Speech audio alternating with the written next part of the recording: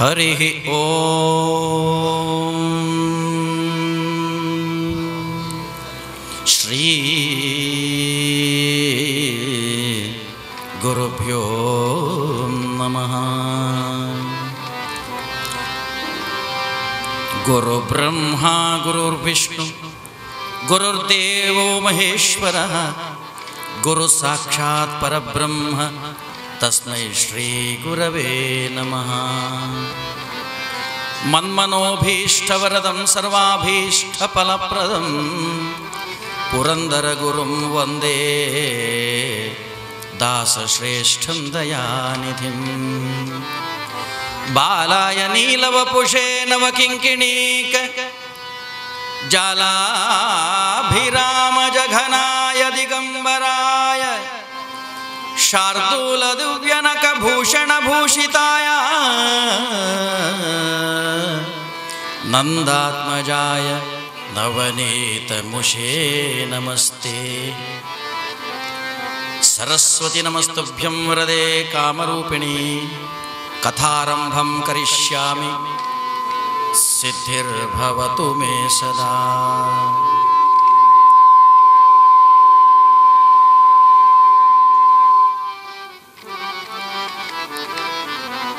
ಪದ್ಮಪತ್ರ ವಿಶಾಲಾಕ್ಷಿ ಪದ್ಮಕೇಶರವರ್ಣಿನಿ ನಿತ್ಯಂ ಪದ್ಮಾಲಯಾಂ ದೇವಿ ಸಾ ಮಾಂ ಪಾತು ಸರಸ್ವತಿ. ನೀಲಾಂಜನ ಸಮಾಭಾಸಂ ರವಿಪುತ್ರಂ ಯಮಾಗ್ರಜಂ ಛಾಯಾಮಾರ್ತಾಂಡ ಸಂಭೂತಂ ತಂ ನಮಾಮಿ ಶನೈಶ್ಚರಂ. ತಂ ನಮಾಮಿ ಶನೈಶ್ಚರಂ.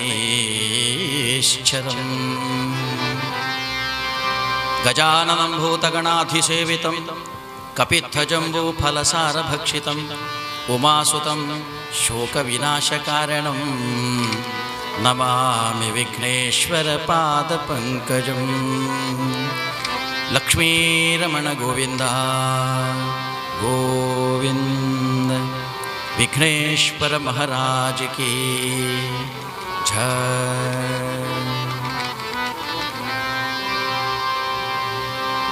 ಶರಣು ಸಿದ್ಧಿ ವಿನಾಯಕ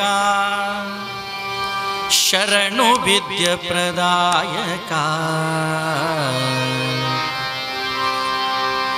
ಶರಣು ಪಾರ್ವತಿ ತನಯ ಮೂರುತಿ ಶರಣು ಮೂಷಿಕ ವಾಹನ ಶರಣು ಸಿದ್ಧಿ ವಿನಾಯಕ ಶರಣು ವಿದ್ಯ ಪ್ರದಾಯಕ ಶರಣು ಪಾರ್ವತಿ ತನಯ ಮೂರುತಿ ಶರಣು ಮೂಷಿಕ ವಾಹನ ಶರಣು ಸಿದ್ಧಿ ವಿನಾಯಕ.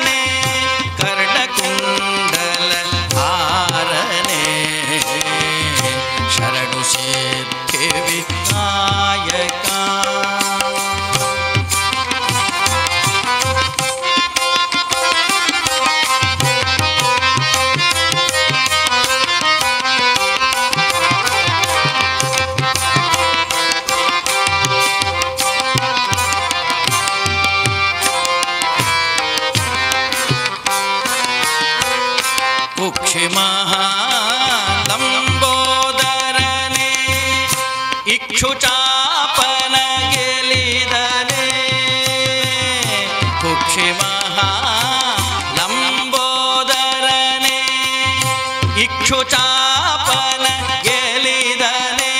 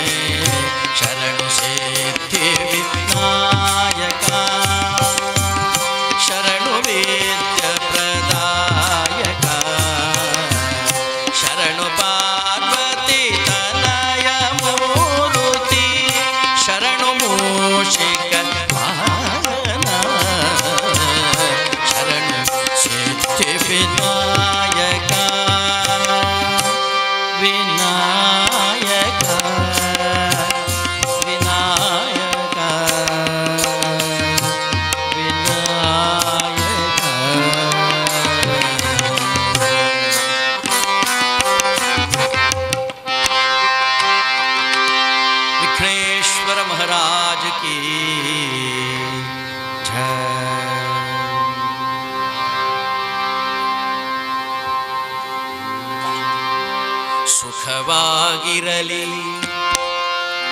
ದುಃಖವಾಗಿರಲಿ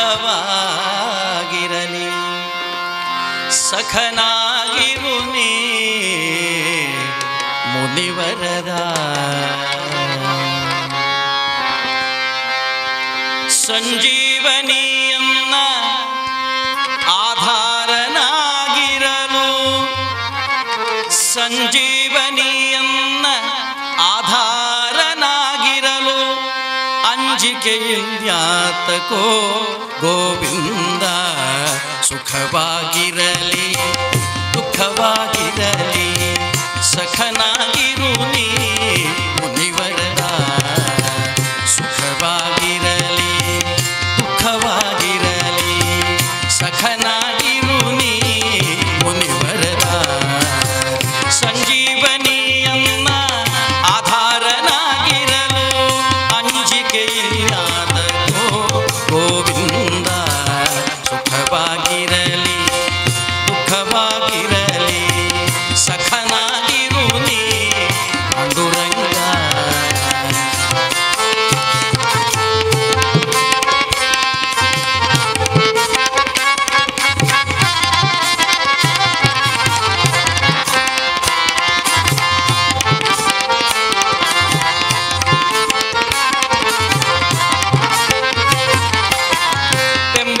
ಕಾಡುತ್ತಿಹ ಪ್ರಾರಬ್ಧ ಜಲದಿಯಲ್ಲಿ ಕಂಬನಂತೆ ಬಿದ್ದು ಮಮ್ಮಲ ಮನುಗಿರಲು ಬೆಂಬಿಡದೆ ಕಾಡುತ್ತಿಹ ಪ್ರಾರಬ್ಧ ಜಲದಿಯಲ್ಲಿ ಕಂಬನಂತೆ ಬಿದ್ದು ಮಮ್ಮಲ ಮನುಗಿರಲು ಬಿಂಬರೂಪನೆ ನಿನ್ನ ಒಲವಿನ ಬಲವಿರಲಿ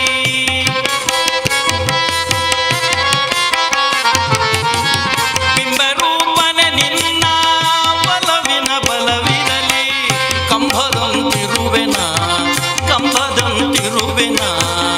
ಇನಿತು ಭಯಪಡದೆ ಸುಖವಾಗಿರಲಿ ದುಃಖವಾಗಿರಲಿ ಸಖನಾಗಿರು ನೀ ಮುನಿವರದ ಸಂಜೀವನಿಯನ್ನ ಆಧಾರನಾಗಿರಲು ಅಂಜಿಕೆ ಇನ್ಯಾತಕೋ ಗೋವಿಂದ ಸುಖವಾಗಿರಲಿ ದುಃಖವಾಗಿರಲಿ ಸಖನಾಗಿರು ನೀ ಮುನಿವರದ ಸಖನಾಗಿರು ನೀ ಮುನಿವರದ ಸಖನಾಗಿರು ನೀ ಮುನಿವರದ ಸುಖ ದುಃಖೇ ಸಮೇ ಕೃತ್ವ ಲಾಭಾಲಾಭೌ ಜಯಾಜಯೋ ಭಗವದ್ಗೀತೆ ಹೇಳುತ್ತದೆ ಸುಖ ದುಃಖ ಎರಡನ್ನೂ ಕೂಡ ಸಮಾನವಾಗಿ ನೋಡಬೇಕು ಅಂತ. ಹಮ್ಮಿಂಗ್ ಬರ್ತದೆ ಆವಾಗ ಸರಿ ಇತ್ತು ಆರಂಭದಲ್ಲಿ.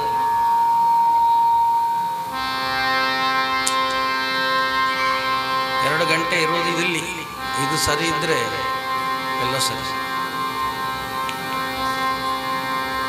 ಭಗವದ್ಗೀತೆಯಲ್ಲಿ ಭಗವಂತ ಹೇಳ್ತಾನೆ ಸುಖ ದುಃಖಗಳೆರಡಲ್ಲೂ ಕೂಡ ನೀನು ಸಮಾನವಾಗಿರಬೇಕು ಅಂತ. ಸುಭಾಷಿತ ಹೇಳುತ್ತದೆ ಸಂಪತ್ತೌಚ ವಿಪತ್ತೌಚ ಮಹತಾಂ ಏಕರೂಪದ. ನಾವು ಬೆಳಿಗ್ಗೆ ಬೇಗ ಏಳುವ ಅಭ್ಯಾಸ ಇದ್ದವರು ಇದ್ದರೆ ಬೆಳಿಗ್ಗೆ ಬೇಗ ಏಳುವ ಅಭ್ಯಾಸ ಇದ್ದವರಿದ್ದರೆ ಬೆಳಿಗ್ಗೆ ಏಳುವಂತಹ ಸೂರ್ಯ ಎಲ್ಲಿಂದ ಹೇಳುತ್ತಾನೆ? ಪೂರ್ವದಿಂದ ಹೇಳ್ತಾನೆ. ಅವ ಏಳುವಾಗ ಆಕಾಶದಲ್ಲಿ ಒಂದು ಬಣ್ಣ ಬರ್ತದೆ, ಅದು ಬೆಳಿಗ್ಗೆ ಎದ್ದವರಿಗೆ ಕಾಣ್ತದೆ ಅಷ್ಟೇ. ಅದಕ್ಕೆ ಹೇಳಿದ ಅಭ್ಯಾಸ ಇದ್ದವರಿದ್ದರೆ ಅಂತ. ಆ ಬೆಳಿಗ್ಗೆ ಸೂರ್ಯ ಉದಿಸುವಾಗ ಆಗಸಕ್ಕೆ ಒಂದು ಬಣ್ಣವನ್ನು ತರ್ತಾನೆ ಪರಮಾತ್ಮ. ಅದೇ ಸೂರ್ಯ ಮಧ್ಯಾಹ್ನ ಕಳೆದು ಸಾಯಂಕಾಲ ಆಗಿ ಪಶ್ಚಿಮದಲ್ಲಿ ಅಸ್ತಮಾನವಾಗುವಾಗಲೂ ಕೂಡ ಆಕಾಶದಲ್ಲಿ ಅದೇ ಬಣ್ಣವಂತೆ. ಇಲ್ಲಿ ಉದಿಸುವಾಗ ಯಾವ ಬಣ್ಣ ಉಂಟೋ ಅಸ್ತಮಿಸುವಾಗಲೂ ಅದೇ ಬಣ್ಣ ಅಂದಿದ್ದಾರೆ. ಅಂದರೆ ಮಹಾತ್ಮರಾದವರು ಉದಿಸುವುದು ಅಂದರೆ ಸುಖ, ಅಸ್ತಮಿಸುವುದು ಅಂದರೆ ಕಷ್ಟ. ಇದು ಎರಡೂ ಕಾಲಗಳಲ್ಲಿಯೂ ಕೂಡ ಸಮಾನರಾಗಿರ್ತಾರೆ. ಸಂಪತ್ತೌಚ ವಿಪತ್ತೌಚ ಮಹತಾಂ ಏಕರೂಪದ. ಸಂಪತ್ತು ಬರಲಿ ವಿಪತ್ತು ಬರಲಿ ಮಹಾತ್ಮರು ಏಕರೂಪದಲ್ಲಿರ್ತಾರೆ, ಅವರಲ್ಲಿ ಯಾವುದೇ ರೀತಿಯ ಬದಲಾವಣೆಗಳಾಗುವುದಿಲ್ಲ ಅಂದಿದ್ದಾರೆ. ಅಂದರೆ ನಮ್ಮ ಹಿರಿಯರು ನಮಗೆ ಹೇಳಿಕೊಟ್ಟರು ಸುಖ ದುಃಖ ಎರಡೂ ಕೂಡ ನಾವು ಅಪೇಕ್ಷೆ ಪಡುವಂಥದ್ದು. ಯಾರು ಸುಖ ಬೇಕು ದುಃಖ ಬೇಡ ಅಂತ ಹೇಳಲಿಕ್ಕೆ ಆಗೋದಿಲ್ಲ. ಈಗ ಸುಖ ಬೇಕು ಅಂತ ನಾವು ಬರ್ತೇವೆ ಇಲ್ಲಿ, ಸುಖವೇ ಬೇಕು ಅಂತ ಹೇಳಲಿಕ್ಕೆ ಆಗೋದಿಲ್ಲ. ಸ್ವಲ್ಪ ಸ್ವಲ್ಪ ನಮಗೆ ದುಃಖ ಸಿಗುತ್ತದೆ. ಆ ದುಃಖ ಬೇಡ, ನನಗೆ ಸುಖ ಮಾತ್ರ ಬೇಕು ಅಂತ ಹೇಳಲಿಕ್ಕೆ ಆಗೋದಿಲ್ಲ. ಆಯ್ತು, ದುಃಖವನ್ನು ಅನುಭವಿಸುವಾಗ ಅಯ್ಯೋ ದೇವರು ನನ್ನ ಜೀವನದಲ್ಲಿ ದುಃಖವೇ ಅಂತ ಹೇಳಲಿಕ್ಕೆ ಆಗೋದಿಲ್ಲ. ಯಾಕೆ? ಸುಖ ಬರ್ತದೆ. ಚಕ್ರವತ್ ಪರಿವರ್ತಂತೆ ಸುಖಾನಿಚ ದುಃಖಾನಿಚ. ದುಃಖ ಮತ್ತು ಸುಖ ಎನ್ನುವುದು ಚಕ್ರದೋಪಾದಿ ತಿರುಗುತ್ತಾ ಇರ್ತದೆ ಎನ್ನುತ್ತಾರೆ ಜ್ಞಾನ. ಒಂದು ಚಕ್ರ ತಿರುಗುವಾಗ ಚಕ್ರದ ಮೇಲ್ಭಾಗದಲ್ಲಿ ಸುಖ ಇದ್ದರೆ ಆ ಚಕ್ರ ತಿರುಗುತ್ತಾ ತಿರುಗುತ್ತಾ ಕೆಳಭಾಗಕ್ಕೆ ಬಂದಾಗ ಅಡಿಭಾಗದಲ್ಲಿದ್ದ ಸುಖ ಮೇಲೆ ಬರ್ತದೆ. ಆಮೇಲೆ ಆ ಚಕ್ರ ಮತ್ತೆ ತಿರುಗುವಾಗ ಸುಖ ಕೆಳಗೆ ಬರ್ತದೆ, ಮತ್ತೆ ದುಃಖ ಮೇಲೆ ಬರ್ತದೆ. ಚಕ್ರವತ್ ಪರಿವರ್ತಂತೆ. ನಮ್ಮ ಜೀವನದಲ್ಲಿ ಚಕ್ರದೋಪಾದಿಯಲ್ಲಿ ಪರಿವರ್ತನೆ ಆಗುತ್ತಾ ಇರ್ತದೆ, ಸುಖ ದುಃಖ.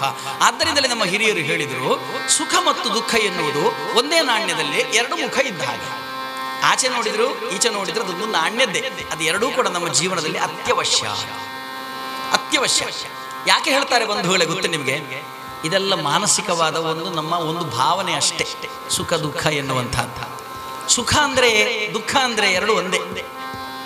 ಸ್ವಲ್ಪ ಲಾಜಿಕ್ ಆಗಿ ಥಿಂಕ್ ಮಾಡಬೇಕು ನೀವು. ಯಾಕೆಂತಂದ್ರೆ ನಾವೆಲ್ಲ ಕಷ್ಟಪಡುವವರಿದ್ದೇವೆ. ಕಷ್ಟಪಡುವಾಗ ಅಯ್ಯೋ ದೇವರು ನನಗೊಬ್ಬರಿಗೆ ಯಾಕೆ ಕಷ್ಟ, ಇಷ್ಟು ಕಷ್ಟ ಯಾಕೆ ಕೊಟ್ಟ ದೇವರು ಅಂತ ತಿಳಿವು ಯಾರು ಚಿಂತೆ ಮಾಡ್ತಾರೋ ಅವರಿಗೆ ಒಂದು ಮಾರ್ಗದರ್ಶನ ಅಷ್ಟೇ. ಕಷ್ಟ ಮತ್ತು ಸುಖ ಎರಡೂ ಕೂಡ ಕಷ್ಟವೇ ಅಂತೆ ನಮ್ಮ ಜ್ಞಾನಿಗಳು ಹೇಳಿ. ನೋಡಿ, ಆಲೋಚನೆ ಮಾಡಿ.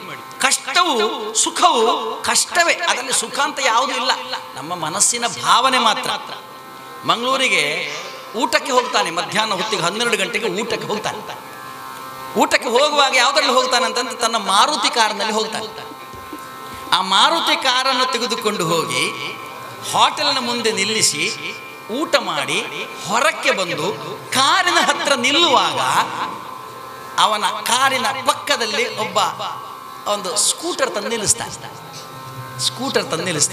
ಆವಾಗ ಇವನಿಗೊಂದು ಸಂತೋಷ, ನಾನು ಕಾರಿನಲ್ಲಿ ಬಂದಿದ್ದೇನೆ, ನೀವು ಸ್ಕೂಟರ್ನಲ್ಲಿ ಬಂದಿದ್ದಾನೆ, ನನ್ನ ಜೀವನವೇ ಉತ್ಕೃಷ್ಟ ಅಲ್ವೇ, ಸಂತೋಷ ಆಗ್ತದೆ.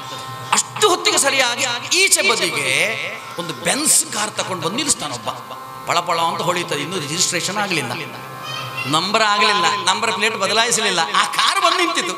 ನಿಂತಾಗ ಇವನು ನೋಡ್ತಾನೆ, ಅಯ್ಯೋ ನನ್ನದು ಮಾರುತಿ ಕಾರ್, ಒಂದು ದೊಡ್ಡ ಕಾರ್. ಸುಖ ದುಃಖ ಎರಡು ಅಲ್ಲಿ ಉಂಟು. ನಮ್ಮ ಮಾನಸಿಕವಾದ ಚಿಂತನೆ ಮಾತ್ರ. ನಾವೇನು ಮನಸ್ಸಿನಲ್ಲಿ ಚಿಂತನೆ ಮಾಡ್ತೇವೆ, ಇದು ಸುಖ ಅಂತ ತಿಳಿದರೆ ಸುಖ, ದುಃಖ ಅಂತ ತಿಳಿದರೆ ದುಃಖ. ಇದು ಎರಡೂ ಎಲ್ಲಿದೆ ಅಂತಂದ್ರೆ ಒಂದೇ ಬದಿಯಲ್ಲಿದೆ ಅಂತಾರೆ ದಾಸರು.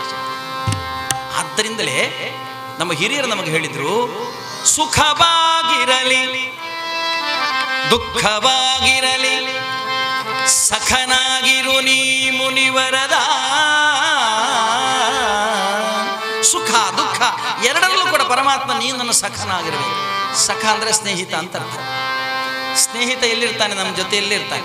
ಯಾವಾಗಲೂ ಕೂಡ ಜೊತೆಯಲ್ಲೇ ಇದ್ದುಕೊಂಡು ನಮ್ಮ ಜೊತೆಯಲ್ಲೇ ಕಾಪಿ ಕುಡಿತಾನೆ, ನಮ್ಮ ಜೊತೆಯಲ್ಲೇ ಧರ್ಮಸ್ಥಳಕ್ಕೆ ಬರ್ತಾನೆ, ನಮ್ಮ ಜೊತೆಯಲ್ಲೇ ಇನ್ನೆಲ್ಲಿ ಊರಿಗೆ ಹೋಗ್ತಾನೆ, ನಮ್ಮ ಜೇಬಿನಲ್ಲಿದ್ದ ಹಣದಿಂದಲೇ ಕಾಪಿ ಕುಡಿತಾನೆ. ನಾವೇ ಅವನು ಕೊಡ್ತೇವೆ, ಬಾರೋ ಸ್ನೇಹಿತ. ಯಾರು ಸ್ನೇಹಿತರಿಲ್ಲದವರಿದ್ದಾರೆ ಜಗತ್ತಿನಲ್ಲಿ? ಎಷ್ಟು ಸ್ನೇಹಿತರು ಬೇಕು ನೋಡಿ. ಮೊಬೈಲ್ ಓಪನ್ ಮಾಡಿ ನೋಡಿ, ಫೇಸ್ಬುಕ್ ಓಪನ್ ಮಾಡಿ, ಎಷ್ಟು ಲಕ್ಷಗಟ್ಟಲೆ ಫ್ರೆಂಡ್ಸ್ ಸಿಕ್ಕುದಿಲ್ವೇ? ಒಂದು ಹೆಬ್ಬೆಟ್ಟು ಒತ್ತಿದ್ರೆ ಸಾಲದೆ ಫ್ರೆಂಡ್ಸ್ ಆಗಲಿಲ್ಲ ನಮಗೆ ಸ್ನೇಹಿತ. ಎಷ್ಟು ಜನ ಸ್ನೇಹಿತರು ಬೇಕು ನಮಗೆ? ಏನು ಸ್ನೇಹಕ್ಕೆ ಏನಾದರೂ ಬೆಲೆ ಉಂಟೋ? ಈಗ ಅವನ ಫ್ರೆಂಡ್ ಎಲ್ಲಿ? ಮೊಬೈಲ್ನಲ್ಲಿ. ಎಲ್ಲಿ ಅಂದರೆ ಫೇಸ್ಬುಕ್ ಫ್ರೆಂಡ್. ಅವನ ಫೇಸ್ಬುಕ್ ಫ್ರೆಂಡ್, ಅವನನ್ನ ವಾಟ್ಸಪ್ ಫ್ರೆಂಡ್ ಹೊರತು ಮುಖ ನೋಡಿದ್ದೇ ಇಲ್ಲ. ಎಷ್ಟೋ ವರ್ಷಗಳಿಂದ ಫ್ರೆಂಡ್ಸ್. ಅವನು ನನ್ನ ಫ್ರೆಂಡ್ ಎಲ್ಲಿ? ವಾಟ್ಸಪ್ ಫೇಸ್ಬುಕ್ನಲ್ಲಿ ಮಾತ್ರ. ಆದರೆ ನಿಜವಾದ ಫ್ರೆಂಡ್ ಏನು ಮಾಡ್ತಾನೆ ಗೊತ್ತೇ? ಇಂಗ್ಲೀಷ್ನಲ್ಲಿ ಒಂದು ಗಾದೆ ಉಂಟು, ಇಂಗ್ಲೀಷ್ ಅರ್ಥವಾಗೋದಿದ್ರೆ, a friend in need is a friend indeed ಅಂತ ಹೇಳ್ತಾರೆ. ಯಾವ ಸ್ನೇಹಿತ ನಮಗೆ ಅವಶ್ಯ ಕಾಲದಲ್ಲಿ ಸಿಗ್ತಾನೋ ಅವನು ಮಾತ್ರವೇ ನಿಜವಾದ ಸ್ನೇಹಿತ. ಅವಶ್ಯವಿದ್ದಾಗ ಸಿಕ್ಕುವ ಸ್ನೇಹಿತರು ಮಾತ್ರವೇ ಸ್ನೇಹಿತರು. ಯಾರು ನಮಗೆ ಅತ್ಯಗತ್ಯ ಉಂಟು ಆವಾಗ ತಪ್ಪಿಸಿಕೊಳ್ಳುವ ಸ್ನೇಹಿತರಲ್ಲ. ಆದ್ರಿಂದ A friend in need is a friend indeed. ಯಾರು ನಮಗೆ ಅವಶ್ಯ ಕಾಲದಲ್ಲಿ ಸಿಕ್ಕುವ ಸ್ನೇಹಿತ ಯಾರು ಅಂತಂದ್ರೆ ಭಗವಂತ ಮಾತ್ರ. ಅವನೊಬ್ಬನೇ ನಮಗೆ ಪರಮ ಆಪ್ತನಾಗಿರ್ತಾನೆ. ಆಪ್ತ ಅಂದ್ರೆ ಸ್ನೇಹಿತ. ಪರಮ ಆಪ್ತ ಯಾರು ಅಂತಂದ್ರೆ ಪರಮಾತ್ಮ. ಅವನೊಬ್ಬನೇ ಸ್ನೇಹಿತ ಹೊರತು ಲೌಕಿಕ ಸ್ನೇಹಿತರು ಯಾರು ನಮ್ಮ ಸ್ನೇಹಿತರಲ್ಲ. ಒಬ್ಬ ಕಾಲಿಲ್ಲ, ಅವನಿಗೆ 2 ಕಾಲಿಲ್ಲ, ಆದರೆ ತೀರ್ಥಯಾತ್ರೆಗೆ ಹೋಗಬೇಕು ಅಂತ ಆಸೆ. ಅವನಿಗೊಬ್ಬ ಫ್ರೆಂಡ್ ಇದ್ದ, ದಷ್ಟಪುಷ್ಟವಾಗಿದ್ದಾನೆ, ನಡೆದಾಡಲಿಕ್ಕೆಲ್ಲ ಬಹಳ ಸುಲಭ, ಏನು ಅವನಿಗೆ ಕಷ್ಟವಾಗುವುದಿಲ್ಲ. ಅಂತಹ ಒಬ್ಬ ವ್ಯಕ್ತಿ ದಷ್ಟಪುಷ್ಟವಾಗಿದ್ದಾನೆ. ಅಂಥವನ ಸಹಾಯ ತಗೊಂಡ, ನನ್ನನ್ನು ನೀನು ಹೊತ್ತುಕೊಂಡು ಹೋಗಬೇಕು ಮಾರ್ರೆ, ನನ್ನ ಫ್ರೆಂಡ್ ಅಲ್ವ ನೀನು, ನನಗೆ ತೀರ್ಥಯಾತ್ರೆಗೆ ಹೋಗಬೇಕು, ಇಂಥ ಸ್ಥಳಕ್ಕೆ ಹೋಗಬೇಕು, ಕರ್ಕೊಂಡು ಹೋಗ್ತೀಯಾ? ಆಯಿತು ಅಂತ ಒಪ್ಪಿಕೊಂಡ. ಹೊರಟು. ಹೇಗೆ ಹೊರಟು ಅಂತಂದರೆ, ಈ ಸ್ನೇಹಿತ ನೋಡಿ ಎಷ್ಟು ಒಳ್ಳೆಯ ಸ್ನೇಹಿತ ನೋಡಿ, ಈ ಕಾಲಿಲ್ಲದ ಸ್ನೇಹಿತನನ್ನು ಹೆಗಲಿನ ಮೇಲೆ ಹೊತ್ತುಕೊಂಡು ನಡ್ಕೊಂಡು ಹೋಗ್ಲಿಕ್ಕೆ ಶುರು ಮಾಡಿದ. ಅಂದರೆ ಅಷ್ಟು ಸ್ನೇಹ ನೋಡಿ ಅವರು, ಉಪಯೋಗಕ್ಕೆ ಸಿಕ್ಕುವ ಸ್ನೇಹಿತ ಅಲ್ವೇ. ಹೊತ್ತುಕೊಂಡು ಹೊರಟು ಹೀಗೆ ನಡ್ಕೊಂಡು ಹೋಗುವಾಗ, ಆವಾಗಿನ ಕಾಲದಲ್ಲೆಲ್ಲ ಕಾಡಿನ ಮಾರ್ಗದಲ್ಲೆಲ್ಲ ಹೋಗಬೇಕು ತೀರ್ಥಯಾತ್ರೆಗೆ. ಕಾಡಿನ ಮಾರ್ಗದಲ್ಲಿ ಹೋಗುವಾಗ ಸಾಧಾರಣ ಒಂದು 6-7 ಗಂಟೆ ಆಗಿದೆ ಸಾಯಂಕಾಲ. ದೂರದಿಂದ ಕರಡಿಯ ಘರ್ಜನೆ ಸ್ವರ ಕೇಳ್ತದೆ. ಈಗ ದಾರಿ ಸರಿ ಇರುವಾಗ ಸ್ನೇಹ ಉಂಟು, ದಾರಿ ಇಲ್ಲದಿರುವಾಗ ಅಪಾಯ ಬಂದಾಗ ಸ್ನೇಹ ಉಂಟು. ಇವ ಕರಡಿಯ ಧ್ವನಿ ಕೇಳಿತು ಅಂತ ಹೆಗಲ ಮೇಲೆ ಇದ್ದವನನ್ನು ಅಲ್ಲೇ ಕೆಳಗೆ ತಪ್ಪನ ಬಿಸಾಕಿದ.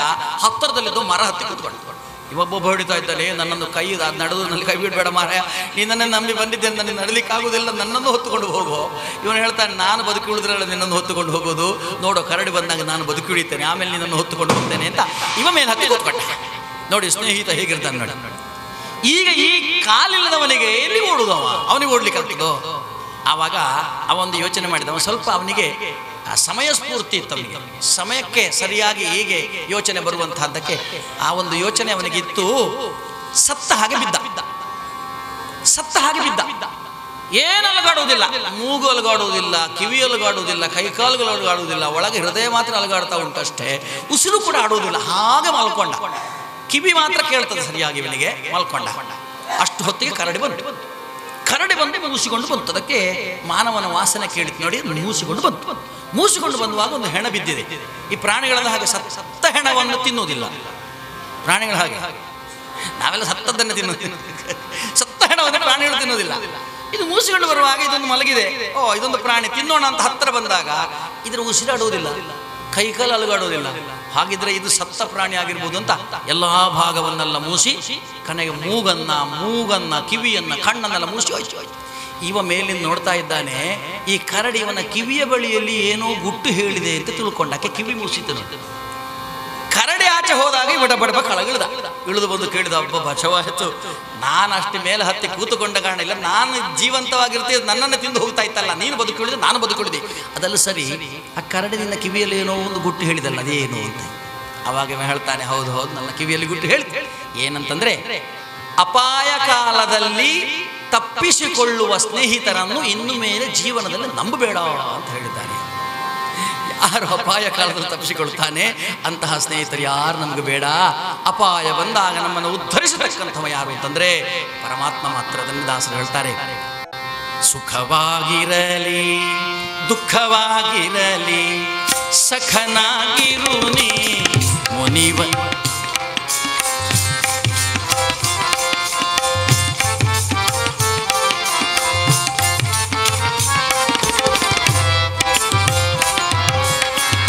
ಸಂಜೀವನಿಯನ್ನ ಆಧಾರನಾಗಿರಲು ಅಂಜಿಕೆಯಿನ್ಯಾತಕೋ ಗೋವಿಂದ ಸುಖವಾಗಿರಲಿ.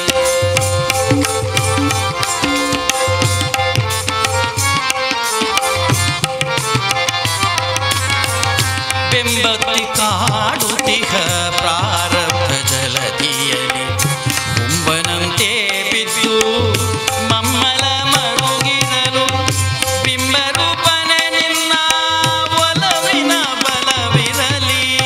ಕಂಬದಂತಿರುವೆನ ಇನ್ನಿತೂ ಭಯಪಡದೆ ಸುಖವಾಗಿರಲಿ ದುಃಖವಾಗಿರಲಿ ಸಖನಾಗಿರು ನೀ ಮುನಿವರ. ಬೆಂಬತ್ತಿ ಕಾಡುತ್ತಿಹ ಪ್ರಾರಬ್ಧ ಜಲದಿ. ನಾವಿಷ್ಟೆಲ್ಲ ಕಷ್ಟ ಅನುಭವಿಸ್ತೇವಲ್ಲ, ಇದೆಲ್ಲ ಪ್ರಾರಬ್ಧವಂತೆ. ಪ್ರಾರಬ್ಧ ಅಂದ್ರೆ ಏನು ಅಂತಂದ್ರೆ,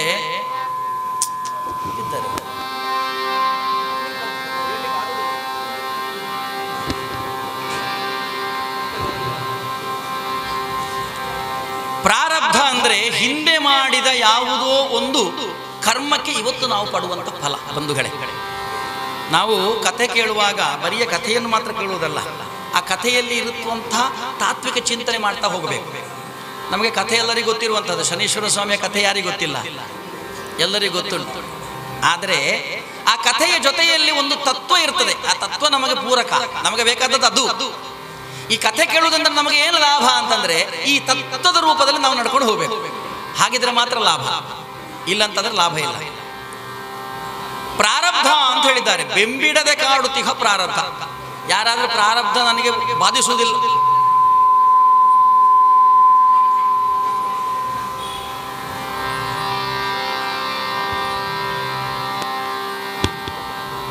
ಹಲೋ ಸ್ವಲ್ಪ ಶಾರ್ಪ್ ಕೊಡಿ, ನನಗೆ ಕೇಳೋದಿಲ್ಲ, ಇಲ್ಲಿ ಇದು ಕೇಳೋದಿಲ್ಲ, ಸರಿಯಾಗಿ ಕೇಳಿಸ್ಕೊಡಿ, ಸ್ವಲ್ಪ ಶಾರ್ಪ್ ಕೊಡಿ.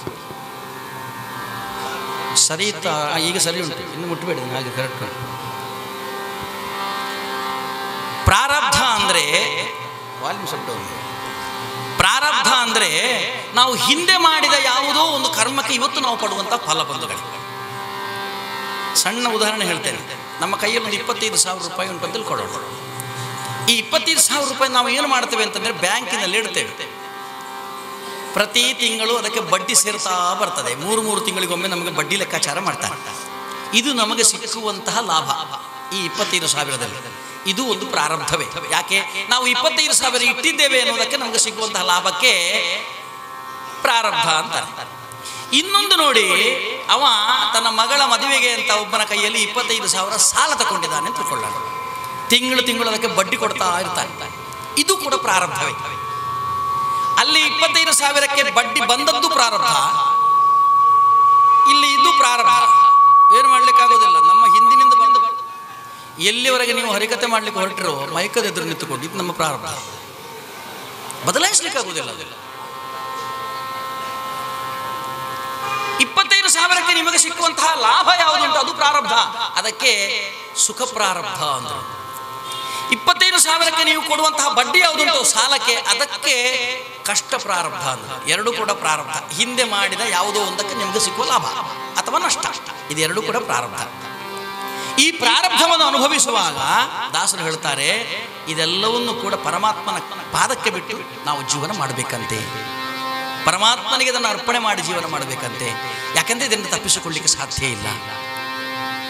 ನಮ್ಮ ಪ್ರಾರಬ್ಧದಿಂದ ತಪ್ಪಿಸಿಕೊಳ್ಳಿಕ್ಕೆ ಸಾಧ್ಯ ಇಲ್ಲ. ನಮಗೆ ಒಂದು ಒಳ್ಳೆಯ ಹೆಂಡತಿ ಬೇಕು ಅಂತ ನಾವು ಭಾವಿಸಬಹುದು, ಒಂದು ಒಳ್ಳೆಯ ಮಗ ಅಥವಾ ಮಗಳು ನಮಗೆ ಬೇಕು ಅಂತ ಭಾವಿಸಬಹುದು. ಮಗು ಹುಟ್ಟಿದ ನಂತರ ಆ ರೀತಿಯಲ್ಲಿ ಬೆಳೆಸಬಹುದು. ಒಂದು ಒಳ್ಳೆಯ ಕೆಲಸ ಬೇಕು ಅಂತ ನಾವು ಹುಡುಕಿಕೊಂಡು ಹೋಗ್ಬೋದು. ನಮ್ಮ ವಿದ್ಯಾಭ್ಯಾಸ ಹೇಗಿರಬೇಕು ಅಂತ ಚಿಂತನೆ ಮಾಡಬಹುದು. ಅಥವಾ ನಮಗೆ ಒಂದು ಒಳ್ಳೆಯ ಹೆಂಡತಿ, ಎಂತಹ ಹೆಂಡತಿ ಬೇಕು, ಎಂತಹ ಮನೆ ಬೇಕು, ಎಂತಹ ಜಾಗ ಬೇಕು, ನಿವೇಶನ ಹೇಗಿರಬೇಕು, ಯಾವ ಕಡೆಯಲ್ಲಿ ಇರಬೇಕು, ಇದೆಲ್ಲವನ್ನು ಕೂಡ ನಿರ್ಣಯ ಮಾಡುವ ಸ್ವಾತಂತ್ರ್ಯ ನಮಗೆ ಇದೆ. ಆದರೆ ನನಗೆ ಇಂಥವಳೆ ತಾಯಿಯಾಗಬೇಕು ಎನ್ನುವ ಯಾವುದೇ ಸ್ವಾತಂತ್ರ್ಯ ನಮಗಿಲ್ಲ. ಯಾಕೆಂತಂದ್ರೆ ಹಿಂದಿನ ಜನ್ಮದಲ್ಲಿ ಬರೆದದ್ದು ಅದುವೇ ಪ್ರಾರಬ್ಧ. ನನ್ನ ತಾಯಿ ಸ್ವಲ್ಪ ಕಪ್ಪಿದ್ದಾಳೆ, ಅವನ ತಾಯಿ ಸ್ವಲ್ಪ ಬೆಳ್ಳಗಿದ್ದಾಳೆ. ಆ ಬೆಳ್ಳಗಿದ್ದ ತಾಯಿ ನನಗೆ ಬೇಕು, ಕಪ್ಪಗಿದ್ದ ತಾಯಿ ನೀನು ತಗೊಳ್ತೀಯ ಅಂತ ಕೊಡ್ಲಿಕ್ಕೆ ಆಗೋದಿಲ್ಲ. ತಾಯಿ ಬೆಳ್ಳಗಿರಲಿ, ಕುಳ್ಳಗಿರಲಿ, ದಪ್ಪಗಿರಲಿ, ಬೆಪ್ಪಗಿರಲಿ, ಕಪ್ಪಗಿರಲಿ, ಆ ತಾಯಿ ನಮ್ಮ ತಾಯಿ. ಅವಳ ಹೊಟ್ಟೆಯಲ್ಲಿ ನಾವು ಹುಟ್ಟಿ ಬಂದಿದ್ದೇವೆ ಎನ್ನುವುದೇ ನಮ್ಮ ಪ್ರಾರಬ್ಧ. ಅದನ್ನು ತಪ್ಪಿಸಲಿಕ್ಕೆ ಸಾಧ್ಯವೇ ಇಲ್ಲ. ಆದ್ದರಿಂದ ಪ್ರಾರಬ್ಧದಿಂದ ತಪ್ಪಿಸಿಕೊಳ್ಳಿಕ್ಕೆ ಯಾರಿಂದ ಸಾಧ್ಯವಿಲ್ಲ ಬಂಧುಗಳೇ. ಆದರೆ ಪ್ರಾರಬ್ಧದ ಈ ಘೋರತೆಯನ್ನು ಸ್ವಲ್ಪ ಕಮ್ಮಿ ಮಾಡಿಕೊಳ್ಬಹುದಷ್ಟೇ. ಅದನ್ನೇ ದಾಸರು ಹೇಳ್ತಾರೆ ಏನು ಅಂತಂದ್ರೆ, ಬೆಂಬತ್ತಿ ಕಾಡುತ್ತಿಹ ಪ್ರಾರಬ್ಧ ಜಲದಿಯಲ್ಲಿ ಹುಮ್ಮನಂತೆ ಬಿದ್ದು ಮಮ್ಮಲ ಮರುಗಿರಲು ಬಿಂಬರೂಪನೆ ನಿನ್ನ ಒಲವಿನ ಬಲವಿರಲಿ. ಪರಮಾತ್ಮ, ನಿನ್ನ ಒಲವಿನ ಬಲ ನನ್ನ ಜೊತೆಲಿ ಇರಬೇಕು. ಎಷ್ಟೇ ಕಷ್ಟ ಬರಲಿ ನಾನು ಅನುಭವಿಸಲಿಕ್ಕೆ ಸಿದ್ಧನಿದ್ದೇನೆ, ನನ್ನ ಜೊತೆಯಲ್ಲಿ ನೀನಿರಬೇಕು ಅಂತ ಯೋಚನೆ ಮಾಡ್ತಾರೆ. ಆವಾಗ ನಾವೇನು ಮಾಡಿಕೊಳ್ಬೇಕು ಅಂತಂದ್ರೆ ಮಾನಸಿಕವಾಗಿ ಸಿದ್ಧತೆಯಾಗಬೇಕು. ನಮ್ಮ ಕಷ್ಟವನ್ನು ಅನುಭವಿಸಲಿಕ್ಕೆ ನಾವು ಮಾನಸಿಕವಾಗಿ ಸಿದ್ಧರಾಗಬೇಕು ಎಂದಿದ್ದಾರೆ. ಕಷ್ಟ ಸುಖ ಎರಡು ನಾನು ಮೊದಲೇ ಹೇಳಿದೆ, ಅದು ಮಾನಸಿಕವಾದ ಚಿಂತನೆ. ಈಗ ಇವತ್ತೊಂದು ಅನ್ನದಾನ ಉಂಟು ತಿಳ್ಕೊಳ್ಳೋಣ. ಇಲ್ಲಿ ಅನ್ನದಾನ ಇತ್ತ, ಮಧ್ಯಾಹ್ನ ಊಟ ಇತ್ತಾ? ಇಲ್ಲ. ಒಂದು ಅನ್ನದಾನ ಇತ್ತು ಅಂತ ತಿಳ್ಕೊಳ್ಳೋಣ. ಈ ಊಟ ಮಾಡುವಾಗ ಜೀಗುಜ್ಜೆ ಪದಾರ್ಥ ಮಾಡಿದ್ರು ಅಂತ ತಿಳ್ಕೊಳ್ಳೋಣ. ಈ ಜೀಗುಜ್ಜೆ ತಿಂದಾಗ ಏನಾಗ್ತದೆ ಅಂತಂದ್ರೆ ನಮಗೆ ಮನೆಗೆ ಹೋದಾಗ ಹೊಟ್ಟೆ ನೋವು ಆರಂಭ ಆಗ್ತದೆ. ಜೀಗುಜ್ಜೆ ತಿಂದದ್ರಿಂದ ಹೊಟ್ಟೆ ನೋವು ಬರುವಂಥ ಅಲ್ವೇ? ಒಬ್ಬಳು ಮಹಿಳೆ ಇದ್ದಾಳೆ. ಆ ಮಹಿಳೆಗೆ ಪ್ರಸವ ಕಾಲ ಸನ್ನಿಹಿತವಾಗಿದೆ. ತುಂಬು ಗರ್ಭಿಣಿಯಾದ ಅವಳನ್ನು ಆಸ್ಪತ್ರೆಗೆ ಸೇರಿಸಿದ್ದಾರೆ. ಹೊಟ್ಟೆ ನೋವು ಜಾಸ್ತಿ ಆಗಿದೆ. ಆಸ್ಪತ್ರೆಯಲ್ಲೆಲ್ಲ ಅದನ್ನು ಲೇಬರ್ ರೂಮ್ ಕರ್ಕೊಂಡು ಹೋಗಿ ಎಲ್ಲರೂ ಮನೆಯವರೆಲ್ಲ ಸೇರಿದ್ದಾರೆ ಆಸ್ಪತ್ರೆಯಲ್ಲಿ. ಒಳಗೆ ಹೊಟ್ಟೆ ನೋವು ಜಾಸ್ತಿಯಾಗಿ ಕೈಯನ್ನು ಗಟ್ಟಿಯಾಗಿ ದಿಂಬನ್ನು ಗಟ್ಟಿಯಾಗಿ ಹಿಡ್ಕೊಂಡಿದ್ದಾಳೆ. ಆ ಹಲ್ಲನ್ನು ಕಚ್ಚಿಕೊಂಡು ನೋವನ್ನು ಸಹಿಸ್ತಾಳೆ. ಯಾಕೆ ಅಂತಂದ್ರೆ ಮುಂದೆ ನನ್ನ ಕುಲೋದ್ದೀಪಕನಾದಂತಹ ಒಬ್ಬರು ಮಗನೋ ಹುಟ್ಟುತ್ತಾನೆ. ನನ್ನ ಬಂಜೆತನ ನಿವಾರಣೆಯಾಗುತ್ತದೆ. ನಂತರ ನನ್ನನ್ನು ಬಂಜೆ ಅಂತ ಯಾರು ಕರೆಯೋರು ಇರುವುದಿಲ್ಲ. ಆದ ಕಾರಣ ನನ್ನ ಜೀವನಕ್ಕೆ ಒಂದು ಸಾರ್ಥಕತೆ ಸಿಕ್ಕುವಂತಹ ಕಾಲ ಹತ್ತಿರ ಬಂದಿದೆ. ಆದ್ದರಿಂದ ಈ ನೋವನ್ನು ನಾನು ಅನುಭವಿಸಬೇಕು ಅಂತ ಆ ಪ್ರಸವ ಕಾಲದ ನೋವನ್ನು ಅವಳು ಅನುಭವಿಸ್ತಾಳೆ, ಕಷ್ಟಪಟ್ಟು ಸಹಿಸಿಕೊಳ್ತಾಳೆ ಅಲ್ವೇ. ಯಾವುದಾದ್ರೂ ಒಂದು ಹೆಂಗಸು ಮಗು ಹುಟ್ಟುವಾಗ ಯಾಕೆ ಹುಟ್ಟಿ ಬರ್ತಿ ಮಾರಾಯ ನನಗೆ ಈ ಪ್ರಾಣ ಹಿಂಡ್ಲಿಕ್ಕೆ ಅಂತ ಹೇಳಿದವಳು ಒಬ್ಬರಿದ್ದಾರೆ.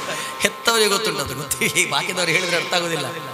ಹೆತ್ತವರು ಯಾರು ಕೂಡ ನನಗೆ ಇಷ್ಟು ಕಷ್ಟ ಕೊಡ್ತೀಯಲ್ಲಪ್ಪ ನೀನು ಯಾಕೆ ಹುಟ್ಟಿ ಬರ್ತಿ ಮಾರಾಯ ಅಂತ ಹೇಳೋರು ಯಾರಿಲ್ಲ, ಸಹಿಸಿಕೊಳ್ತಾರೆ. ಯಾಕೆಂತಂದ್ರೆ ಈ ಒಂದು ವಿಶೇಷವಾದಂತಹ ಭಾವನೆಯಿಂದ ನನ್ನ ಮಗಳನ್ನು ಕಾಣುವಂತಹ ಉದ್ದೇಶದಿಂದ ತಾನು ಹೊಟ್ಟೆಯನ್ನ ಆ ಕೈಯನ್ನ ಗಟ್ಟಿಯಾಗಿ ಒತ್ತಿಕೊಂಡು ಅದುಮಿಕೊಂಡು ತಾನು ಸಹಿಸಿಕೊಳ್ತಾನೆ. ಅದೇ ಮಹಿಳೆಗೆ ಒಂದು 9 ತಿಂಗಳು ಮೊದಲು 10 ತಿಂಗಳು ಮೊದಲು ನಾನು ಹೇಳಿದ ಹಾಗೆ ಒಂದು ಮದುವೆಗೆ ಅವಳ ಮದುವೆಯ ಕಾಲದಲ್ಲಿ ಜೀಗುಜ್ಜೆಯ ಪೋಡಿ ತಿಂದದ್ದರಿಂದ ಒಂದು ಹೊಟ್ಟೆ ಬಂದಿತ್ತು ನೋವು. 10 ತಿಂಗಳಿನ ಹಿಂದೆ ಜೀಗುಜ್ಜೆ ಪೋಡಿ ತಿಂದದ್ದರಿಂದ ಹೊಟ್ಟೆ ನೋವು ಬಂದಿತ್ತು. ಈಗ ಅವಳು ಏನು ಮಾಡ್ತಾಳೆ ಗೊತ್ತೇ ನಿಮಗೆ? ಈ ಪೋಡಿ ತಿಂದವಳು ಬರೀ ಹೊಟ್ಟೆ ನೋವು ಅನುಭವಿಸುವುದು ಮಾತ್ರವಲ್ಲ, ಅವಳು ಏನು ಹೇಳ್ತಾಳೆ ಗೊತ್ತೇ? ಯಾರು ಈ ಜೀಗುಜ್ಜೆ ಮರ ನಟ್ಟವರು, ಯಾರು ಈ ಜೀಗುಜ್ಜೆಯಲ್ಲಿಂದ ಕೊಯ್ದವರು, ಯಾರದನ್ನು ತಂದು ಅಂಗಡಿಯಲ್ಲಿ ಮಾರಿದವರು, ಅಂಗಡಿಯಿಂದ ಅದನ್ನು ತಕೊಂಡು ಮದುವೆ ಹಾಲಿಗೆ ಬಂದವರು, ಯಾರದನ್ನು ತುಂಡು ಮಾಡಿದವರು, ಯಾರದನ್ನು ಬೇಯಿಸಿದವರು, ಯಾರದನ್ನು ಬಡಿಸಿದವರು, ಎಲ್ಲರಿಗೂ ಶಾಪ. ದೇವರಲ್ಲಿ ನಿಮಗೆ ಗೊತ್ತಿಲ್ಲ, ನನಗೆ ಹೊಟ್ಟೆ ನೋವು, ನನಗೆ ಜೀಗುಜ್ಜೆ ಆಗೋದಿಲ್ಲ ಅಂತ ಹೊಟ್ಟೆ ಅಷ್ಟು ಕೂಡ ಅವಳು ನೋವು ಸಹಿಸಲಿಕ್ಕಾಗದೆ ಅದು ನೋವು ಇದು ನೋವಲ್ವೇ. ಈಗ ಪ್ರಸವ ಆಗುವಾಗಲೂ ಒಂದು ನೋವು, ಅದು ನೋವಲ್ವೇ, ಅದನ್ನು ಸಹಿಸಿಕೊಳ್ತಾಳೆ. ಈ ನೋವು ಸಹಿಸಿಕೊಳ್ಳಿಕ್ಕಾಗೋದಿಲ್ಲ. ಯಾಕೆ? ಅದು ಬೇಕಾದ ನೋವು, ಇದು ಬೇಡವಾದ ನೋವು. ಇದು ಎರಡನ್ನೂ ಸಮಾನವಾಗಿ ತಿಳ್ಕೊಳ್ಬೇಕಂತ ಬಂದುಕೊಂಡು ನಮಗೆ ಬೇಕಾದ ನೋವು ಮತ್ತು ಬೇಡವಾದ ನೋವು ಅಂತ ಗೊತ್ತುಂಟಲ್ಲ. ಬೇಕಾದ ನೋವನ್ನು ನಾವು ಸುಖ ಅಂತ ತಿಳ್ಕೊಳ್ತೇವೆ, ಬೇಡವಾದ ನೋವನ್ನು ಕಷ್ಟ ಅಂತ ತಿಳ್ಕೊಳ್ತೇವೆ. ಇಲ್ಲೇ ಸ್ವಲ್ಪ ನಡೆದಾಡುವಾಗ ಕಾಲಿಗೆ ಒಂದು ಮುಳ್ಳು ಚುಚ್ಚಿಕೊಳ್ತದೆ ಅಂತ ಭಾವಿಸಿಕೊಳ್ಳೋಣ. ಕಾಲಿಗೆ ಒಂದು ಸಣ್ಣ ಮುಳ್ಳು ಚುಚ್ಚಿಕೊಳ್ತದೆ. ಮುಳ್ಳು ಚುಚ್ಚಿಕೊಂಡಕೊಳ್ಳಿ ರಕ್ತ ಬರ್ತದೆ. ಏನು ದೊಡ್ಡ ಕತ್ತಿ ತುಂಡು ಕೈಯನ್ನು ಕಡ್ದಾಗ ಬರುವಾಗ ರಕ್ತ ಬರುವುದಿಲ್ಲ. ಮುಳ್ಳು ಚುಚ್ಚಿದಾಗ ಎಷ್ಟು ರಕ್ತ ಬರ್ತದೆ? ಇಷ್ಟೇ ರಕ್ತ ಬರ್ತದೆ. ಆವಾಗ ಈ ಮಂದಿರದ ಎಲ್ಲ ಭಾರವಾಹಿ ಸದಸ್ಯರಿಗೆ ಶಾಪ ಆಗ್ತಾರೆ. ಇಲ್ಲಿ ಮುಳ್ಳು ತೆಗಿಲಿಕ್ಕಾಗುದಿಲ್ಲ, ಏನು ಕಾರ್ಯಕ್ರಮ ಮಾಡ್ತಾರೆ ಇವರು, ಮುಳ್ಳು ಕಂಡ್ರೆ ಆಚೆ ಹಾಕ್ಲಿಕ್ಕೆ ಆಗುದಿಲ್ಲ, ಶಾಪ ಆಗ್ತಾರೆ. ಯಾಕೆ? ನೋವು ಸಹಿಸ್ಲಿಕ್ಕೆ ಆಗುದಿಲ್ಲ. ಆದರೆ ಅದೇ ಹುಡುಗಿ ಅಥವಾ ಅದೇ ಹೆಂಗಸು ಇಲ್ಲಿಂದ ಅಕ್ಕಸಾಲಿಗನ ಮನೆಗೆ ಹೋಗ್ತಾಳೆ ಅಥವಾ ಅಂಗಡಿಗೆ ಹೋಗ್ತಾಳೆ.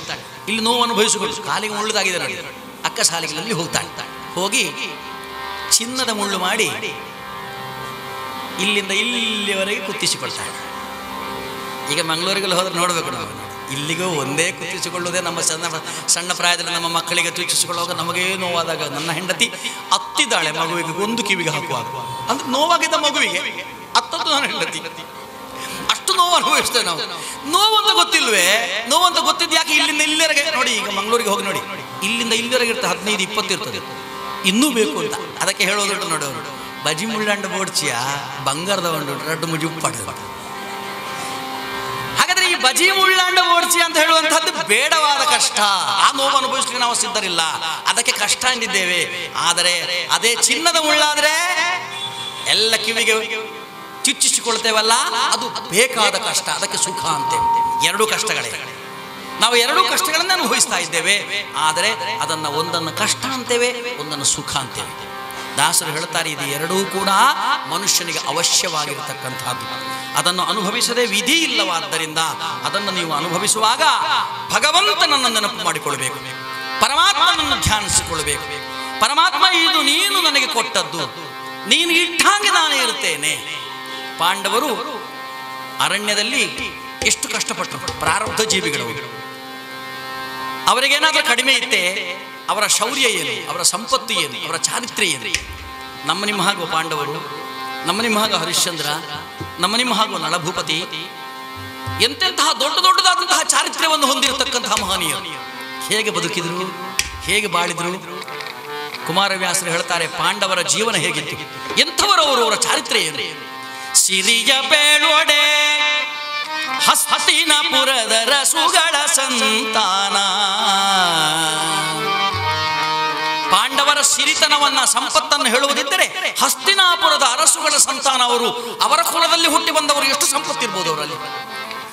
ಆಮೇಲೆ ಶೌರ್ಯದ ಪರಿಯ ಪೊಗಳು ಒಡೆ ಶಕ್ರ ಸೂರ್ಯರಿನ್ಮಿಗಿಲು.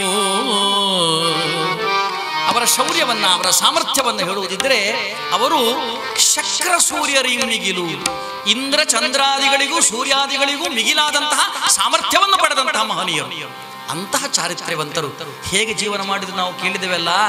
ತಿರಿದ ಕೂಳನು ಮನೆ ಮನೆಯಲ್ಲಿ ತಿರಿದ ಕೂಳನು, ಮಾತೆ ಕುಂತಿಯು ಹಸುಗೆಯಲಿ ಎರಡು ಭಾಗವ ಮಾಡಿ ಪೊರೆದಳು. ಪ್ರತಿ ದಿವಸವೂ ಕೂಡ ಧರ್ಮರಾಯ, ಭೀಮ, ಅರ್ಜುನ, ನಕುಲ, ಸಹದೇವರು ಭಿಕ್ಷಾಟನೆಗೆ ಹೋಗ್ತಾ ಇದ್ದರಂತೆ. ಮನೆ ಮನೆಯಲ್ಲಿ ಭಿಕ್ಷೆಯನ್ನು ಎತ್ತಿ ತಂದಂತಹ ಅನ್ನವನ್ನ ಅಥವಾ ಕಾಳನ್ನ, ಕೂಳನ್ನ ತಾಯಿಯಾದ ಕುಂತಿದೇವಿಯ ಕೈಯಲ್ಲಿ ಕೊಟ್ಟಾಗ ಕುಂತಿದೇವಿ ಅದನ್ನು ಎರಡು ಪಾಲು ಮಾಡ್ತಾ ಇದ್ಲಂತೆ. ಒಂದು ಪಾಲು ತನಗೆ ಮತ್ತು ತನ್ನ ಹೊಟ್ಟೆಯಲ್ಲಿ ಹುಟ್ಟಿದ ಧರ್ಮರಾಯ, ಭೀಮ, ಅರ್ಜುನನಿಗೆ 4 ಜನರಿಗೆ ಒಂದು ಪಾಲು. ಇನ್ನೊಂದು ಪಾಲನ್ನ ತನ್ನ ಸವತಿಯಾದ ಮಾದ್ರೀದೇವಿಯ ಹೊಟ್ಟೆಯಲ್ಲಿ ಹುಟ್ಟಿದ ನಕುಲ ಸಹದೇವರಿಗೆ ಕೊಟ್ಟು ತಾನು ಜೀವನ ಸಾಗಿಸಿದ್ಲು ಅಂತ ಕುಮಾರವ್ಯಾಸರು ಹೇಳ್ತಾರೆ. ಎಂತಹ ಚಾರಿತ್ರ್ಯವಂತರು, ಎಂತಹ ಕಷ್ಟಪಟ್ಟರು. ಅವರ ಕಷ್ಟದ ಮುಂದೆ ನಮ್ಮದಲ್ಲೇ ಕಷ್ಟ ಅಲ್ಲ ಬಿಡಿ. ಹೆಚ್ಚಂದ್ರೆ ಏನು, ಬಸ್ಸು ಬರುವುದಿಲ್ಲ, ಮಾರ್ಗದಲ್ಲಿ ಬ್ಲಾಕ್ ಆಗ್ತದೆ, ಅಕ್ಕಿ ಸರಿಯಾಗಿ ಸಿಕ್ಕೋದಿಲ್ಲ ಅಲ್ವೇ, ಕರೆಂಟ್ ಸರಿಯಾಗಿ ಬರುವುದಿಲ್ಲ, ಕಾಲೇಜಿನಲ್ಲಿ ಶಾಲೆಯಲ್ಲಿ ಸರಿಯಾಗಿ ಲೆಕ್ಚರ್ಸ್ ಟೀಚರ್ಸ್ ಇಲ್ಲ, ಪಾಠ ಮಾಡಿದ್ದು ನಮಗೆ ಅರ್ಥ ಆಗೋದಿಲ್ಲ, ಹೆಚ್ಚು ಹೇಳಿದರೆ ಹರಿಕಥೆ ಇನ್ನೂ ಮುಗಿಯುವುದಿಲ್ಲ. ಇದಕ್ಕಿಂತ ದೊಡ್ಡ ಕಷ್ಟ ಇಲ್ಲ. ಇದೇ ಕಷ್ಟವನ್ನು ನಾವು ತಲೆಯಲ್ಲಿ ಇಟ್ಟುಕೊಂಡು ಅಯ್ಯೋ ದೇವರೇ ಏನು ಕಷ್ಟಪ್ಪ ಜೀವನದಲ್ಲಿ, ಬದುಕುವುದೇ ಕಷ್ಟ ಅಂತ ಹೇಳಿ. ಆದರೆ ನಮ್ಮ ಹಿರಿಯರು ಪಟ್ಟ ಕಷ್ಟ ನಾವು ಕೇಳಿದ್ದೇವೋ, ಎಷ್ಟೆಷ್ಟು ದೊಡ್ಡ ಕಷ್ಟಪಟ್ಟರು, ಎಷ್ಟೆಷ್ಟು ದೊಡ್ಡದಾದಂತಹ ದುರಂತವನ್ನು ಅನುಭವಿಸಿದರು, ಎಂತಹ ದುರಿತಕ್ಕೆ ತಾವು ಒಳಗಾದರು, ಎಷ್ಟೋ ವರ್ಷಗಳ ಕಾಲ ಕಾಡಿನಲ್ಲಿ ಜೀವನ ಮಾಡಿದ್ದಾರೆ ನಮ್ಮ ಹಿರಿಯರು. ಆದರೆ ಒಂದು ದಿವಸವಾದರೂ ಕೂಡ ದೇವರನ್ನು ದೂರಿದ್ದುಂಟೋ? ಇಲ್ಲವೇ ಇಲ್ಲ. ನಮಗೆ ಸ್ವಲ್ಪ ಏನಾದರೂ ತಪ್ಪಾದರೆ, ಸ್ವಲ್ಪ ಏನಾದರೂ ಕಷ್ಟವಾದರೆ ನೋಡಿ, ಈಗಲೂ ಕೂಡ ಸಮಾಜದಲ್ಲಿ ಹಾಗೆ ಎಲ್ಲವನ್ನೂ ಶನಿಗ್ರಹಚಾರ ಹೇಳೋದು, ಎಲ್ಲವೂ ಶನಿಗ್ರಹಚಾರ. ಸಾರಿಗೆ ಉಪ್ಪು ಕಡಿಮೆ ಆದರೆ ನನ್ನ ಶನಿ ಇನ್ನೂ ಬಿಡಲಿಲ್ಲ ಮಾರಾಯ, ಸಾರಿಗೆ ಉಪ್ಪು ಕಡಿಮೆ. ನಡೆಯುವಾಗ ಸ್ವಲ್ಪ ಎಡವಿದ್ರೆ ಸಾಕು, ಅಯ್ಯಪ್ಪ ನನ್ನ ಶನಿ. ಸಣ್ಣ ಕಷ್ಟ ಬಂದರೂ ಸಾಕು, ಕೂತುಕೊಂಡು ಹೇಳುವಾಗ ಇವನದ್ದೇ ಅಜಾಗರೂಕತೆಯಿಂದ ಕೂತುಕೊಂಡು ಹೇಳುವಾಗ ಕುರ್ಚಿಗೆ ಆಣಿಗೆ ಎಲ್ಲಿ ಆದರೆ ಇವನ ಪ್ಯಾಂಟು ಸಿಕ್ಕಿ ಹರಿದ್ರೆ ನನ್ನ ಶನಿ ನನ್ನನ್ನು ಬಿಡೋದೇ ಇಲ್ಲ. ಇದು ಯಾವಾಗ ಬಿಡ್ತದೆ ನನ್ನ ಶನಿ? ಶನಿಗೆ ಅದಕ್ಕೆ ಸಂಬಂಧ ಏನು? ಶನಿಯಲ್ಲಿದ್ದ ನಿಮ್ಮ ಅಜಾಗರೂಕತೆಯಿಂದ ಆದದ್ದಕ್ಕೆಲ್ಲ ಶನಿಗ್ರಹಚಾರ, ಶನಿಗ್ರಹಚಾರ, ಶನಿಗ್ರಹಚಾರ. ಎಲ್ಲವೂ ನಾವು ಪಟ್ಟುವ ಕಷ್ಟವೇ ಅಂತ ತಿಳ್ಕೊಂಡಿದ್ದೇವೆ. ಸಣ್ಣ ಸಣ್ಣದಕ್ಕೂ ಕೂಡ ಶನಿಯ ಮೇಲೆ ವಹಿಸಿಕೊಳ್ತೇವೆ. ಆದರೆ ಶನಿ ಶನಿ ಶನಿ ಎಂದರೆ ಯಾವತ್ತೂ ಕೂಡ ನಮಗೆ ಕಷ್ಟ ಕೊಟ್ಟವನಲ್ಲವಾದ್ದರಿಂದ ಮುನಿಯದಿರೋನೇ. ಶನಿ ಶನಿ ಶನಿ ಅಂದರೆ ನೀನು ಮುನಿಬೇಡ, ಶನಿ ನಿನಗೆಂದು ವೈರಿಯಲ್ಲ. ಶನಿ ಯಾವತ್ತೂ ಕೂಡ ನಿನಗೆ ವೈರಿ ಅಲ್ಲ. ಶನಿ ಏನು ಮಾಡ್ತಾನೆ ಅಂತಂದ್ರೆ, ಶನಿಗ್ರಹ, ಶನಿ ಶ್ರೇಷ್ಠ ಗ್ರಹ, ನಮಗೆ ಅತಿ ಸಂತುಷ್ಟ ಮತ್ತು ಅತಿ ಸಂಕಷ್ಟ ಪರಿಸ್ಥಿತಿ ಎರಡೂ ಕೊಡ್ತಾನೆ. ಮನುಷ್ಯನ ಜೀವನದಲ್ಲಿ ಕಷ್ಟವನ್ನು ಕೊಡ್ತಾನೆ, ಇನ್ನೊಂದು ಕಡೆಯಲ್ಲಿ ಸುಖವನ್ನು ಕೊಡ್ತಾನೆ. ಈ ಕಷ್ಟ ಸುಖ ಎರಡನ್ನು ಕೂಡ ಯಾಕೆ ಕೊಡ್ತಾನೆ? ಕಷ್ಟ ಸುಖ ಎರಡನ್ನು ಯಾಕೆ ಕೊಡ್ತಾನಂತಂದ್ರೆ, ನಿಮಗೆ ಕಷ್ಟ ಸಿಕ್ಕದೇ ಇದ್ರೆ ಸುಖದ ಅನುಭವ ಆಗೋದಿಲ್ಲ. ಎಷ್ಟೋ ವರ್ಷಗಳ ಕಾಲ ಬೆಳಕಿನಲ್ಲೇ ಇದ್ದವನಿಗೆ ಬೆಳಕು ಅಂದ್ರೆ ಗೊತ್ತುಂಟು? ಇಲ್ಲ. ಬೆಳಕು ಅದಂದ್ರೆ ಏನು ಅಂತ ಕೇಳ್ತಾರೆ. ಅದೇ ಎಷ್ಟೋ ಒಂದು ನಿಮಿಷದ ಕಾಲ, ಏನು ದೊಡ್ಡ ದಿನ ವರ್ಷ ಬೇಡ, ಒಂದು 10 ನಿಮಿಷ ಕತ್ತಲೆಯಲ್ಲೇ ಇರಿ. ಈಗ ಕರೆಂಟ್ ಹೋಯ್ತು ಅಂತ ತಿಳ್ಕೊಳ್ಳೋಣ, ಮನೇಲಿರುವಾಗ ಚಕ್ಕ ಕರೆಂಟ್ ಹೋಯ್ತು 10 ನಿಮಿಷ, ಆಗ ಶಾಪ ಕೆಲಸ ಮಾಡ್ತಾರೆ. ಈ KSCB ಈ KB ಅವರಿಗೆ ಏನು ಬೈತಾರೆ, ಸರಿಯಾಗಿ ಅಯ್ಯೋ ಕರೆಂಟ್ ಇಲ್ಲ, ಕರೆಂಟ್ ಟಕ್ಕಂದ್ರೆ ಬೆಳಕು ಬಂದಾಗ ಎಷ್ಟು ಸುಖ ಆಗ್ತದೆ, ಎಷ್ಟು ಖುಷಿ ಆಗ್ತದೆ. ಆಹಾ ಬೆಳಕು ಬಂತಲ್ಲ, ಸಂತೋಷ. ಬೆಳಕು ಅಂದ್ರೆ ಸುಖ, ಕಷ್ಟ ಅಂದ್ರೆ ಕತ್ತಲು. ನಮಗೆ ಕಷ್ಟವಿಲ್ಲದೆ ಇದ್ದರೆ ಸುಖದ ಅನುಭವ ಆಗುವುದಿಲ್ಲ ಬಂಧುಗಳೇ. ಕತ್ತಲು ಇಲ್ಲದಿದ್ದರೆ ಯಾವ ರೀತಿಯಲ್ಲಿ ಬೆಳಕಿನ ಅನುಭವ ಆಗುವುದಿಲ್ಲವೋ ಅದೇ ಪ್ರಕಾರವಾಗಿ ಯಾವತ್ತೂ ನಮಗೆ ಕಷ್ಟ ಇಲ್ಲದೆ ಇದ್ದರೆ ನಮಗೆ ಸುಖದ ಅನುಭವವಾಗುವುದಿಲ್ಲವಾದ್ದರಿಂದ ನನಗೆ ಕಷ್ಟವನ್ನು ಕೊಡ್ಲಿಕ್ಕಿರುವವ ಯಾರು ಅಂತಂದ್ರೆ ಪರಮಾತ್ಮ ಶನೀಶ್ವರ ಸ್ವಾಮಿ. ಅವ ಕಷ್ಟವನ್ನು ಯಾಕೆ ಕೊಡ್ತಾನೆ ಅಂತಂದ್ರೆ, ನಮ್ಮ ಜೀವನದಲ್ಲಿ ಸಂಸ್ಕಾರ ಸಿಕ್ಕಬೇಕು. ಮನುಷ್ಯನಿಗೆ ಸಂಸ್ಕಾರ ಸಿಕ್ಕಬೇಕು. ಸಂಸ್ಕಾರ ಇಲ್ಲದಿದ್ದರೆ ಪ್ರಯೋಜನ ಇಲ್ಲ. ಮನುಷ್ಯನ ಜೀವನಕ್ಕೆ ಸಂಸ್ಕಾರ ಅಂದ್ರೆ ಸಂಸಾರಕ್ಕೆ ಸಂಸ್ಕಾರ. ಸಂಸಾರ ಅಂತ ಬರೆಯುವಾಗ ಸಾ ಬರಿತೇವೆ, ಒಂದು ಸೊನ್ನೆ ಹಾಕ್ತೇವೆ, ಮತ್ತೆ ಒಂದು ಸಾ ಬರಿತೇವೆ, ಮತ್ತೆ ಒಂದು ರಾ ಬರಿತೇವೆ, ಇದು ಸಂಸಾರ. ಈ ಮಧ್ಯದ ಸಾದ ಕೆಳಭಾಗ ಒಂದು ಕಾ ಒತ್ತು ಕೊಟ್ಟರೆ ಸಂಸ್ಕಾರ. ಆ ಕಾ ಒತ್ತು ಕೊಡುವ ಕಾ ಯಾವುದು ಗೊತ್ತೇ ನಿಮಗೆ? ಕಷ್ಟ. ಕಷ್ಟದ ಮೊದಲನೇ ಅಕ್ಷರ ಕ. ಈ ಕಷ್ಟದ ಮೊದಲನೇ ಅಕ್ಷರ ಕ ಎನ್ನುವಂತಹದ್ದು ಸಂಸಾರದಲ್ಲಿ ಮಧ್ಯದ ಸಾದ ಅಡಿಭಾಗಕ್ಕೆ ಬಂದಾಗ ಜೀವನಕ್ಕೆ, ಸಂಸಾರಕ್ಕೆ ಸಂಸ್ಕಾರ ಸಿಗ್ತದೆ. ಸಂಸ್ಕಾರ ಸಿಕ್ಕದಿದ್ರೆ ಪ್ರಯೋಜನ ಇಲ್ಲ. ಒಂದು ಹಳೆಯ ಒಂದು ಲಾವಣಿ ಹಾಡಿನಲ್ಲಿ ಬರೆದಿದ್ದಾರೆ ನೋಡಿ. ಶಿಲ್ಪಿಯ ಚಾಣದ ಬಡಿತವ ಸಹಿಸಿದ ಕಲ್ಲದು ಮೂರ್ತಿಯ ರೂಪಾಯ್ತು. ಶಿಲ್ಪಿಯ ಚಾಣದ ಬಡಿತವ ಸಹಿಸಿದ ಕಲ್ಲದು ಮೂರ್ತಿಯ ರೂಪಾಯ್ತು. ಕಷ್ಟಕ್ಕೆ ಅಂಜಿದ ಕಟ್ಟೆಯ ಕಲ್ಲಿಗೆ, ಕಷ್ಟಕ್ಕೆ ಅಂಜಿದ ಕಟ್ಟೆಯ ಕಲ್ಲಿಗೆ ದೇವರ ಪಟ್ಟವೇ ದೂರಾಯ್ತು. ಮುಗಿಲ ಮೋಡಗಳು ಕಂಬನಿ ಸುರಿಸದೆ ಉಪವನ ಕೆಲ್ಲಿಯ ನಗು ಬಂತು. ಮುಗಿಲ ಮೋಡಗಳು ಕಂಬನಿ ಸುರಿಸದೆ ಉಪವನ ಕೆಲ್ಲಿಯ ನಗು ಬಂತು. ಮಗು ಅಳದಿದ್ದರೆ ಮಾತೆಯ ಸ್ತನದಲ್ಲಿ ಹಾಲಿನ ಸೆಲೆ ಒಡೆಯುವುದೆಂತು. ಶಿಲ್ಪಿಯ ಚಾಣದ ಬಡಿತವ ಸಹಿಸಿದ ಕಲ್ಲದು ಮೂರ್ತಿಯ ರೂಪಾಯ್ತು. ಕಲ್ಲದು ಮೂರ್ತಿಯ ರೂಪಾಯ್ತು. ಕಲ್ಲದು ಮೂರ್ತಿಯ ರೂಪಾಯ್ತು. ಶಿಲ್ಪಿಯ ಚಾಣದ ಬಡಿತವ ಸಹಿಸಿದ. ಚಾಣ ಅಂದ್ರೆ ಉಳಿ ಅಂತ ಅರ್ಥ. ನಾವು ದೇವಸ್ಥಾನದ ಒಳಗ ಭಾಗದಲ್ಲಿ ನಮಸ್ಕಾರ ಮಾಡ್ತೇವೆ. ಈ ಲೋಹದ ವಿಗ್ರಹ ಅಲ್ಲ, ಕಲ್ಲಿನ ವಿಗ್ರಹ. ಆ ಕಲ್ಲಿನ ವಿಗ್ರಹಕ್ಕೆ ನಮಸ್ಕಾರ ಮಾಡ್ತೇವಲ್ಲ, ಈ ನಮಸ್ಕಾರ ಸಿಕ್ಕಬೇಕಿದ್ದೀರ ಆ ಕಲ್ಲಿನ ವಿಗ್ರಹ ಎಷ್ಟು ಪೆಟ್ಟು ತಿಂದಿದೆ ಗೊತ್ತಿಲ್ಲ ನಿಮಗೆ? ಉಳಿಯಲ್ಲಿ, ಮುಟ್ಟಿಯಲ್ಲಿ, ಸುತ್ತಿಗೆಯಲ್ಲಿ ಪೆಟ್ಟು ತಿಂದು ತಿಂದು ತಿಂದು ತಿಂದು ತಿಂದು ಸಂಸ್ಕಾರ ಪಡೆದು ಪಡೆದು ಪಡೆದು ಪಡೆದು ಪಡೆದು ಆ ಕಲ್ಲು ಮೂರ್ತಿ ಆಗುತ್ತದೆ. ನಮ್ಮ ಕೈಯಿಂದ ನಮಸ್ಕಾರ ಸ್ವೀಕಾರ ಮಾಡ್ತಾನೆ. ಇವತ್ತು ನಮ್ಮ ಸಮಾಜದಲ್ಲಿ ಯಾರು ಹೆಚ್ಚು ಹೆಚ್ಚು ಪೆಟ್ಟು ತಿಂತಾನೋ ಅವನು ಸರ್ವವಂದ್ಯನಾಗ್ತಾನೆ. ಅದಕ್ಕಾಗಿರ್ಬೋದು ನಮ್ಮ ಹಿಂದೂಗಳಿಗೆ ಬೇಕಾದಷ್ಟು ಪೆಟ್ಟು ಬೀಳ್ತಾ ಉಂಟು. ಈಗ ಬೇಕಾದಷ್ಟು ಪೆಟ್ಟು. ಯಾಕಂದ್ರೆ ನೀವು ಸರ್ವವಂದ್ಯರಾಗಬೇಕು, ನೀವು ಕಷ್ಟವನ್ನು ಅನುಭವಿಸಬೇಕು, ಪೆಟ್ಟು ತಿನ್ನಬೇಕು. ನಿಮಗೆ ಸಂಸ್ಕಾರ ಸಾಲದು ಸಿಕ್ಕಿದ್ದು. ಹಿಂದಿನ ಕಾಲದಲ್ಲಿ ಆ ಗಜನಿ ಮಹಮ್ಮದನ ಕಾಲದಲ್ಲಿದ್ದ ಹಾಗೆ ಪೆಟ್ಟು ತಿನ್ನಬೇಕು ನೀವು. ಆಗ ತಿಂದರೆ ಮಾತ್ರ ನಿಮಗೆ ಬುದ್ಧಿ ಬರ್ತದೆ ಅಂತ. ಅದಕ್ಕೋಸ್ಕರವಾಗಿ ಆಗಿರ್ಬೋದು ಈಗ ಎಷ್ಟು ಪೆಟ್ಟು ಬೇಕು. ಪೆಟ್ಟು ತಿನ್ನದೇ ಇದ್ದರೆ ನಮಗೆ ಸಂಸ್ಕಾರ ಬರುವುದಿಲ್ಲ. ಒಂದು ದಿಕ್ಕಿನಲ್ಲಿ ದೊಡ್ಡ ದೇವಸ್ಥಾನ ಕಟ್ಟಲಿಕ್ಕೆ ಆರಂಭ ಮಾಡಿದ್ದಾರೆ.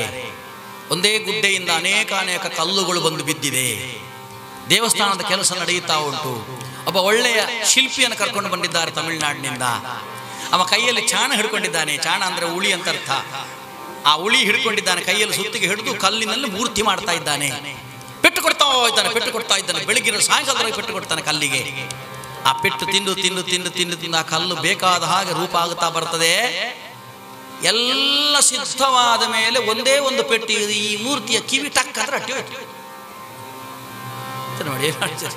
ಇಷ್ಟೆಲ್ಲ ತಯಾರಾಗಿದೆ, ಒಂದು ಕಿವಿ ತುಂಡು ಆಯ್ತು. ಆವಾಗ ಇನ್ನೊಬ್ಬ ಶಿಲ್ಪಿ ಹೇಳ್ತಾನೆ ಇದರ ಮೂಗು ಹೋಗಿದೆ ಪೆಟ್ಟು ಸಿಕ್ಕುವ.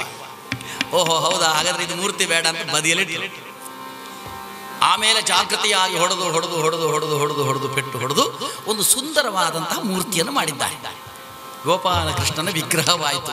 ಎಲ್ಲಿಯೂ ಕೂಡ ಒಡಕಿಲ್ಲ, ಅಷ್ಟು ಪೆಟ್ಟು ತಿಂದಿದೆ ಆ ವಿಗ್ರಹ. ಆ ಕಲ್ಲು ಒಂದೇ ಗುಡ್ಡೆಯಿಂದ ಬಂದದ್ದು. ಈ ಎರಡು ಕಲ್ಲುಗಳು ಪೆಟ್ಟು ತಿನ್ನುವಾಗಲೇ ಕಿವಿ ತುಂಡು ಆಯ್ತು, ಮೂಗು ತುಂಡಾಯ್ತು. ಅದಕ್ಕೆ ಏನಾಗಲಿಲ್ಲ, ಪೆಟ್ಟು ತಿಂದಿದೆ. ಸಣ್ಣ ಸಣ್ಣ ಪೆಟ್ಟು, ದೊಡ್ಡ ದೊಡ್ಡ ಪೆಟ್ಟು, ಎರಡು ಪೆಟ್ಟು ಅದಕ್ಕೆ ಸಿಕ್ಕಿದೆ, ಮೂರ್ತಿ ಆಯ್ತು. ಮತ್ತೆ ಕೆಲವು ಕಲ್ಲುಗಳುಂಟು. ಆ ಕಲ್ಲುಗಳು ಮುಟ್ಟಿಯಲ್ಲಿ, ಸುತ್ತಿಗೆಯಲ್ಲಿ ಎರಡು ಮೂರು ಪೆಟ್ಟು ಹೊಡೆದಾಗ ಸ್ವಲ್ಪ ಸ್ವಲ್ಪ ದೊಡ್ಡ ದೊಡ್ಡ ಸೆರೆ ಬರಲಿಕ್ಕೆ ಆರಂಭ ಆಯಿತು. ಶಿಲ್ಪಿ ಹೇಳಿದ, ಇದನ್ನು ಯಾವುದೇ ರೀತಿಯ ವಿಗ್ರಹ ಮಾಡಲಿಕ್ಕೆ ಆಗೋದಿಲ್ಲ, ಇದನ್ನೆಲ್ಲ ಕಂಬ ಮಾಡೋಣ ಅಂತ. ಆ ಕಲ್ಲುಗಳನ್ನೆಲ್ಲ ಕಂಬಗಳನ್ನಾಗಿಸಿದರು. ಅರ್ಥ ಮಾಡಿಕೊಳ್ಳಿ, ಯಾವ ವಿಗ್ರಹ ಪೆಟ್ಟು ತಿಂದು ಶಿಲೆ ರೂಪಿಯಾಗಿದೆ, ಶಂಕರನ ರೂಪ ಅಥವಾ ಗೋಪಾಲಕೃಷ್ಣ ಸ್ವಾಮಿಯ ರೂಪವಾಗಿದೆ, ಆ ವಿಗ್ರಹವನ್ನು ದೇವಸ್ಥಾನದ ಒಳಗೆ ಪ್ರತಿಷ್ಠಾಪನೆ ಮಾಡಿದರು. ಬ್ರಹ್ಮಕಲಶ ನಡೆಯಿತು, ಒಳಗೆ ವಿಗ್ರಹ ಪ್ರತಿಷ್ಠಾಪನೆ ಮಾಡಿದ್ದಾರೆ. ಕಿವಿ ತುಂಡಾದಂತಹ ವಿಗ್ರಹವನ್ನು ದೇವಸ್ಥಾನದ ಹೊರಭಾಗದಲ್ಲಿ ಜಯ ವಿಜಯರು ಅಂತ ಎರಡು ಪಕ್ಕದಲ್ಲಿ ಇಟ್ಟುಕೊಂಡಿದ್ದಾರೆ. ಕಂಬಗಳನ್ನಾಗಿ ಮಾಡಿ ಕಂಬಗಳನ್ನೆಲ್ಲ ಇಲ್ಲಿಟ್ಟಿದ್ದಾರೆ. ಮತ್ತೆ ಕೆಲವು ಶಿಲೆಗಳಿಗೆ ಪೆಟ್ಟು ಕೊಡಬೇಕು ಅಂತ ಇಲ್ಲ, ಶಿಲ್ಪಿ ಬಂದು ಹತ್ತಿರ ಕೂತ್ಕೊಂಡು ಹೊಡಲಿಕ್ಕೆ ಶುರು. ಪೆಟ್ಟದಿಲ್ಲಕ್ಕೆ ಮನಸ್ಸಿಲ್ಲ.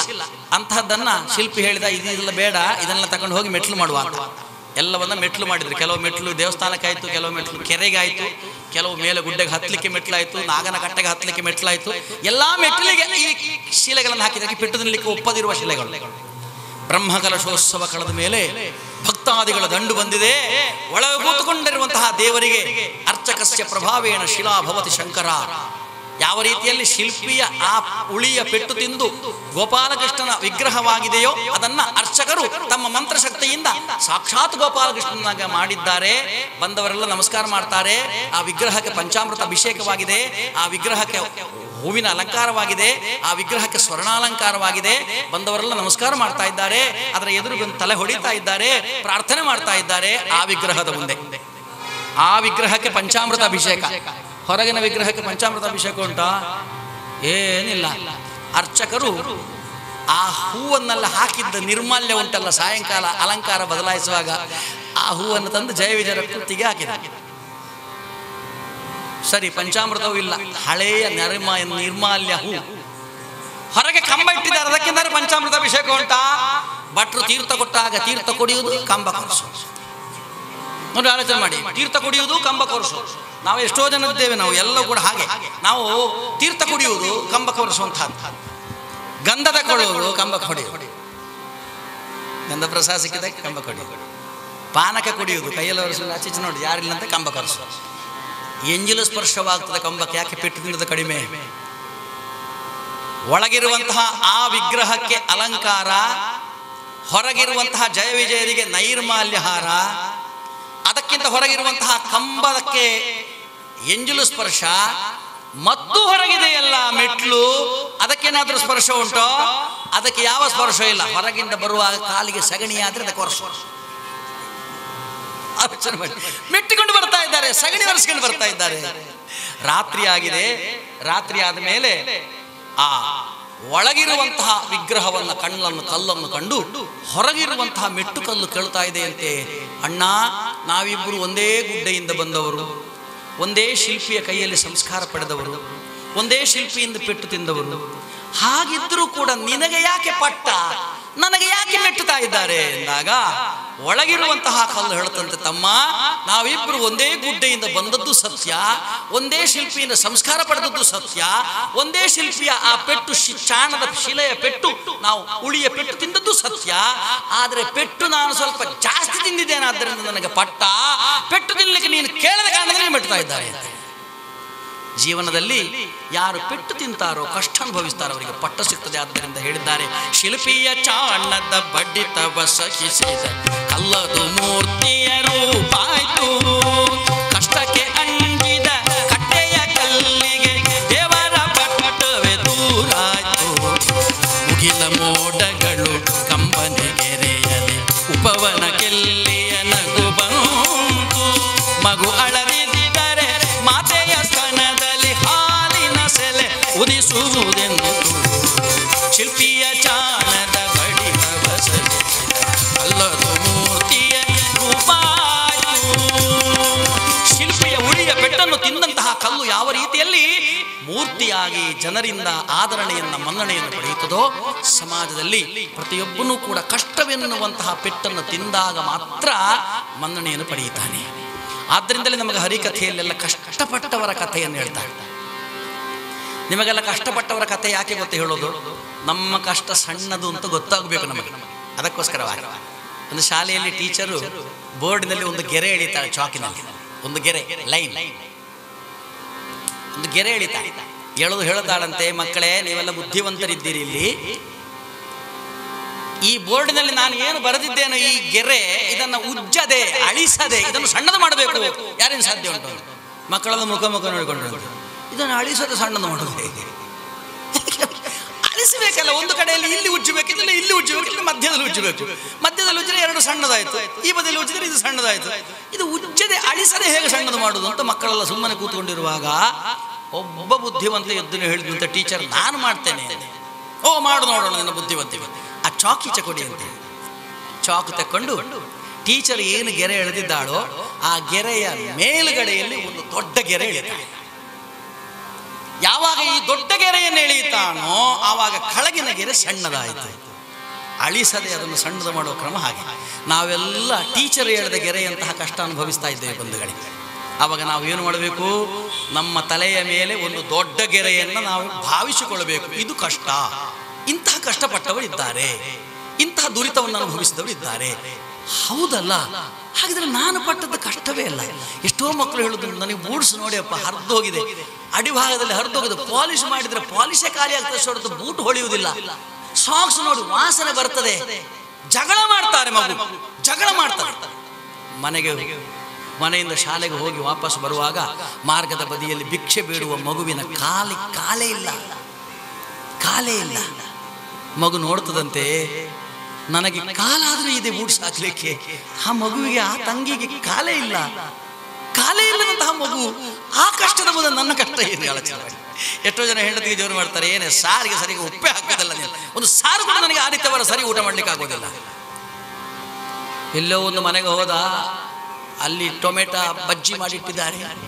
ಗಂಡ ಹೇಳ್ತಾನೆ, ನನಗಿದೆ ಗತಿ, 2 ವಾರ ಆಯ್ತು, ಯಾಕಂದ್ರೆ ನನ್ನ ಹೆಂಡತಿ ಇಷ್ಟೇ ಮಾಡೋದು, ಅವಳಿಗೆ ಏನು ಗೊತ್ತಿಲ್ಲ. ಯೋಚನೆ ಮಾಡಿ, ಆ ಟೊಮೆಟೊ ಬಜ್ಜಿ ತಿನ್ನುವಂತಹ ಅವರ ಕಷ್ಟದ ಮುಂದೆ ನಮ್ಮ ಸಾರು ದೊಡ್ಡದಲ್ವೇ? ಇದು ಪ್ರಾಮುಖ್ಯ. ಹರಿಕಥೆಯಲ್ಲಿ ನಾವು ಈ ಕಷ್ಟವನ್ನು ಯಾಕೆ ಹೇಳ್ತೇವೆ ಅಂತಂದ್ರೆ, ದೊಡ್ಡವರ ಕಥೆಯನ್ನು ಕೇಳುವುದರಿಂದ, ದೊಡ್ಡವರ ಕಷ್ಟವನ್ನು ಕೇಳುವುದರಿಂದ ನಮ್ಮ ಕಷ್ಟ ಸಣ್ಣದಾಗಬೇಕು. ನಾವು ಪಡುವಂತಹ ಪ್ರಾರಬ್ಧಗಳಲ್ಲ, ಇದಕ್ಕಿಂತ ದೊಡ್ಡದಾದಂತಹ ಕಷ್ಟಪಟ್ಟವರಿದ್ದಾರೆ ಎನ್ನುವಂತಹ ಭಾವವನ್ನು ನಮ್ಮಲ್ಲಿ ತರಲಿಕ್ಕೋಸ್ಕರವಾಗಿ ಶನೀಶ್ವರ ಸ್ವಾಮಿ ಯಾರಿಗೆಲ್ಲ ಕಷ್ಟ ಕೊಟ್ಟಿದ್ದಾನೆ. ಇವತ್ತು ಸಮಾಜದಲ್ಲಿ ಪಡುವಂತಹ ಪ್ರತಿಯೊಂದು ಕಷ್ಟಗಳು ಕೂಡ ಶನೀಶ್ವರ ಸ್ವಾಮಿ ತಾನು ಕೊಟ್ಟದ್ದು ಎಂಬುದಾಗಿ ಹೇಳಿಕೊಳ್ತಾ ಇದ್ದಾರೆ. ಯಾಕೆ? ಆ ಕಷ್ಟಗಳನ್ನು ಕಂಡು ನಮ್ಮ ಕಷ್ಟ ನಮಗೆ ಸಣ್ಣದಾಗಬೇಕು ಎನ್ನುವ ಉದ್ದೇಶದಿಂದ, ಅಥವಾ ಕಷ್ಟಗಳನ್ನು ಪಡುವ ಮೂಲಕವಾಗಿ ನಮಗೆ ಸಂಸ್ಕಾರ ಸಿಗಬೇಕು ಎನ್ನುವ ಉದ್ದೇಶದಿಂದ ಅಂತಹ ಶನೀಶ್ವರ ಸ್ವಾಮಿ ವಿಕ್ರಮಾದಿತ್ಯನನ್ನ 7.5 ವರ್ಷಗಳ ಕಾಲ, ವಿಕ್ರಮಾದಿತ್ಯ ಎನ್ನುವಂಥವ ಈ ಭೂಮಂಡಲದ ಅತ್ಯುಚ್ಚ ರಾಜ, ಅತ್ಯಂತ ಪರಾಕ್ರಮಶಾಲಿ, ಅತ್ಯಂತ ದೊಡ್ಡ ದೈವ ಭಕ್ತ, ಅತ್ಯಂತ ದೊಡ್ಡ ಶ್ರೀಮಂತ. ಅಂತಹ ಪರಾಕ್ರಮಶಾಲಿಯಾದ ಶ್ರೀಮಂತನಾದಂತಹ ದೈವಭಕ್ತನಾದಂತಹ ವಿಕ್ರಮಾದಿತ್ಯನನ್ನ ಕಾಡುತ್ತಾನೆ, ಕಂಗಡಿಸ್ತಾನೆ, ಅಂಡಲಿಸ್ತಾನೆ 7.5 ವರ್ಷಗಳ ಕಾಲ. ಆ 7.5 ವರ್ಷಗಳ ಕಾಲ ಅವನು ವಿಕ್ರಮನಿಗೆ ಕೊಟ್ಟಂತಹ ಕಷ್ಟಗಳನ್ನು ನಾವು ಕೇಳಬೇಕು. ಕೇಳುವ ಮೂಲಕವಾಗಿ ನಮ್ಮೆಲ್ಲ ಕಷ್ಟಗಳನ್ನು ಸಣ್ಣದು ಮಾಡಿಕೊಳ್ಳೋಣ ಬಂಧುಗಳೇ. ಒಂದು ಕಿವಿ ಮಾತು ನಿಮಗೆ ಹೇಳ್ತೇನೆ, ಏನು ಅಂತಂದರೆ, ನಮ್ಮಲ್ಲಿ ಕಲ್ಪೋಕ್ತ ಪೂಜೆಗಳು ಅಂತ ಉಂಟು. ಶನೀಶ್ವರ ಕಲ್ಪೋಕ್ತ ಪೂಜೆ, ಸತ್ಯನಾರಾಯಣ ಕಲ್ಪೋಕ್ತ ಪೂಜೆ, ವರಮಹಾಲಕ್ಷ್ಮಿ ಕಲ್ಪೋಕ್ತ ಪೂಜೆ, ಆಮೇಲೆ ಮಾರುತಿ ಕಲ್ಪೋಕ್ತ ಪೂಜೆ, ಇದನ್ನೆಲ್ಲ ನಾವು ಮಾಡ್ತೇವೆ. ಸತ್ಯನಾರಾಯಣ ಪೂಜೆ ಮಾಡ್ತೇವೆ. ಇದೆಲ್ಲ ಕಲ್ಪೋಕ್ತ ಪೂಜೆಗಳು. ಅಂದರೆ ಕಲ್ಪೋಕ್ತ, ಇದರ ಹಿಂದೆ ಹೇಳಿದಂತಹ, ಯಾರೋ ಹೇಳಿದ್ದು, ಏನೋ ಆಗಿದ್ದು, ಆ ಕಥೆಗಳನ್ನು ಹೇಳ್ತಾರೆ. ಆ ಕಥೆ ಕೇಳುವುದು ಅಂತ ಮುಖ್ಯ. ಸತ್ಯನಾರಾಯಣ ಪೂಜೆಯಲ್ಲಾಗಲಿ, ಮಾರುತಿ ಕಲ್ಪೋಕ್ತ ಪೂಜೆಗಳಲ್ಲಾಗಲಿ, ವರಮಹಾಲಕ್ಷ್ಮಿ ವ್ರತಗಳಲ್ಲಾಗಲಿ, ಶನೀಶ್ವರ ಸ್ವಾಮಿಯ ಕಥೆಗಳಲ್ಲಾಗಲಿ ಕಥೆ ಕೇಳುವುದಂತ ಮುಖ್ಯವಾಗಿ ಕಥೆ ಕೇಳಬೇಕು. ಆ ಕಥೆ ಕೇಳುವುದೇ ಆ ಪೂಜೆಯ ಪ್ರಾಮುಖ್ಯಾಂಶ. ಶನೀಶ್ವರ ಸ್ವಾಮಿಯ ಪೂಜೆಯನ್ನು ಈಗ ಇತ್ತೀಚೆಗೆಲ್ಲ ಕೆಲವದಕ್ಕಿಂತ ದೊಡ್ಡ ಪೂಜೆಗಳಾಗ್ತಾ ಉಂಟು ನೋಡಿ. ಸಗ್ರಹ ಮುಖ, ಹೆಚ್ಚಿನವರಿಗೆ ಗೊತ್ತಿಲ್ಲದು. ಈ ಸಗ್ರಹ ಮುಖ ಅಂದರೆ ಯಾವ ಮುಖ ಅದು ಅಂತ ಹೇಳ್ತಾರೆ. ನಮಗೆ ಯಾರಿಗಾದ್ರೂ ಗೊತ್ತುಂಟ ಬಂಧುಗಳೇ ಸಗ್ರಹ ಮುಖ ಅಂದರೆ ಏನು ಅಂತ?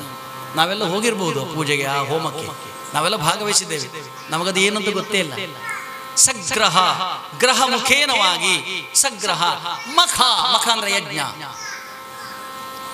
ಗ್ರಹ ಮುಖೇನವಾಗಿ ಮಖವನ್ನು ಮಾಡುವಂತಹ ಒಂದು ವಿಶೇಷ ಕಾರ್ಯಕ್ರಮ, ಅದಕ್ಕೆ ಸಗ್ರಹ ಮಖ ಅಂತ ಹೇಳಿದ್ದಾರೆ. ಅಂತಹ ಶನೀಶ್ವರ ಸ್ವಾಮಿಯ ದೊಡ್ಡದಾದಂತಹ ಕಥೆ, ದೊಡ್ಡದಾದಂತಹ ಪೂಜೆ ಪ್ರಾಮುಖ್ಯತೆ ಪಡೆಯುವುದು ಕಥೆಯಲ್ಲಿ. ಆದ್ದರಿಂದ ಇವತ್ತು ನೀವು ಕಥೆಯನ್ನು ಕೇಳಿದರೆ, ಇವತ್ತು ಈ ಪರಿಸರದಲ್ಲಿ ಒಂದು ದೊಡ್ಡ ಶನೀಶ್ವರ ಸ್ವಾಮಿಯ ಪೂಜೆ ಆದ ಹಾಗೆ, ಶನೀಶ್ವರ ಸ್ವಾಮಿಯ ಪೂಜೆ ಆದ ಹಾಗೆ ಆ ಒಂದು ಭಾವ ಬರುವುದ ಕಾರಣದಿಂದಾಗಿ ಭಕ್ತಾದಿಗಳಾದಂತಹ ತಾವೆಲ್ಲರೂ ಈ ಕಥೆಯನ್ನ ಭಕ್ತಿ ಭಾವದಿಂದ ಕೇಳಬೇಕು. ಭಕ್ತಿ ಭಾವದಿಂದ ಕೇಳುವ ಮೂಲಕವಾಗಿ ಒಂದು ಶನೀಶ್ವರ ಸ್ವಾಮಿಯ ಕಥೆಯನ್ನ ನಾವು ಮಾಡಿಸಿಕೊಂಡ ಹಾಗೆ, ಇಲ್ಲಿ ಮಾಡಿಸಿಕೊಂಡ ಹಾಗೆ ಆ ಫಲವನ್ನು ನಾವು ಪಡೆಯಬೇಕು. ಆ ಶನೀಶ್ವರ ಸ್ವಾಮಿ ಆ ಎಲ್ಲ ಸತ್ಫಲಗಳನ್ನು ತಮಗೆ ಕೊಡ್ಲಿ, ಅಂತಹ ಒಂದು ಕಷ್ಟವನ್ನು ಸಹಿಸುವಂತಹ ವಿಶೇಷ ಸಾಮರ್ಥ್ಯ ಕೊಡ್ಲಿ ಎಂಬುದಾಗಿ ಪ್ರಾರ್ಥನೆ ಮಾಡಿಕೊಳ್ಳುತ್ತಾ ಕಥಾ ಪ್ರವೇಶಕ್ಕೆ ನಿಮ್ಮೆಲ್ಲರ ಅನುಮತಿಯನ್ನು ಕೇಳ್ತಾ ಇದ್ದೇನೆ. ಲಕ್ಷ್ಮೀರಮಣ ಗೋವಿಂದ ಗೋವಿಂದ. ರಾಧೇಶ್ಯಾಮ್ ರಾಧೇಶ್ಯಾಮ್ ರಾಧಾ ಮಾಧವ ರಾಧೇ ಶ್ಯಾಮ ರಾಧೇ ಶ್ಯಾಮ ರಾಧಾ ಮಾಧವ ರಾಧೇ ಶ್ಯಾಮ ರಾಧೇ ಶ್ಯಾಮ ರಾಧಾ ಮಾಧವ ರಾಧೇ ಶ್ಯಾಮ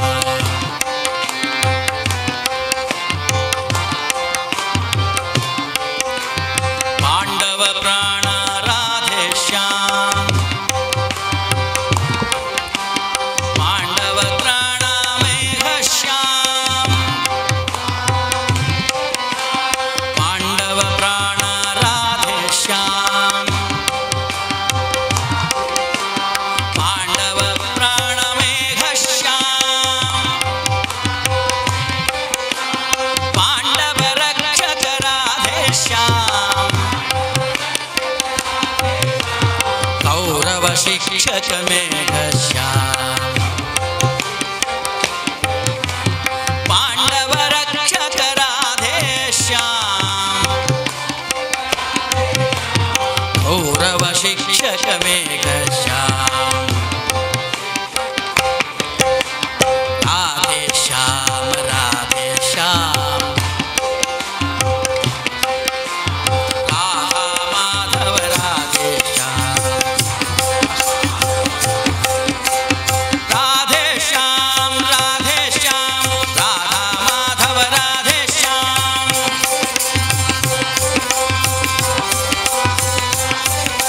ರಾಧೇ ಶ್ಯಾಮ ರಾಧೇ ಶ್ಯಾಮ ರಾಧಾ ಮಾಧವ ರಾಧೇ ಶ್ಯಾಮ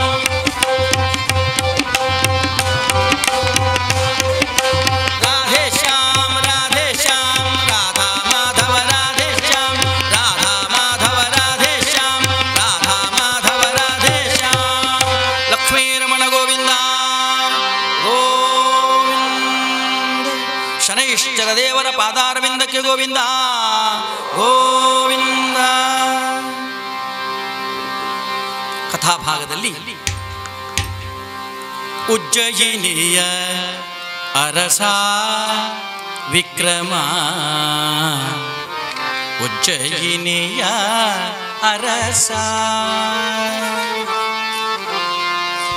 ಉಜ್ಜಯಿನಿಯ ಅರಸ ವಿಕ್ರಮ ಉಜ್ಜಯಿನಿಯ ಅರಸ ಸಜ್ಜನ ಸದ್ಗುಣಿ ವಿನಯದ ಮೂರುತಿ ಸಜ್ಜನ ಸದ್ಗುಣಿ ವಿನಯದ ಮೂರುತಿ ಹೆಜ್ಜೆ ಹೆಜ್ಜೆಗೆ ಪಡೆವ ಅಗಣಿತ ಕೀರುತಿ ಉಜ್ಜಯಿನಿಯ ಅರಸ ವಿಕ್ರಮ ಉಜ್ಜಯಿನಿಯ ಅರಸ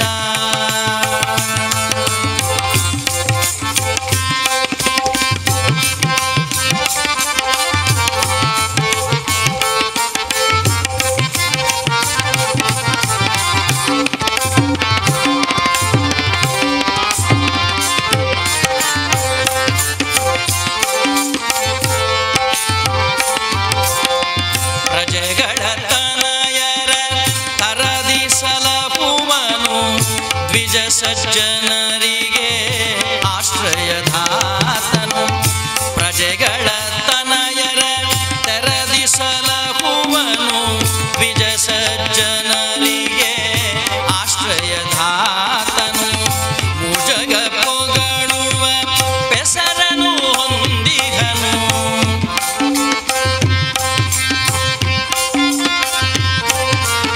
ಮುಜಗ ಪೊಗಳುವ ಪೆಸರನು ಹೊಂದಿಗನು ಅಜಭವಾದಿಗಳ ಪ್ರಭೆಗೆ ಸರಿಯಗನು ಉಜ್ಜಯಿನಿಯ ಅರಸ ವಿಕ್ರಮ ಉಜ್ಜಯಿನಿಯ ಅರಸ ವಿಕ್ರಮ ಉಜ್ಜಯಿನಿಯ ಅರಸ ವಿಕ್ರಮ ಉಜ್ಜಯಿನಿಯ ಅರಸ.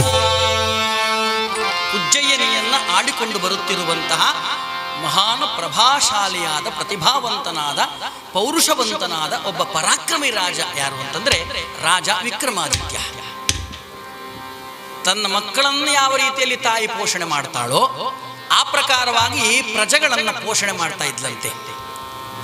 ಒಬ್ಬ ರಾಜ ತಾನು ಪ್ರಾಮುಖ್ಯನಾಗಲಿಕ್ಕೆ ಅಥವಾ ಪ್ರಸಿದ್ಧಿಯನ್ನು ಪಡೀಲಿಕ್ಕೆ ಮುಖ್ಯವಾಗಿ ಅವನು ಮಾಡಬೇಕಾದದ್ದು ಏನು ಅಂತಂದರೆ ತನ್ನ ಪ್ರಜೆಗಳನ್ನು ಮಕ್ಕಳಂತೆ ಪರಿಪಾಲನೆ ಮಾಡಬೇಕು. ಎಲ್ಲಿಯೂ ಕೂಡ ದುರ್ಭಿಕ್ಷೆ ಬರಬಾರದು, ಎಲ್ಲಿಯೂ ಕೂಡ ಪ್ರಜೆಗಳಿಗೆ ಇದು ನನಗೆ ಸಿಗಲಿಲ್ಲ ಅಂತ ಆಗಬಾರದು, ಎಲ್ಲಿಯೂ ಕೂಡ ಪ್ರಜೆಗಳಿಗೆ ಇದು ನನಗೆ ಕಷ್ಟ ಅಂತ ಅನ್ನಿಸಬಾರದು. ಈ ಪ್ರಕಾರವಾಗಿ ಪ್ರಜೆಗಳ ಮನಸ್ಸನ್ನು ತಿಳಿದುಕೊಂಡು ಪ್ರಜೆಗಳಿಗೆ ಬೇಕಾದಂತಹ ರೀತಿಯಲ್ಲಿ ತಾನು ರಾಜ್ಯಭಾರ ಮಾಡ್ತಾ ಇದ್ದಾನೆ. ಅತ್ಯಂತ ದೈವಭಕ್ತನಾಗಿರ್ತಕ್ಕಂತಹ ಒಬ್ಬ ರಾಜನಂತೆ ಭಗವಂತನನ್ನ ಅನನ್ಯವಾದ ಶ್ರದ್ಧೆಯಿಂದ ಪೂಜೆ ಮಾಡ್ತಾ ಇದ್ದ. ಬರೀ ಮಕ್ಕಳನ್ನು ಪರಿಪಾಲನೆ ಮಾಡುವುದಲ್ಲೂ ಮಾತ್ರ ತನ್ನ ಕೆಲಸ ಅಲ್ಲ, ಪ್ರಜೆಗಳನ್ನು ಪರಿಪಾಲನೆ ಮಾಡುವುದು ಮಾತ್ರ ನನ್ನ ಕೆಲಸ ಅಲ್ಲ, ರಾಜ್ಯಭಾರ ಮಾಡುವಂತಹದ್ದು ಮಾತ್ರ ನನ್ನ ಕೆಲಸವಲ್ಲ, ಜೊತೆಯಲ್ಲಿ ತಾನು ದೈವ ಸಾಕ್ಷಾತ್ಕಾರಕ್ಕೋಸ್ಕರವಾಗಿ ಭಗವಂತನನ್ನು ಒಲಿಸಿಕೊಳ್ಳಿಕ್ಕೋಸ್ಕರವಾಗಿ ಭಗವದ್ಧ್ಯಾನದಲ್ಲಿ ಮಗ್ನನಾಗಬೇಕು ಎನ್ನುವಂತಹದ್ದು ಒಬ್ಬ ಸಾತ್ವಿಕನ ಲಕ್ಷಣ. ನಮಗೆಷ್ಟೋ ತಾಪತ್ರಗಳಿರ್ತದೆ ಮನೆಯಲ್ಲಿ. ನಾವು ಎಲ್ಲ ತಾಪತ್ರಗಳ ಮಧ್ಯಭಾಗದಲ್ಲಿಯೂ ಪರಮಾತ್ಮನನ್ನು ನೆನಲಿಕ್ಕೆ ನಮಗೆ ಪುರುಸೋದುಂಟ, ಸಾಧ್ಯ ಉಂಟಾ? ಬೆಳಿಗ್ಗೆ ಎದ್ದು ಮಕ್ಕಳ ಹತ್ರ ಕೇಳಿ, ದೇವರ ನಾಮಸ್ಮರಣೆ ಹೇಳಿದೆ, ನಿಮಗೆ ಸಲ ಸಮಯ ಇಲ್ಲ ಸರ್. ಯಾಕೆ? ಹೋಮ್ ವರ್ಕ್ ಒಂದು ಕೊಡ್ತಾರೆ ನನಗೆ. ಬೆಳಿಗ್ಗೆ ಬಂದು ಸಾಯಂಕಾಲ ಬಂದು ಬ್ಯಾಗ್ ತಲೆ ಇಟ್ಟು ಒಂದು ಗ್ಲಾಸ್ ಕಾಫಿ ಕೊಡ್ಲಿಕ್ಕೆ ಪುರುಸೋದು ಬರುವುದಿಲ್ಲ. ಸಾಯಂಕಾಲದಿಂದ ರಾತ್ರಿ 12 ಗಂಟೆವರೆಗೆ ಬರೆದ್ರು ಮುಗಿಯುವುದಿಲ್ಲ. ಇಷ್ಟು ಹೋಮ್ ವರ್ಕ್ ಇರುವಾಗ ನಾನು ಯಾವಾಗ ದೇವರ ನಾಮಸ್ಮರಣೆ ಮಾಡಬೇಕು? ನೀವು ಹೇಳಿ. ದೇವರ ನಾಮಸ್ಮರಣೆ ಮಾಡಿ ಪುರುಸೋದಿಲ್ಲ. ಒಂದು ರೀತಿಯಲ್ಲಿ ಸತ್ಯ ಅಂತ ಕಾಣಿಸ್ತದೆ ನಮಗೆ. ಯಾಕೆಂತಂದ್ರೆ ಪಾಪ ಮಕ್ಕಳು ಬರೆಯುವ ಅವಸ್ಥೆ, ಆ ಮಕ್ಕಳು ಹೊತ್ತುಕೊಂಡು ಹೋಗೋ ಪುಸ್ತಕ ನೋಡಿದಾಗ ಇದು ಯಾವಾಗ ಬರೆದು ಮುಗಿಸೋದು ಇವರು ಜೀವನದಲ್ಲಿ? ಬರೆಯುವುದರಲ್ಲೇ ಆಯ್ತು ಅವರ ಜೀವನ, ಇದು ನಮಗೆ ಅನಿಸುವುದು ಉಂಟು. ಆದರೆ ಸಜ್ಜನರು ಹೇಗೆ ಬಾಳ್ತಾರಂತಂದ್ರೆ ಇಷ್ಟೆಲ್ಲ ಈ ಲೌಕಿಕ ವಿಷಯಾಸಕ್ತಿಯ ಮಧ್ಯಭಾಗದಲ್ಲಿ ಸ್ವಲ್ಪವನ್ನಾದರೂ ಪರಮಾತ್ಮನಿಗೆ ಬಿಟ್ಟು ಕೊಡ್ತಾರಂತ. ನಾವು ಎಷ್ಟೇ ದೊಡ್ಡದಾದ ಊಟ ಮಾಡಲಿ, ಸಾರು ಒಳ್ಳೆಯದಾಗಿದೆ, ಸಾರಿನಲ್ಲಿ ಊಟ ಮಾಡೋಣ, ಸಾಂಬಾರು ಒಳ್ಳೆಯದಾಗಿದೆ, ಸಾಂಬಾರಿನಲ್ಲಿ ಊಟ ಮಾಡೋಣ, ಹುಳಿ ಒಳ್ಳೆಯದಾಗಿದೆ, ಹುಳಿಯಲ್ಲೂ ಊಟ ಮಾಡೋಣ, ಆಮೇಲೆ ಲಾಡು ಬಂತು, ಲಾಡನ್ನು ಊಟ ಮಾಡೋಣ, ಹೋಳಿಗೆ ಬಂತು, ಹೋಳಿಗೆಯನ್ನು ಹೋಗೋಣ, ಎಲ್ಲ ಆಯ್ತು, ಹೊಟ್ಟೆ ಇಲ್ಲ ಅಂತ ಆದರೂ ಕೂಡ ಪಾಯಸ ಬಂದಾಗ ಒಂದು ಸೌಟು ಪಾಯಸಕ್ಕೆ ದಾರಿ ಇದ್ದೇ ಇರ್ತದೆ. ಏನಿದ್ರು ಕೂಡ ಪಾಯಸ ಸ್ವಲ್ಪ ಹಾಕಿ, ಇವನಿಗೆ ಉಸಿರು ಈಗಲೇ ಎಳಿತಾ ಉಂಟು ಅಂತ ಹೇಳಿದ್ರೆ ಸ್ವಲ್ಪ ಹಾಕಿ ತಿಂತೇವೆ ನೋಡಿ. ಹಾಗೆ ನಮ್ಮ ಲೌಕಿಕ ಜೀವನ ಎಷ್ಟೇ ಬಂದ್ ಟೈಟ್ ಅಂತ ಹೇಳ್ತಾರೆ ಕೆಲವರು. ನಾನು ಬೆಳಿಗ್ಗೆಯಿಂದ ಸಾಯಂಕಾಲ ತನಕ ಟೈಟ್ ಮಾಡ ಅಂದ್ರೆ ಕೆಲಸದಲ್ಲಿ ಟೈಟ್ ಅಂತ ಬೇರೆ ಟೈಟ್ನವರು ಇದ್ದಾರೆ, ಬೇರೆ ವಿಷಯ. ಆದರೂ ಕೂಡ ಪರಮಾತ್ಮನ ಧ್ಯಾನ ಮಾಡ್ತೀರಾ? ಮಾಡೋದಿದ್ರೆ ಸಾತ್ವಿಕ ಮನುಷ್ಯರು ಅಂತ ಆಯ್ತು. ವಿಕ್ರಮಾದಿತ್ಯನಿಗೆ ನಮ್ಮ ಹಾಗೆ ಕೆಲಸ, ನಮ್ಮ ಹಾಗೆ ಒಂದು ಮನೆ ಕೆಲಸವೋ ಅಥವಾ ಒಂದು ಮನೆ ಗಂಡ ಹೆಂಡತಿ ಮಕ್ಕಳನ್ನು ಮಾತ್ರ ನೋಡಿಕೊಳ್ಳುವುದೋ, ಇಡೀ ಜಗತ್ತನ್ನೇ ನೋಡತಕ್ಕಂತಹ ಮಹಾನ್ ಪರಾಕ್ರಮಶಾಲಿ, ಅಷ್ಟು ಗಡಿಬಿಡಿಯ ಮಧ್ಯಭಾಗದಲ್ಲಿಯೂ ಕೂಡ ಆ ಪರಮಾತ್ಮನ ಚಿಂತನೆ ಮಾಡ್ತಾನೆ. ಅವನು ಏನು ಕೇಳಿಕೊಳ್ತಾ ಇದ್ದಾನೆ ಅಂತಂದ್ರೆ, ಹೇ ಭಗವಂತ, ಇಷ್ಟೆಲ್ಲ ಸೌಕರ್ಯ ನನಗೆ ಕೊಟ್ಟಿದ್ದಿ, ಇಷ್ಟೆಲ್ಲ ಐಶ್ವರ್ಯ ನನಗೆ ಕೊಟ್ಟಿದ್ದಿ, ನನ್ನ ಪ್ರಜೆಗಳಿಗೆ ಒಳ್ಳೇದು ಮಾಡಿ, ನನ್ನ ಪ್ರಜೆಗಳಿಗೆ ಉತ್ತಮವಾದಂತಹ ಆಯುಷ್ಯವನ್ನು, ಆರೋಗ್ಯವನ್ನು ಕರುಣಿಸು, ನನಗೆ ಯಾವ ರೀತಿಯಾದಂತಹ ಈ ಸಂಪದವನ್ನು ಕೊಟ್ಟಿದೆಯೋ ಆ ಪ್ರಜೆಗಳಿಗೂ ಅದನ್ನೇ ಕೊಡುವಂತ ಆ ಮಹಾವಿಷ್ಣುವನ ಪ್ರಾರ್ಥನೆ ಮಾಡ್ತಾ ಇದ್ದಾನಂತೆ. ವಂದೇ ವಿಷ್ಣು ಭವಭಯಹರೋ ವಂದೇ ಸರ್ವಲೋಕೈಕನಾಥಂ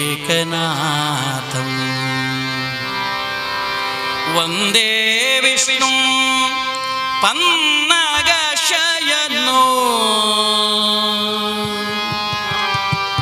ವಂದೇ ವಿಷ್ಣು ಪನ್ನಗಶಯನೋ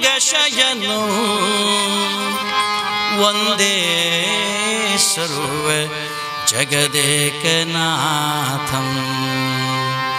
ವಂದೇ ವಿಷ್ಣು ಭವಭಯಹರೋ ವಂದೇ ಸರ್ವಲೋಕೈಕನಾಥಂ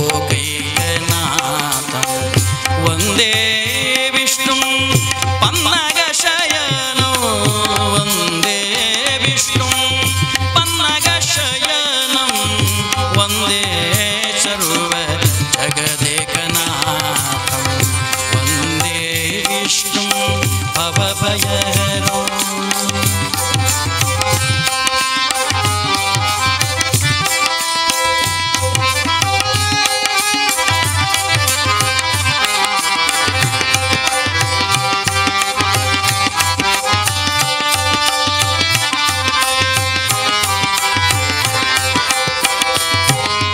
ನನಗಾಗಿ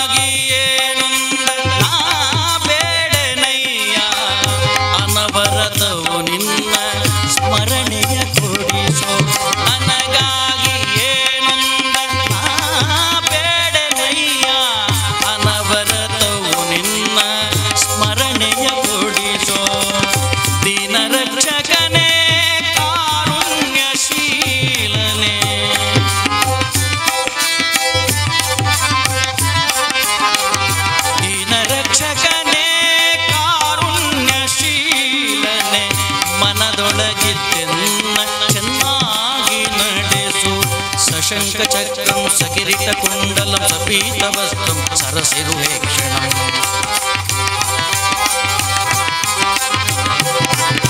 ಸಶಂಕ ಚಕ್ರಂ ಸಕಿರೀಟ ಕುಂಡಲಂ ಸಪೀತ ವಸ್ತ್ರಂ ಸರಸಿರುವೇಕ್ಷಣಂ ವಕ್ಷಸ್ಥಲ ಶೋಭಿಕೌಸ್ತುಭಂ ನಮಾಮಿ ನಮಾಮಿ ನಮಾಮಿ ವಿಷ್ಣುಂ ಶಿರಸಾ ಚತುರ್ಭುಜಂ ವಂದೇ ವಿಷ್ಣುಂ ಭವಭಯಕರೋ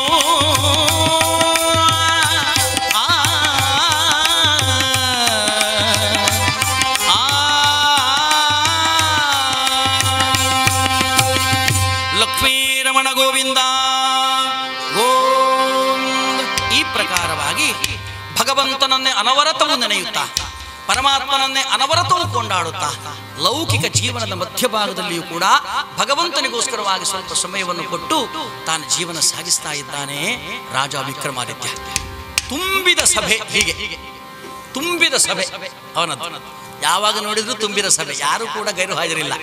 ಎಲ್ಲರೂ ಕೂಡ ಅನೇಕಾನೇಕ ಮಂದಿ ವಿದ್ವಾಂಸರು, ಅನೇಕಾನೇಕ ಮಂದಿ ಸಾಮಂತರು, ಅನೇಕಾನೇಕ ಮಂದಿ ದೊಡ್ಡ ದೊಡ್ಡ ವಿಬುಧೇಶ್ವರರು ಅಂತ ಕರೆಯಲ್ಪಡುವ ಸಂತರು, ಸಾಮಂತರು, ಮಹಂತರು, ಪಂಡಿತರು ಇತ್ಯಾದಿಯಾಗಿ ದಿನನಿತ್ಯವೂ ಕೂಡ ತುಂಬಿದ ರಾಜಸಭೆ ಅವನದಾಗಿತ್ತಂತೆ. ಭಟ್ಟಿ ಎನ್ನತಕ್ಕಂತಹ ಒಬ್ಬ ಮಂತ್ರಿಯ ಆ ಸಲಹೆಯನ್ನು ತಾನು ಸ್ವೀಕಾರ ಮಾಡ್ತಾ ಬಹಳ ಸುಂದರಮಯವಾದಂತಹ ಜೀವನ ಸಾಗಿಸ್ತಾ ಇದ್ದಾನೆ. ಆ ಆಸ್ಥಾನದಲ್ಲಿ ನಿತ್ಯವೂ ಕೂಡ ಚರ್ಚೆ ನಡೀತಾ ಇತ್ತಂತೆ. ಚರ್ಚೆ ಬೇಕು ನಮ್ಮಲ್ಲಿ, ಚರ್ಚೆ.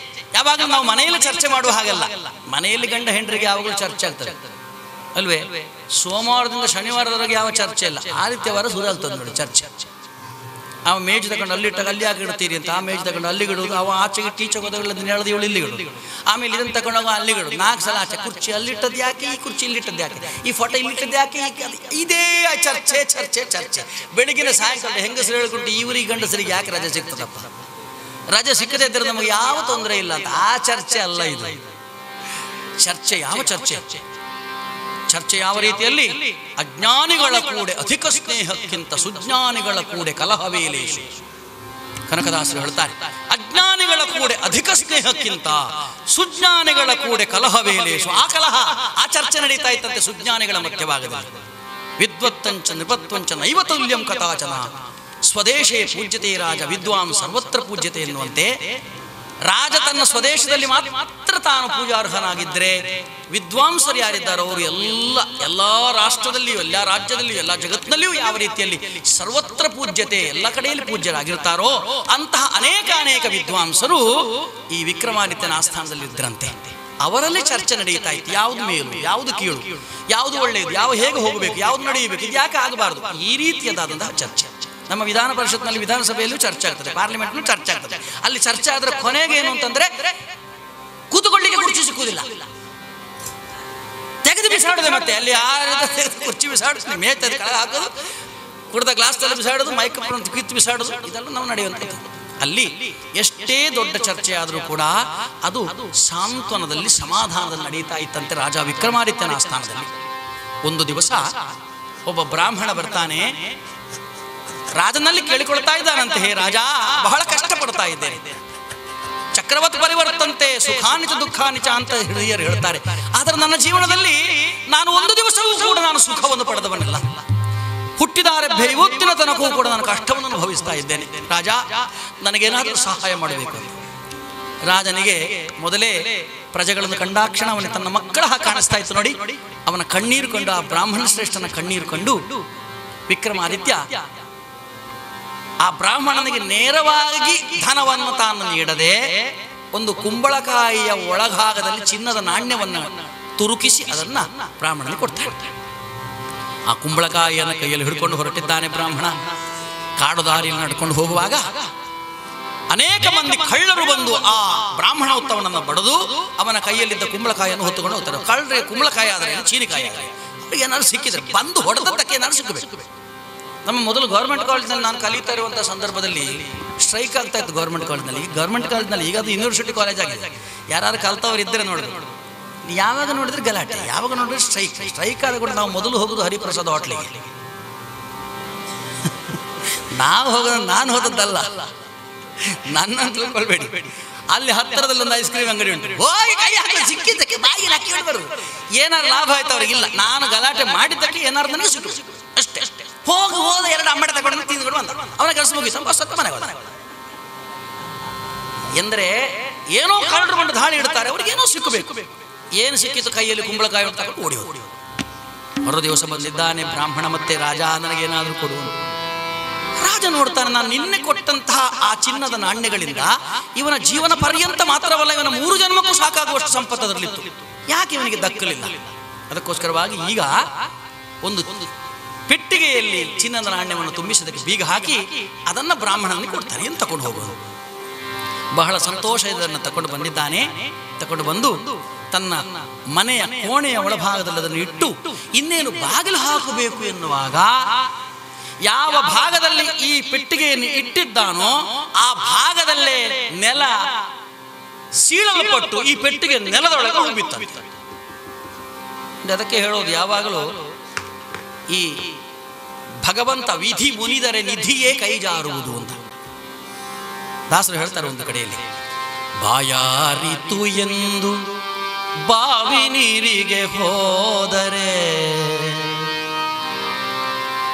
ಬಾಯಾರಿತು ಎಂದು ಬಾವಿ ನೀರಿಗೆ ಹೋದರೆ, ಬಾವಿಯ ನೆಲ ಬತ್ತಿ ಬರಿದಾಯ್ತು ಹರಿಯೇ. ಮರದ ನೆಳಲೆಂದು ನಾ ಮರದಡಿಗೆ ಹೋದರೆ, ಗುಡಗುಡಿಸಿ ಕೆಂಡಗಳ ಉಗುಳುವುದಲ್ವೋ ಹರಿಯೇ. ಬಾಯಾರಿತು ಅಂತ ಒಬ್ಬ ಹೋಗಿ ಬಾವಿ ನೀರಿನಲ್ಲಿ ಸ್ವಲ್ಪ ಕುಡಿತೇನೆ, ಅದನ್ನಂತ ಬಾವಿ ನೀರಿಗೆ ಕೊಡಪಾನ ನಡೆಸಿದ್ರೆ ಕೊಡಪಾನ ನೆಲಕ್ಕೆ ಬೀಳುವುದು, ನೀರು ಪೂರ ಖಾಲಿ ಆಗುವುದು, ಆರಿ ಹೋಗಿ. ಮರವದ ಅಲ್ಲಿ ನೇತಾಡ್ತಾ ಇರುವಂತಹ ಹಣ್ಣನ್ನು ಕಂಡು ಹಣ್ಣು ಹಿಡಿದುಕೊಂಡು ಹೋಗುವಾಗ ಮರದಿಂದಲೇ ಬೆಂಕಿ ಉಗುಳಿ ಶುರುವಾಯ್ತಂತೆ, ಮಳೆ ಬರಲಿ ಶುರುವಾಯ್ತದೆ. ಇದು ಗ್ರಹಚಾರ ಅಲ್ಲ, ದಿನ್ನೇನು. ದಾಸರೆಲ್ಲ ನಮಗೆ ಅನೇಕ ದೃಷ್ಟಾಂತ ಕೊಟ್ಟಿದ್ದಾರೆ. ಗೋಡೆಗೆ ಬರೆದ ಹುಲಿ ಗುಡುಗುಡಿಸಿ ತಿನ್ನಬರೇ, ಕತ್ತಲೆಯ ಕರಡಿಯಾಗಿ ಬೆನ್ನಟ್ಟಿ ಕಚ್ಚಿದರೆ, ಗೋಡೆಗೆ ಬರೆದ ಹುಲಿ ಗುಡಗುಡಿಸಿ ತಿನ್ನಬರೇ. ಯಾರೋ ಒಬ್ಬ ಗೋಡೆಯಲ್ಲಿ ಹುಲಿಯ ಚಿತ್ರ ಬಿಡಿಸಿದ್ದಾನೆ. ಈ ಗ್ರಹಚಾರದವ ಬಂದು ಬಹಳ ಚಿತ್ರ ಒಳ್ಳೆಯದಾಗಿದೆ ಅಂತ ನೋಡುವಾಗ ಅಂತ ಹಾಕಿ ತಿನ್ಲಿಕ್ಕೆ ಓಡಿದ್ದೆ. ಗೋಡೆಗೆ ಬರೆದ ಹುಲಿ ಗುಡಗುಡಿಸಿ ತಿನ್ನಬರೇ, ಕತ್ತಲೆಯ ಕರಡಿಯಾಗಿ ಬೆನ್ನಟ್ಟಿ ಕಚ್ಚಿದರೆ. ಈ ಬೆಳಕೆಲ್ಲ ಬೇಡ ನನಗೆ, ಸ್ವಲ್ಪ ಕತ್ತಲೆಯಲ್ಲಿ ಇರ್ತೇನೆ, ಇದು ಯಾವ್ದು ಬೇಡ ನನಗೆ, ಕತ್ತಲೆಗೆ ಹೋಗಿ ನಿಂತುಕೊಂಡ. ಅಷ್ಟಾಗೆ ಕತ್ತಲೆಯ ಕರಡಿ ಆಯ್ತು, ಬೆನ್ನಟ್ಟಿವನ್ನು ಸುರಿದುಕೊಂಡು ಮಾಡಿದ. ನಿಂತ ನೆಲವೇ ಎರಡಾಗಿ ಸೀಳಿದರೆ, ಕಲಸಿಟ್ಟ ಅವಲಕ್ಕಿ ಕಲಪರಟಿ ನುಂಗಿದರೆ, ಹಳಲು ಹಾವಾದರೆ ಹಾಲು ವಿಷವಾದರೆ, ಕಣ್ಣೊಳಗಿನ ಗುಡ್ಡೆ ಕಚ್ಚಾಡ ಬಂದರೆ. ಒಂದು ದಿವಸ ನೋಡ್ತಾ ಇದ್ದಾನೆ, ಕನ್ನಡಿ ಎದುರು ನಿಂತ್ಕೊಂಡು, ಈಗ ಚಂದ ಇದ್ದೇನೆ, ಆವಾಗ ಕಣ್ಣಿನ ಒಳಗಿರುವ 2 ಕಪ್ಪುಗಳು ಟಕ ಟಕ ಟಕ ಜಗಳ ಮಾಡ್ಲಿಕ್ಕೆ ಮಾಡ್ತಾನೆ. ಎಲ್ಲಿಗೆ ಮಾಡ್ತಾನೆ? ಇದೆಲ್ಲವೂ ಪ್ರಾರಬ್ಧ ದೋಷ ಅಂದಿದ್ದಾನೆ. ಯಾರಿಗೆ ಮೊರೆ ಇಡಲಿ ಸ್ವಾಮಿ ಯಾರನ್ನು ದೂಷಿಸಲಿ. ಇದೆಲ್ಲ ಪ್ರಾರಬ್ಧ ನಮ್ಮ ಬೆನ್ನು ಹತ್ತಿ ಬರುವಾಗ ನಾವು ಯಾರನ್ನು ಮೊರೆ ಇಡಲಿ, ಯಾರನ್ನು ದೂಷಿಸಲಿ. ಯಾರಿಗೆ ಮೊರೆ ಇಡಲಿ, ಯಾರನ್ನು ದೂಷಿಸಲಿ, ಯಾರಿಗೆ ಮೊಲೆ ಇಡಲಿ. ಹೆತ್ತ ತಾಯಿ ತನ್ನ ಮಗುವಿಗೆ ಮೊಲೆ ಹಾಲನ್ನು ಕೊಡುವುದರ ಬದಲು ವಿಷ ಕೊಟ್ಟಿದ್ದಾಳೆ. ನಾವು ಪುರಾಣದಲ್ಲಿ ನೋಡ್ತೇವೆ, ಹೆತ್ತ ತಾಯಿ ಮಗುವಿಗೆ ವಿಷವಿಕ್ಕಿ ಕೊಂದು ಬಂದರೆ. ಪುರಾಣದಲ್ಲಿ ಕಯಾದು ತನ್ನ ಮಗನಾದಂತಹ ಪ್ರಹ್ಲಾದನಿಗೆ ಮೊಲೆ ಹಾಲನ್ನು ಕೊಟ್ಟು ಬೆಳೆಸಿದಂತಹ ಮಗನಿಗೆ ವಿಷವನ್ನು ಕೊಡ್ಲಿಕ್ಕೆ ಬರಲಿಲ್ವೇ? ಇದೆಲ್ಲ ಈ ಪ್ರಾರಬ್ಧವನ್ನು ಅನುಭವಿಸುವ ಬ್ರಾಹ್ಮಣನ್ನು ಕಂಡು ವಿಕ್ರಮಾದಿತ್ಯ ಕೇಳ್ತಾನಂತ ಅಲ್ಲಿ ಕೂತುಕೊಂಡಂತಹ ಎಲ್ಲ ಪಂಡಿತರಲ್ಲಿ, ಇವನಿಗೆ ಯಾಕೆ ಹೀಗೆ, ಈ ಬ್ರಾಹ್ಮಣೋತ್ತಮ ಯಾಕೆ ಹೀಗಾದರು ಎಂದಾಗ, ಬ್ರಾಹ್ಮಣ ಶ್ರೇಷ್ಠನೊಬ್ಬ ನವಗ್ರಹಗಳ ಬಗ್ಗೆ ಎಲ್ಲ ವರ್ಣನೆಯನ್ನು ಮಾಡಿ ಅವುಗಳಲ್ಲಿ ಅತ್ಯಂತ ಸಂಕಷ್ಟ ಮತ್ತು ಸಂತುಷ್ಟ ಸ್ಥಿತಿಯನ್ನು ಕೊಡತಕ್ಕಂತಹ ಶನೈಶ್ಚರ ಪ್ರಭುವಿನ ಬಗ್ಗೆ ವಿವರಣೆ ಕೊಡ್ತಾರೆ. ಯಾರಿಗೆ ಶನೈಶ್ಚರ ಸ್ವಾಮಿ ಒಲಿಯುತ್ತಾನೋ ಅವನು ತನ್ನ ಸ್ಥಾನದಿಂದ ತಾನು ಮೇಲುಗಡೆ ಹೋಗುತ್ತಾನೆ. ಯಾರಿಗೆ ಶನೈಶ್ಚರ ಸ್ವಾಮಿ ತಾನು ಮುನಿಯುತ್ತಾನೋ ಅವನು ಇಂತಹ ಕಷ್ಟಗಳನ್ನೆಲ್ಲ ಅನುಭವಿಸ್ತಾನೆ. ಅವನು ಮುಟ್ಟಿದ್ದೆಲ್ಲ ಕರಿಯಾಗುತ್ತದೆ, ಮುಟ್ಟಿದ್ದೆಲ್ಲ ಕಲ್ಲಾಗುತ್ತದೆ. ಅವನ ಜೀವನದಲ್ಲಿ ಒಂದು ದಿವಸವೂ ಕೂಡ ಸುಖವನ್ನು ಪಡುವುದಿಲ್ಲ.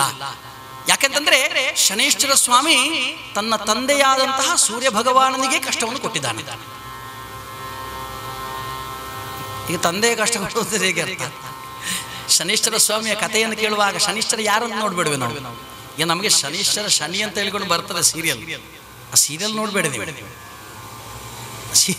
ಸೀರಿಯಲ್ ನೋಡ್ಬೇಡಿ ಅಂತ ಹೇಳೋದಲ್ಲ, ಅದನ್ನು ತಿಳ್ಕೊಳ್ಳೋದು ಕನ್ಕ್ಲೂಷನ್ ಬರಬೇಡಿ. ಶನೈಶ್ಚರ ಸ್ವಾಮಿ ಯಾರು ಅಂತಂದ್ರೆ ಸೂರ್ಯದೇವನ ಮಗ. ಛಾಯಾ ಮಾರ್ತಾಂಡ ಸಂಭೂತಂ ತಂ ನಮಾಮಿ ಶನೈಶ್ಚರಂ. ಛಾಯಾ ಮಾರ್ತಾಂಡ, ಮಾರ್ತಾಂಡ ಅಂದ್ರೆ ಸೂರ್ಯ, ಛಾಯಾ ಅಂದ್ರೆ ಯಾರು? ಛಾಯಾ ಸಣ್ಣ ಛಾಯಾ ಅಲ್ಲ. ಸಣ್ಣ ಛಾಯಾ ಯಾರು ಅಂತ ಕೇಳಿದ್ರೆ ಈ ಕೆಲವರಿಗೆಲ್ಲ ಬಾಯಾರಿಕೆ ಆರಂಭ ಆಗ್ತದೆ, ಸ್ವಲ್ಪ ನಿದ್ರೆ ಬರ್ತಾ ಉಂಟು, ಈಗ ಛಾಯಾ ಬಂದಿದ್ರೆ ಒಳ್ಳೇದಿತ್ತು ಅಂತ. ಆ ಛಾಯಾ ಅಲ್ಲ, ಛಾಯಾ ಅಲ್ಲಿ ಛಾಕೆ ಬಾಲ ಉಂಟು. ಸೂರ್ಯದೇವನಿಗೆ ಸಂಜ್ಞಾದೇವಿ ಎನ್ನುವಂತಹ ಒಬ್ಬಳು ಹೆಂಡತಿ. ಆ ಸಂಜ್ಞಾದೇವಿ ದೇವ ಶಿಲ್ಪಿಯಾದಂತಹ ವಿಶ್ವಕರ್ಮನ ಮಗಳು. ಅವಳನ್ನು ಮದುವೆ ಮಾಡಿಕೊಡ್ತಾನೆ ಸೂರ್ಯದೇವನಿಗೆ. ಸೂರ್ಯದೇವನಿಗೆ ಮದುವೆಯಾಗಿ ಸೂರ್ಯ ಲೋಕಕ್ಕೆ ಬಂದ ಒಂದು ದಿವಸವೂ ಕೂಡ ಸುಖದಲ್ಲಿರಲಿಲ್ಲ ಅವಳು. ನಮಗೆ ಒಂದು ದಿವಸ ಫ್ಯಾನ್ ಇಲ್ಲ ಅಂತ ಯಾರು ನೋಡಿ ಆಲೋಚನೆ, ನಿದ್ರೆ ಬರುವುದಿಲ್ಲ ರಾತ್ರಿ. ಇದು ಸೂರ್ಯದೇವನ ಊರಿನಲ್ಲಿ ಅದು ಸೂರ್ಯನೇ ಪ್ರಭೆ, ಅವನೇ ತಾಪ. ಆ ಸೆಖೆಯಲ್ಲಿ, ಆ ಬಿಸಿಯಲ್ಲಿ ಸಂಜ್ಞಾದೇವಿಗೆ ನಿದ್ರೆ ಬರುವುದಿಲ್ಲ. ಜೀವನ ಸಾಗಿಸಲಿಕ್ಕೆ ಬಹಳ ಕಷ್ಟ ಆಗ್ತದೆ. ಏನು ಮಾಡುವುದು? ಆದರೂ ದಾಂಪತ್ಯ ಧರ್ಮದ ಅನುಸಾರವಾಗಿ ಸೂರ್ಯದೇವ ಮತ್ತು ಸಂಜ್ಞಾದೇವಿಯರ ದಾಂಪತ್ಯ ಜೀವನದಲ್ಲಿ ಯಮ ಮತ್ತು ಯಮಿ ಎನ್ನುವಂಥ ಇಬ್ಬರು ಮಕ್ಕಳು ಹುಟ್ಟಿದ್ರಂತೆ. ಯಮದೇವ, ಯಮರಾಜ. ನಾವೀಗ ಯಮ ಯಾರನ್ನು ಹೇಳ್ತೇವೆ, ದೊಡ್ಡ ವ್ಯಕ್ತಿ ಬಂದರೆ ನೋಡಿ ಯಮ ಒಂದ ಅಂತ, ದೊಡ್ಡ ವ್ಯಕ್ತಿ. ಯಮ ಮತ್ತು ಯಮಿ ಎನ್ನುವಂಥ ಇಬ್ಬರು ಮಕ್ಕಳು. ಈಗ ಇವಳಿಗೆ ಕಷ್ಟ ಸಹಿಸಲಿಕ್ಕೆ ಆಗುವುದಿಲ್ಲ ನೋಡಿ. ಅದಕ್ಕೋಸ್ಕರವಾಗಿ ಅವಳು ಏನು ಮಾಡ್ತಾಳೆ ಅಂತಂದ್ರೆ ತನ್ನ ಆ ತಪಶಕ್ತಿಯಿಂದ, ತನ್ನ ಮಾಯಾಶಕ್ತಿಯಿಂದ ತನ್ನ ಹಾಗೆ ಇರುವಂತಹ ಇನ್ನೊಬ್ಳು ಛಾಯೆಯನ್ನು ಮಾಡ್ತಾಳೆ. ತನ್ನ ನೆರಳು, ನಾನು ನಡೆಯುವಾಗ ನನ್ನ ನೆರಳು ಬರ್ತದೆ ನೋಡಿ, ಆ ನೆರಳಿಗೆ ಜೀವ ಕೊಡ್ತಾಳೆ. ಅವಳಿಗೆ ಛಾಯಾ ಅಂತ ಹೆಸರು. ನೋಡ್ಲಿಕ್ಕೆ ಸಂಜ್ಞಾದೇವಿ ಹಾಗೆ. ಅವಳಿಗೆ ಹೇಳ್ತಾಳಂತೆ, ನೀನು ಸ್ವಲ್ಪ ದಿವಸ ನನ್ನ ಗಂಡನೊಟ್ಟಿಗೆ ಇರಬೇಕು, ನಾನು ನೀನು ಬೇರೆ ಅಂತ ಗೊತ್ತಾಗಬಾರ್ದು, ಆ ರೀತಿಯಲ್ಲಿ ನಿನ್ನ ಜೀವನ ಸಾಗಿಸಬೇಕು ಅಂತ ಸಂಜ್ಞಾದೇವಿ ಛಾಯಾದೇವಿಯನ್ನು ಸೂರ್ಯದೇವನ ಬಳಿ ಕಳಿಸಿ ತಾನು ತನ್ನ ತಂದೆ ಮನೆಗೆ ಹೋಗಿ ಆರಾಮಾಗಿ ಕೂತ್ಕೊಳ್ತಾರೆ. ಆಟಿಗೆ ಹೋದಾಗ ಮನೆಯಲ್ಲಿ ಹೋಗಿ ಸುಮ್ಮನೆ ಕೂತ್ಕೊಂಡಿದ್ದಾರೆ. ಇಲ್ಲಿ ಛಾಯಾದೇವಿ ಸಂಜ್ಞಾದೇವಿಯೇ ಅಂತ ತಿಳಿದಂತಹ ಸೂರ್ಯದೇವನ ದಾಂಪತ್ಯ ಜೀವನದಲ್ಲಿ ಶನೈಶ್ಚರ ಸ್ವಾಮಿ ಮತ್ತು ತಪತಿ ಎನ್ನುವಂತಹ ಇಬ್ಬರು ಮಕ್ಕಳು ಹುಟ್ಟುತ್ತಾರೆ. ಛಾಯಾ ಮಾರ್ತಾಂಡ ಸಂಭೂತಂ. ಆದರೆ ಈ ಛಾಯಾದೇವಿಗೆ ಗೊತ್ತುಂಟಲ್ಲ ನಾನು ಸಂಜ್ಞಾದೇವಿ ಅಲ್ಲ ಅಂತ. ಯಮ ಎಣಿಸಿಕೊಂಡಿದ್ದಾನೆ ಇವಳೇ ನನ್ನ ತಾಯಿಯಾದಂತಹ ಸಂಜ್ಞಾದೇವಿ ಅಂತ ತಿಳ್ಕೊಂಡು ತಾಯಿಯ ಸೇವೆ ಮಾಡಲಿಕ್ಕೆ ಬಂದರೆ ಈ ಛಾಯಾದೇವಿ ಹೇಳ್ತಾಳೆ, ನೀನು ನನ್ನ ಜೊತೆಗೆ ಬರಬೇಡ, ನೀನು ನನ್ನ ಮಗ ಅಲ್ಲ, ನನ್ನ ಮಗ ಇವ ಮಾತ್ರ. ಇವರು ಸಂಶಯ ಆಗ್ತದೆ, ನನ್ನ ಮಗ ಇವ ಮಾತ್ರ ಹೇಗಾಗುವುದು? ನಾನು ಮೊದಲು ಹುಟ್ಟಿದ್ದು ಯಮಧರ್ಮರಾಯ, ನಾನು ಯಮ ಮೊದಲು ಹುಟ್ಟಿದ್ದೇನೆ ಅಂತ ಯಮಿ ಹುಟ್ಟಿದ್ದಾಳೆ, ಆಮೇಲೆ ಹುಟ್ಟಿದವ ಶನಿ, ಆಮೇಲೆ ಹುಟ್ಟಿದವಳು ತಪತಿ. ಹಾಗೆ ನನಗೆ ಹುಟ್ಟಿದವಲ್ಲ ಅಂತ ಯಾಕೆ ಹೇಳ್ತಾ ಇದ್ದಾನೆ ಅಂತ ಹೇಳಿ ಸೂರ್ಯದೇವನಲ್ಲಿ ಚಾಡಿ ಹೇಳ್ತಾನಂತೆ. ಹೇಳ್ತಾನೆ, ನನ್ನ ತಂದೆ ತಾಯಿಯ ಕಾಣೋದಿಲ್ಲ, ಏನೋ ಸಂಶಯ ಉಂಟು, ಸ್ವಲ್ಪ ನೋಡಿಕೋ ಅಂತ ತಂದೆಗೆ ಹೇಳಿದಾಗ ಈ ವಿಷಯ ತಿಳಿದಂತಹ ಛಾಯಾದೇವಿ ಯಮನಿಗೆ ನೀನು ಪ್ರೇತವಾಗು ಅಂತ ಶಾಪ ಕೊಡ್ತಾಳೆ. ಮಗನಿಗೆ ಬಹಳ ಬೇಜಾರಾಗ್ತದೆ. ಅಪ್ಪನಲ್ಲಿ ಬಂದು ಹೇಳ್ತಾನೆ, ನನಗೆ ಪ್ರೇತವಾಗುವಂತ ಶಾಪ ಕೊಟ್ಟಿದ್ದಾರೆ. ನಮ್ಮಲ್ಲಿ ತಾಯಿ ಕೊಟ್ಟ ಶಾಪ ಯಾವಾಗಲೂ ಒಳ್ಳೇದಾಗುದಿಲ್ಲ. ಕತ್ತೆ, ನೀನು ಕತ್ತೆ ಅಂತ ಹೇಳಿದ್ರೆ ಏನಾದ್ರು ಕತ್ತೆ ಆಗ್ತಾನೆ. ಯಾರಿಗೆ ಬೈಯದೀಗ ಅಮ್ಮ ಬೈ, ನಿನ್ನ ಜನ್ಮ ಕತ್ತೆಯಾಗಿ ಕತ್ತೆ ಆಗ್ತದ? ಇಲ್ಲ.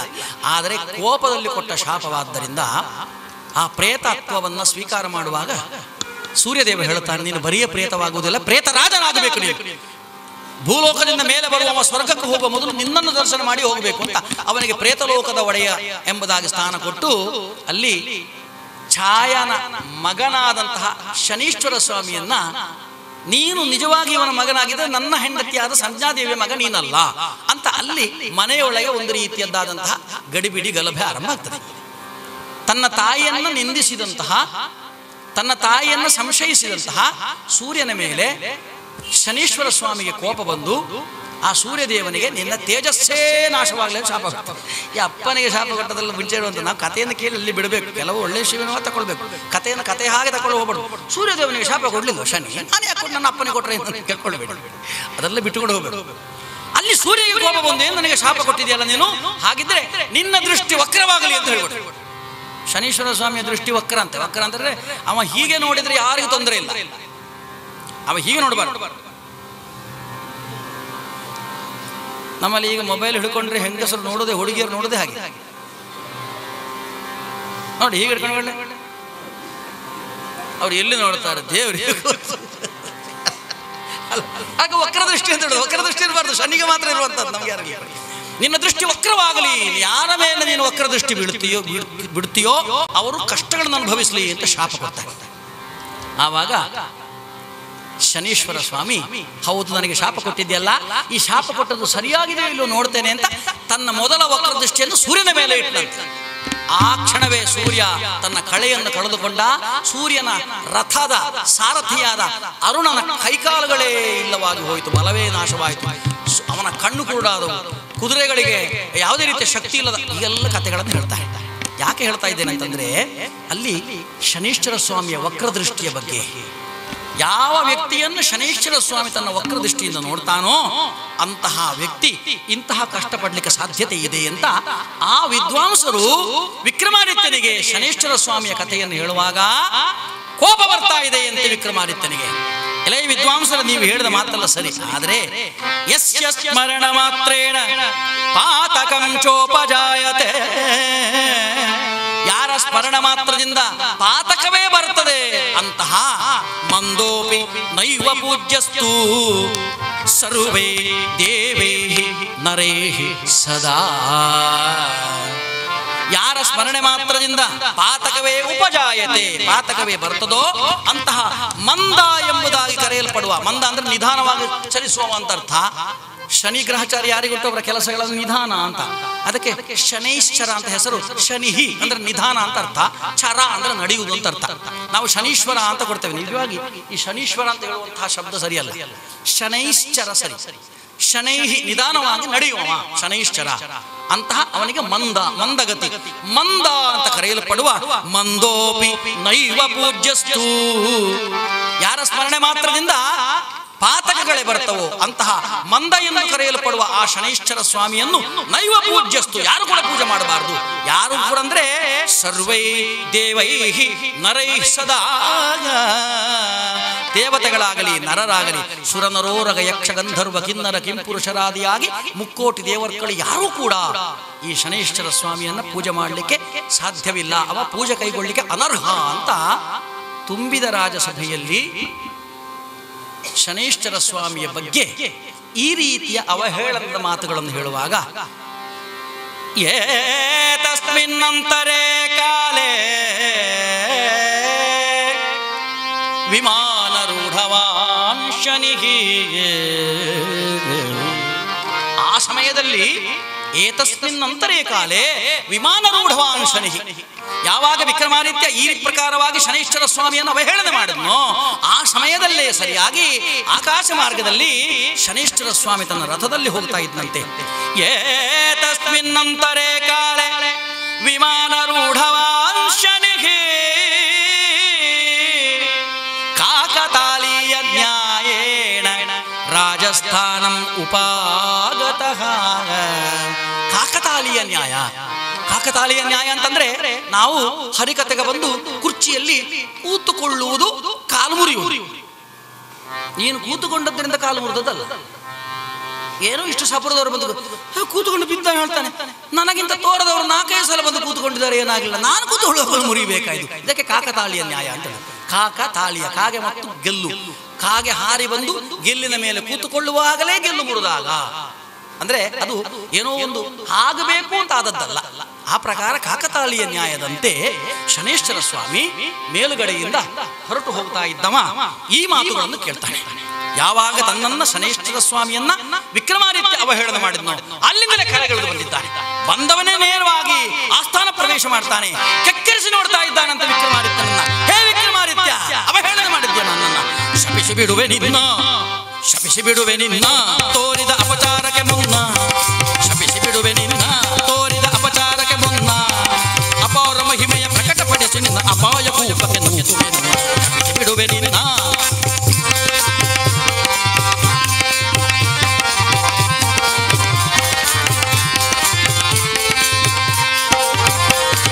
ಕೂಳ ಮನುಜ ನಿನ್ನ ದರ್ಪದ ಸೀಳಿ ಬಿಡುವೆನಾ, ಕೂಳ ಮನುಜ ನಿನ್ನ ದರ್ಪದ ಸೀಳಿ ಬಿಡುವೆನಾ, ಕೈದ ಪರ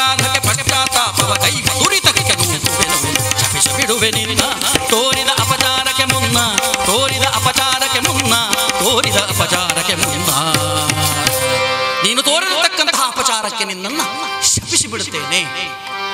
ನೀನು ಮಾಡಿದಂತಹ ಈ ತಪ್ಪಿಗೆ ಪ್ರಾಯಶ್ಚಿತ್ತವಾಗಿ ನಾನು ಏನು ಮಾಡ್ತೇನೆ ಅಂತಂದ್ರೆ ನಿನ್ನ ಕನ್ಯಾರಾಶಿ ಪ್ರವೇಶ ಮಾಡ್ತೇನೆ. ನಾನು ಏನು ಅಂತ ನಿನಗೆ ಗೊತ್ತಿಲ್ಲಲ್ಲ ನಿನಗೆ ನಾನು ಏನು ಅಂತ. ನನ್ನನ್ನು ಅವಹೇಳನೆ ಮಾಡಿದೆಯಲ್ಲ ನೀನು ತುಂಬಿದ ರಾಜ್ಯಸಭೆಯಲ್ಲಿ. ನನ್ನ ಬಗ್ಗೆ ಏನು ಗೊತ್ತಿಲ್ಲದ ಕಾರಣ ಇಷ್ಟೆಲ್ಲ ಹೇಳಿದ್ ನೀನು. ನಾನು ಏನು ಅಂತ ನಿನಗೆ ತಿಳಿಸ್ತೇನೆ. ಅರಸನಾಗಿ ಆಳಿದಂತಹ ನಿನ್ನನ್ನು ಆಳಾಗಿ ಬಾಳುವ ಹಾಗೆ ಮಾಡ್ತೇನೆ. ನೀನು ಅರಸನಾಗಿ ಆಳಿದ್ದೀಗ ಆಳಾಗಿ ಬಾಳುವ ಹಾಗೆ ಮಾಡ್ತೇನೆ. ಹಂಸತೂಲಿಕಾ ತಲ್ಪದಲ್ಲಿ ಮಲಗಿ ದಿನಪೂರ್ತಿ ಬಹಳ ಸುಖವಾಗಿ ನಿದ್ರಿಸುತ್ತಿದ್ದ ನಿನ್ನನ್ನು ಕಾಡು ಕಗ್ಗಲಿನ ಮೇಲೆ ಮಲಗುವ ಹಾಗೆ ಮಾಡ್ತೇನೆ. ಮೃಷ್ಟಾನ್ನ ಭೋಜನವನ್ನ ಊಟ ಮಾಡಿ ಬದುಕುತ್ತಾ ಇದ್ದ ನಿನಗೆ ಗೆಡ್ಡೆ ಗೆಣಸುಗಳನ್ನು ತಿನ್ನುವ ಯೋಗ್ಯತೆಯನ್ನು ಕೊಡ್ತೇನೆ. ಇಷ್ಟೆಲ್ಲ ಜನರಿಂದ ನೀನು ಮಾನ್ಯತೆಯನ್ನು ಪಡೆದಿದ್ದೀಯಲ್ಲ, ಎಲ್ಲರಿಂದಲೂ ಚೀತು ಎನ್ನುವಂತಹ ರೀತಿಯಲ್ಲಿ ನಾನು ಮಾಡ್ತೇನೆ.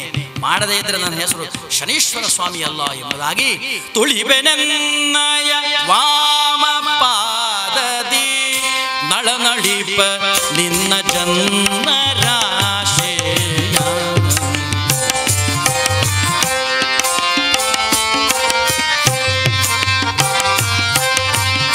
ತುಳಿಬೆನೆನ್ನಯ ವಾಮ ಪಾದದಿ ನಳನಳಿಪ ನಿನ್ನ ಜನ್ಮ ರಾಶಿಯ ಸೆಳೆವೆ ಬನ್ನದ ಘೋರ ರೂಪಕ್ಕೆ ನಿನ್ನ ಜೀವನ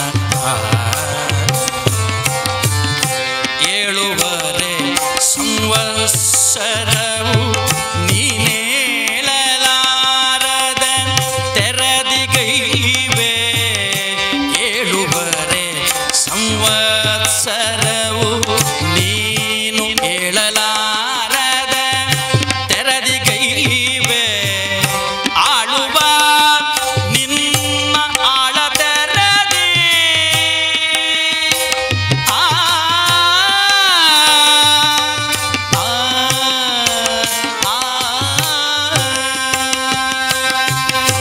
ಆಳುವ ನಿನ್ನ ಆಳ ತೆರದಲ್ಲಿ ಗೋಳ ಹೊಯ್ಸುವೆ.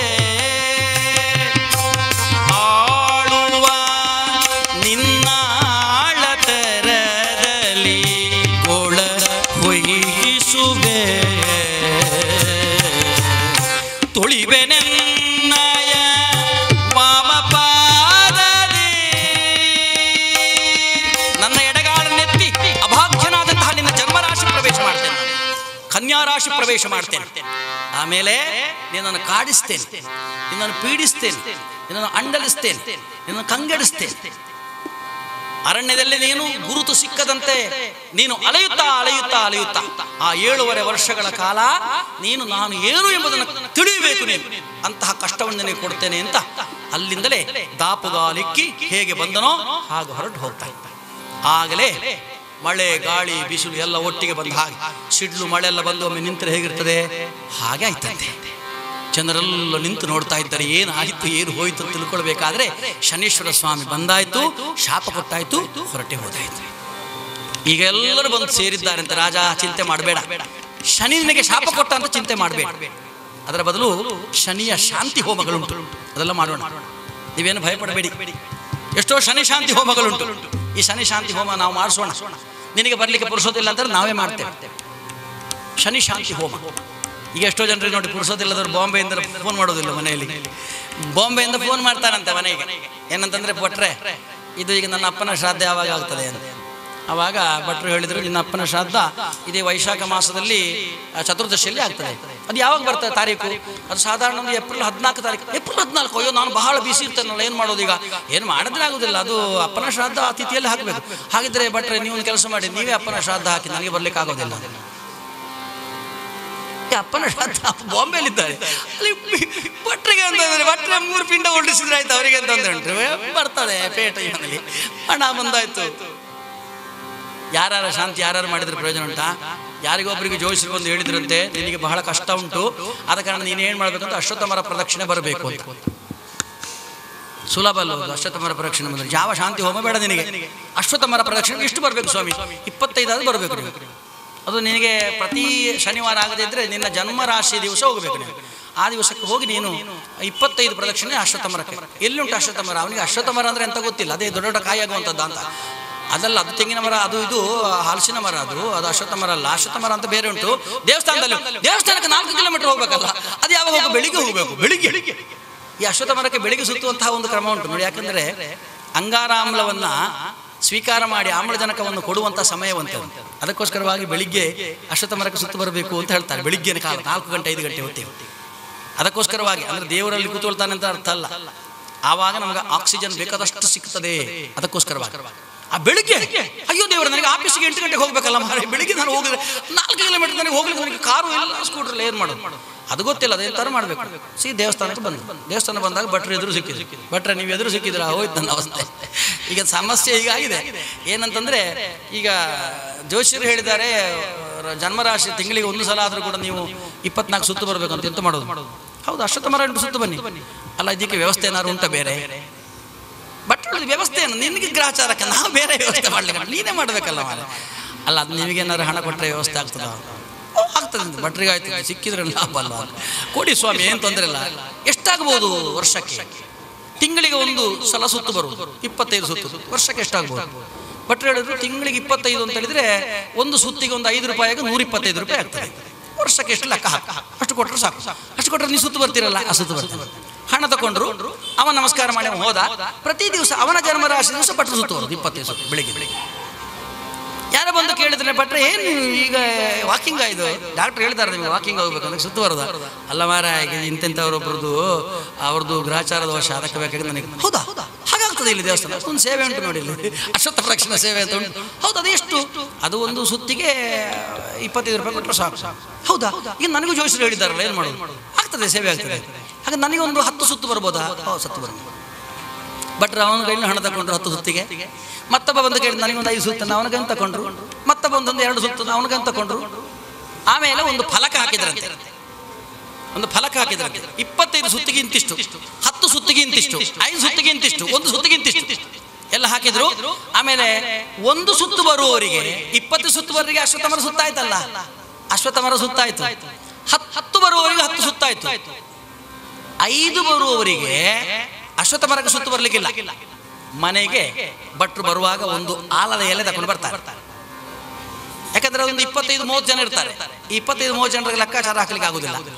ಆಲದ ಎಲೆ ತಂದು ಲೆಕ್ಕಾಚಾರ ಎಷ್ಟು ಜನ ಅಂತ ನೋಡಿ 5 ಹಾಕಿ 5 ತಿರುಗಿಸಿ ಹೀಗೆ. ಆಮೇಲೆ 1 ಸುತ್ತು ಬರುವವರಿದ್ದಾರಲ್ಲ, ಅವರಿಗೆ ಬೇರೆ ಮಾಡ್ಲಿಕ್ಕಿಲ್ಲ. ಅಶ್ವತ್ಥ ವೃಕ್ಷವನ್ನ ಧ್ಯಾನ ಮಾಡಿ ಭಟ್ರೆ ಒಂದು ಸುತ್ತು. ಕೊನೆಗೆ ಆ ಅಶ್ವತ್ಥ ಕಟ್ಟೆಯ ಹೆಸರು ತಾಪತ್ರಯ ಕಟ್ಟೆ ಅಂತ ಆಯ್ತು. ಯಾರ್ಯಾರಿಗೆ ತಾಪತ್ರಯ ಉಂಟು ಅವರು ಅಲ್ಲಿಗೆ ಬರಬೇಕು.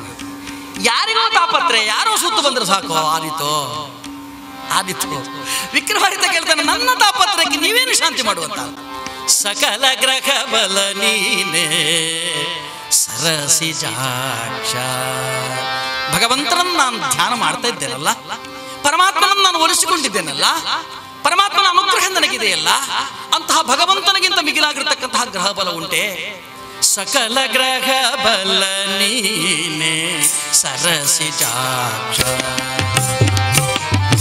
ನಿಖಿಲ ರಕ್ಷಕ ನೀನೆ ವಿಶ್ವವ್ಯಾಪಕನೇ.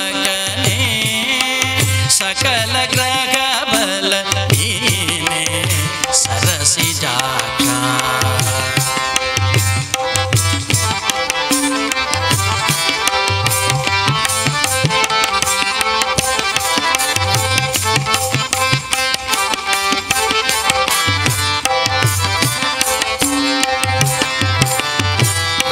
ಚಂದ್ರ ಬುಧ ನೀನೆ, ರಾಹು ಕೇತು ನೀನೆ, ಕವಿ ಗುರು ಶನಿಯು ಮಂಗಳನು ನೀನೆ, ದೇವರಾತ್ರಿಯು ನೀನೆ, ನವವಿಧಾನವು ನೀನೆ, ದೇವರಾತ್ರಿಯು ನೀನೆ, ನವವಿಧಾನವು ನೀನೆ.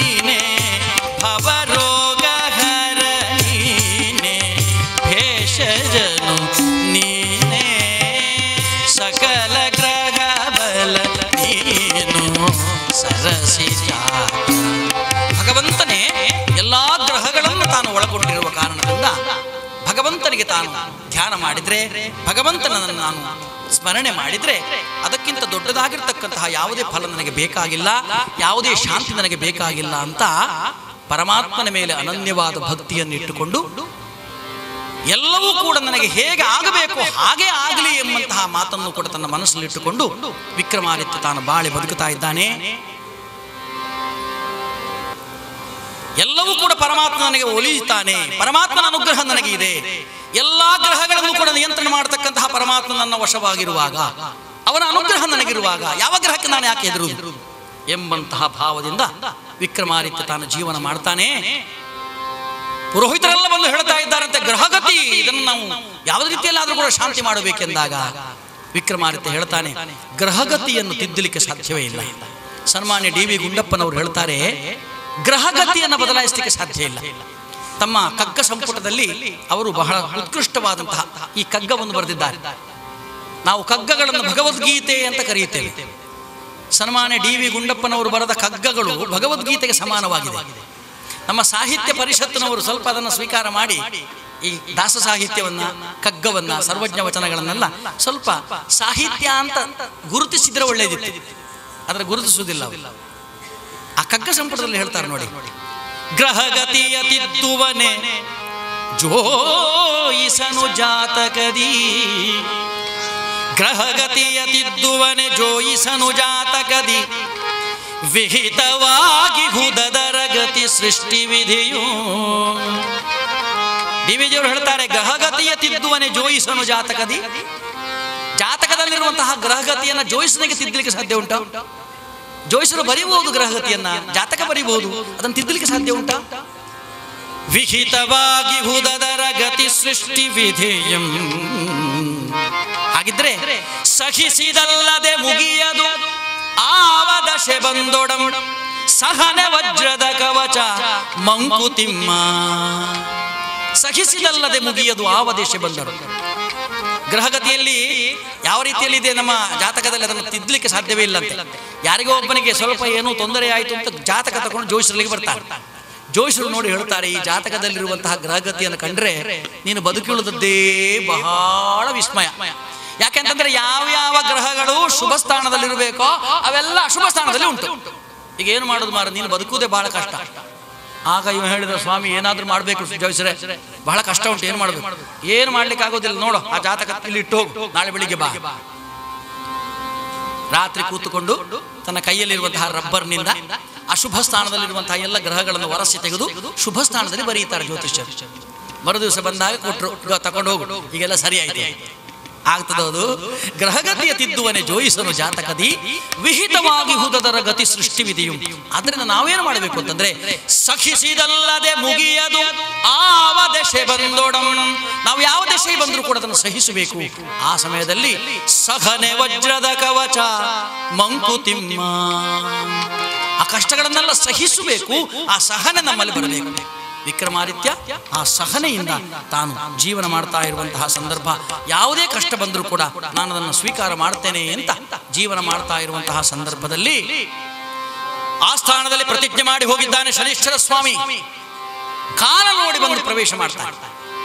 ಸುಮ್ಮನೆ ಬರಲಿಲ್ಲ, ಒಬ್ಬ ಕುದುರೆ ಮಾರುವವನ ವೇಷದಲ್ಲಿ ಬರ್ತಾನಂತೆ. ದೇವರು ಯಾವ ವೇಷದಲ್ಲಿ ಬರ್ತಾನಂತ ಹೇಳಲಿಕ್ಕೆ ಆಗೋದಿಲ್ಲ, ಕುದುರೆ ಮಾರುವವನ ವೇಷದಲ್ಲಿ ಬರ್ತಾನೆ. ಅನೇಕ ಒಳ್ಳೊಳ್ಳೆಯ ಕುದುರೆಗಳನ್ನು ಕೈಯಲ್ಲಿ ಹಿಡಿದುಕೊಂಡು ಅದನ್ನು ಆಡಿಸಿಕೊಂಡು ಉಜ್ಜಯಿನಿ ಪ್ರವೇಶ ಮಾಡಿದ್ದಾನೆ. ದೂರದಿಂದ ತಂದ ತುರಗ ಬಣ್ಣ ನೋಡಿ ಮಿರುಗುವ ಇದರ ಬಣ್ಣ, ನೋಡಿ ಮಿರುಗುವ ಇದರ ಬಣ್ಣ ಬಣ್ಣ. ದೂರದಿಂದ ತಂದ ತುರಗ ಬಣ್ಣ. ದೂರದಿಂದ ತಂದಿರತಕ್ಕಂತಹ ತುರಗ ಇದು, ಬೇರೆ ದೇಶದಿಂದ ಬಂದಿರುವಂತಹ ತುರಗ ಇದು. ನೋಡಿ ತನ್ನ ಕುದುರೆಯನ್ನು ನೋಡಿ ಅಂತ ಆ ಉಜ್ಜಯಿನಿಯ ರಾಜಬೀದಿಯಲ್ಲಿ ಆ ಕುದುರೆಗಳನ್ನು ಹಿಡ್ಕೊಂಡು ಬರ್ತಾ ಇದ್ದಾನಂತೆ.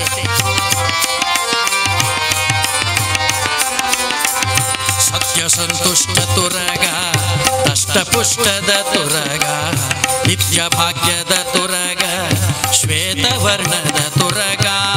ಸತ್ಯ ಸಂತುಷ್ಟ ತುರಗ, ದಷ್ಟಪುಷ್ಟದ ತುರಗ, ನಿತ್ಯ ಭಾಗ್ಯದ ತುರಗ, ಶ್ವೇತವರ್ಣದ ತುರಗ.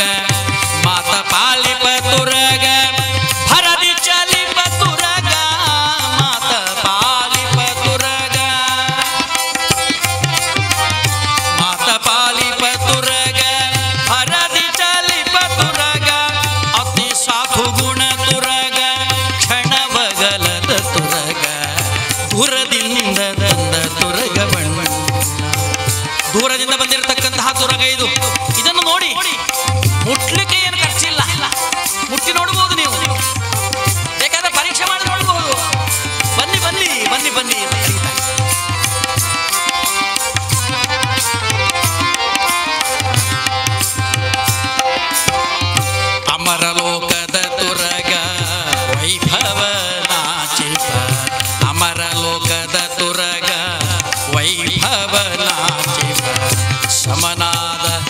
ಮಹಿಮೆಯ ಇಳಿತುರಗ ಅಮಿತ ಭಾಗ್ಯವನು ಹೊಂದಿದರೇನು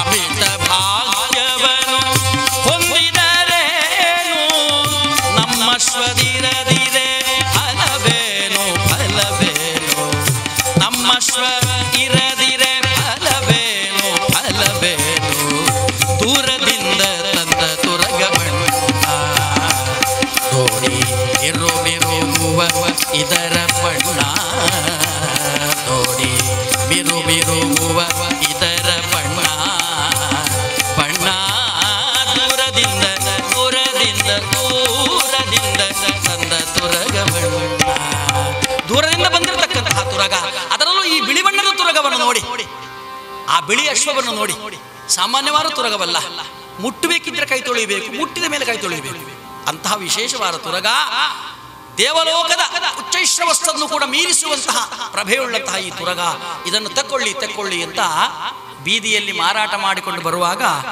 ಊರಿನವರೆಲ್ಲ ಹೇಳುತ್ತಾರೆ ಹೇ ಕುದುರೆ ಮಾರುವವನೇ ಇದನ್ನು ಪಡ್ಕೊಳ್ಳಿಕ್ಕೆ ನಮಗೆ ಅರ್ಹತೆ ಇಲ್ಲ ನಮಗಿದು ಸಿಕ್ಕಿದ್ರೂ ಪ್ರಯೋಜನ ಇಲ್ಲ ಇದನ್ನು ತೆಕ್ಕೊಳ್ಳುವ ಯಾರು ಅಂತಂದ್ರೆ ನಮ್ಮ ಊರಿನ ಅರಸನಲ್ಲಿ ಕೊಂಡು ಹೋಗು ವಿಕ್ರಮಾದಿತ್ಯ ರಾಜ ಇದನ್ನೆಲ್ಲ ಪಡ್ಕೊಳ್ತಾನೆ ಕುದುರೆ ಅಂದ್ರೆ ಬಹಳ ಇಷ್ಟ ಅವನಿಗೆ ಅಲ್ಲಿ ಕರ್ಕೊಂಡು ಹೋಗೋದು ಆ ತುರಗಗಳನ್ನು ತಕ್ಕೊಂಡು ಉಜ್ಜಯಿನಿಗೆ ಬರ್ತಾನೆ ಆ ಅರಮನೆಯ ಹೊರಭಾಗದಲ್ಲಿ ನಿಂತುಕೊಂಡು ಮತ್ತೆ ಹೇಳ್ತಾ ಇದ್ದಾನೆ ಇದೋ ನೋಡಿ ಇಂತಹ ತುರಗವನ್ನ ಯಾರಿಗೆ ಬೇಕು ಈ ತುರಗ ಆ ತುರಗ ಇದನ್ನ ತಕೊಂಡು ಹೋಗಿ ಇದನ್ನು ನೀವು ಕ್ರಯ ಕೊಟ್ಟುಕೊಂಡು ಹೋದ್ರೆ ಎಲ್ಲ ರೀತಿಯಲ್ಲಿ ಕೂಡ ಒಬ್ಬ ಮಾರಾಟಗಾರ ಏನೇನು ಹೇಳಬೇಕು ಆ ಬಣ್ಣದ ಮಾತುಗಳನ್ನೆಲ್ಲ ಹೇಳಿದಾಗ ಹೊರಗೆ ಬಂದಿದ್ದಾನಂತೆ ವಿಕ್ರಮಾದಿತ್ಯ ನೋಡ್ತಾ ಇದ್ದಾನೆ ಅರಮನೆಯ ಲಾಯದಲ್ಲಿ ಸಾವಿರಾರು ತುರಗಗಳು ಕುದುರೆಗಳು ಇದ್ದರೂ ಕೂಡ ಇವನ ಕೈಯಲ್ಲಿದ್ದಂತಹ ಕುದುರೆಯೇ ನನಗೆ ಬೇಕು ಅಂತ ಅನ್ನಿಸಬೇಕು ಅಂತಿದ್ರೆ ಇದು ಶನೀಶ್ವರನ ಮಾಯೆ ಹೌದಲ್ವೇ ಕಷ್ಟ ಕೊಡಬೇಕು ಅಂತಿದ್ರೆ ಪರಮಾತ್ಮ ಒಂದು ಸನ್ನಿವೇಶ ನಿರ್ಮಾಣ ಮಾಡ್ತಾನೆ ಆ ಸನ್ನಿವೇಶ ನಿರ್ಮಾಣ ಮಾಡಿ ನಮ್ಮನ್ನ ಆ ಸನ್ನಿವೇಶಕ್ಕೆ ನೂಕುತ್ತಾನೆ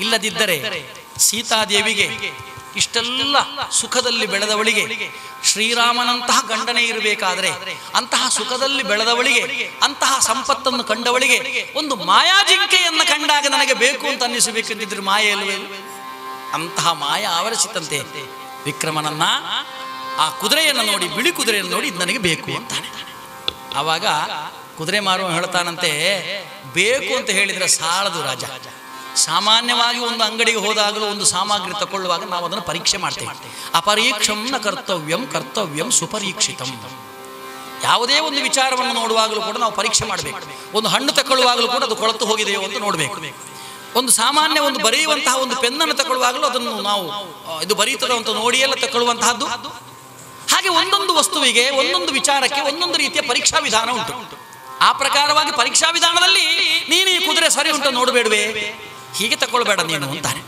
ಒಂದೊಂದು ವಿಚಾರಕ್ಕೆ ಒಂದೊಂದು ಪರೀಕ್ಷಾ ವಿಧಾನ ಉಂಟು ನಮ್ಮಲ್ಲಿ ಹಳ್ಳಿಗರು ದನ ಕರುಗಳನ್ನ ಕ್ರಯ ಕೊಟ್ಟು ತಗೊಳ್ಳುವಂತ ಒಂದು ಕ್ರಮ ಉಂಟು ಈಗ ಹಳ್ಳಿ ದನ ಕರುಗಳನ್ನು ಸಾಕುವರಿದ್ರೆ ಈಗ ನಾವು ದನಗಳು ಸಾಕುವುದನ್ನು ಬಿಟ್ಟು ಸಾಕು ಅಂತಲೇ ಎಲ್ಲವನ್ನು ಬಿಟ್ಟು ಬಿಟ್ಟಿದ್ದೇವೆ ಸಾಕುವುದು ಬೇಡ ಈಗ ಸಾಕು ದನ ಕರು ಸಾಕುವುದು ಸಾಕು ಎಲ್ಲೂ ದನ ಇಲ್ಲ ಈಗ ದನವೇ ನಿಜವಾಗಿ ನಮಗೆ ಗೋ ಅಂತ ಹೇಳುವಂತಹದ್ದು ಮಾತೆ ಅಂತಹ ದನ ಕರುಗಳನ್ನು ಸಾಕುವ ಅಭ್ಯಾಸ ಇದ್ದವರು ನೋಡಿ ಎಲ್ಲಿಯಾದ್ರೂ ಒಂದು ಮನೆಯಿಂದ ನಾವು ಕರು ಅನ್ನೋ ದನವನ್ನು ತಕೊಂಡು ಬರಬೇಕಿಂತ ಒಂದು ಪರೀಕ್ಷಾ ವಿಧಾನ ಅಂತ ಉಂಟು ಏನು ಆ ಕರುವಿನ ಕಿವಿಯನ್ನ ಎಳೆದು ನೋಡಬೇಕು ಮತ್ತೆ ಆ ಕರುವಿನ ಬಾಯಿಯನ್ನ ಅಗಲಿಸಿ ಒಸಡು ಗಟ್ಟಿ ಉಂಟು ಅಂತ ಬಡ್ದು ನೋಡ್ಬೇಕು ಅದು ಗಟ್ಟಿ ಉಂಟಂತಾದ್ರೆ ಕರು ಒಳ್ಳೇದುಂಟು ಮತ್ತೆ ತಕೊಳ್ಳೋ ಕ್ರಮ ಉಂಟು ಹಳ್ಳಿಯಲ್ಲಿ ಅದು ಜಾನುವಾರುಗಳನ್ನ ನಾವು ಖರೀದಿಸುವ ಮಾಡುವಂತಹ ಒಂದು ಪರೀಕ್ಷಾ ಪದ್ಧತಿ ಅದೇ ರೀತಿಯಲ್ಲಿ ಒಂದು ಒಳ್ಳೆ ನಾಯಿ ಮರಿ ಬೇಕು ಅಂತಿದ್ರೆ ಏನ್ ಮಾಡ್ತೇವೆ ಮರಿ ಒಳ್ಳೇದುಂಟಪ್ಪ ನೋಡು ಒಳ್ಳೇದುಂಟ ನೋಡು ಅಂತ ಆ ನಾಯಿ ಮರಿಯ ಬೆನ್ನಿನ ಹಿಂಭಾಗದಲ್ಲಿ ಚರ್ಮವನ್ನು ಹಿಡಿದು ಎತ್ತಿ ನೋಡ್ತೇವೆ ಹೀಗೆ ಎತ್ತುವಾಗ ಆ ನಾಯಿ ಸುಮ್ಮನೆ ಮಾತನಾಡದೆ ಬೊಬ್ಬೆ ಹಾಕದೆ ಕೂತ್ಕೊಂಡ್ರೆ ಈ ನಾಯಿ ಒಳ್ಳೆ ಗರ್ವ ಉಂಟು ಅಂತ ಅರ್ಥ ಆ ನಾಯಿ ಕೈ ಕೈ ಕೈ ಅಂತ ಹೇಳಿದ್ರೆ ಇದು ಪ್ರಯೋಜನ ಇಲ್ಲ ಈ ನಾಯಿ ಅಂತ ಲೆಕ್ಕ ಅಂದ್ರೆ ಆ ನಾಯಿಯನ್ನು ಪರೀಕ್ಷೆ ಮಾಡುವ ಒಂದು ಕ್ರಮ ಅಲ್ವೇ ಅದು ಪ್ರತಿಯೊಂದಕ್ಕೊಂದೊಂದು ಕ್ರಮ ಉಂಟು ಅದೇ ಪ್ರಕಾರವಾಗಿ ನಮ್ಮ ಮಗನಿಗೆ ಒಂದು ಒಳ್ಳೆ ಹುಡುಗಿಯನ್ನು ನೋಡಬೇಕು ಅಲ್ಲ ಒಳ್ಳೆ ಹುಡುಗಿ ಆಗಬೇಕು ಜಾತಕದಲ್ಲೆಲ್ಲ ಹೈಟ್ ವೈಟ್ ಎಲ್ಲ ಕ್ವೈಟ್ ರೈಟ್ ಅಂತಾಗಿದೆ, ಎಲ್ಲ ಸರಿ ಉಂಟು. ಈಗ ಒಂದು ಹುಡುಗಿ ನೋಡೋದು ಮಾತ್ರ ಕೆಲಸ.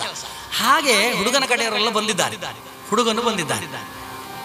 ಹುಡುಗನ ತಾಯಿ ಹುಡುಗಿಯನ್ನು ಪರೀಕ್ಷೆ ಮಾಡಬೇಕಲ್ಲ, ಹೇಗೆ ಕ್ರಮ ಅದು? ಈಗ ಅಂತ ಪರೀಕ್ಷೆ ಮಾಡುವಂತ ಕಷ್ಟಕ್ಕೆ ಬಿಡುವುದಿಲ್ಲ.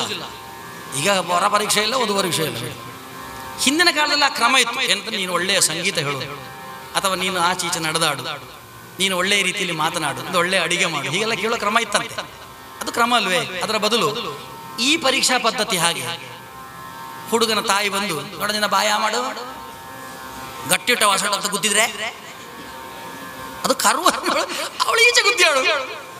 ಈಗಿನ ಕಾಲದ ಹುಡುಗಿಯರಿಗೆಲ್ಲ ನಾವು ಸ್ವಲ್ಪ ಜಾಗ್ರತೆ ಮಾಡಬೇಕು. ಅವರು ಈಚೆ ಗುದ್ದಿಯಾರು, ಬೇಡಪ್ಪ ಅದು ಸರಿಯಲ್ಲ ಅಂತ ಹೇಳಿ ಸ್ವಲ್ಪ ಗರ್ವ ಉಂಟು ನೋಡ್ಬೇಕು ಈ ಹುಡುಗಿ ಅಂತ. ಹುಡುಗಿಯ ಕುತ್ತಿಗೆ ಹಿಡಿದು ಎತ್ತಿದ್ರೆ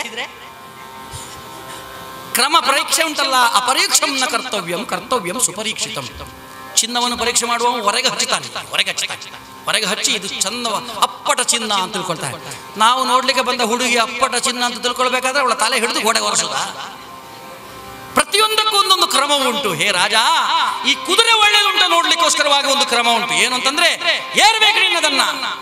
ಕುದುರೆಯ ಮೇಲೆ ಕುಳಿತುಕೊಂಡು ಆ ಲಾಘೆಯನ್ನ ಕೈಯಲ್ಲಿ ಹಿಡಿದು ಚಾವಟಿಯಿಂದ ಆ ಕುದುರೆಯ ಬೆನ್ನಿಗೆ ಒಂದು ಏಟ್ಕೊಳ್ಬೇಕು. ಆವಾಗ ನೋಡು ಆ ಕುದುರೆ ಸರಿ ಉಂಟು, ನಿನಗೆ ಬೇಕಾದ ಹಾಗೆ ಉಂಟು ಅಂತ ನಿನಗೆ ಗೊತ್ತಾಗುತ್ತದೆ ಎನ್ನುವ ಪ್ರೋತ್ಸಾಹಕರವಾದ ಮಾತುಗಳನ್ನು ಕೇಳಿದಾಕ್ಷಣ ಶನೀಶ್ವರ ಸ್ವಾಮಿಯ ಮಾಯೆಗೆ ತಾನು ವಶವಾಗಿದ್ದಾನೆ. ವಿಕ್ರಮಾದಿತ್ಯ ಚಂಗನೆಯನ್ನು ಕುಳಿತುಕೊಂಡಿದ್ದಾನೆ ಆ ಶ್ವೇತಾಶ್ವದ ಮೇಲೆ, ಆ ಬಿಳಿ ಕುದುರೆಯ ಮೇಲೆ ಕುಳಿತುಕೊಂಡಿದ್ದಾನೆ. ಕೈಯಲ್ಲಿರ್ತಕ್ಕಂತಹ ಚಾವಟಿಗೆಯನ್ನ ಒಂದು ಬಾರಿ ಆ ಕುದುರೆಯ ಬೆನ್ನಿಗೆ ಹೊಡೆದದ್ದೇ ಹೊಡೆದು. ಆ ಕ್ಷಣವೇ ಭರದಲ್ಲಿ ಜಗಿಯಿತು ತುರಗ, ಚರ ವೇಗದಿ ಪುರವನ್ನು ದಾಟುತ್ತ ವೇಗ, ಭರದಲ್ಲಿ ಜಗಿಯಿತು ತುರಗ.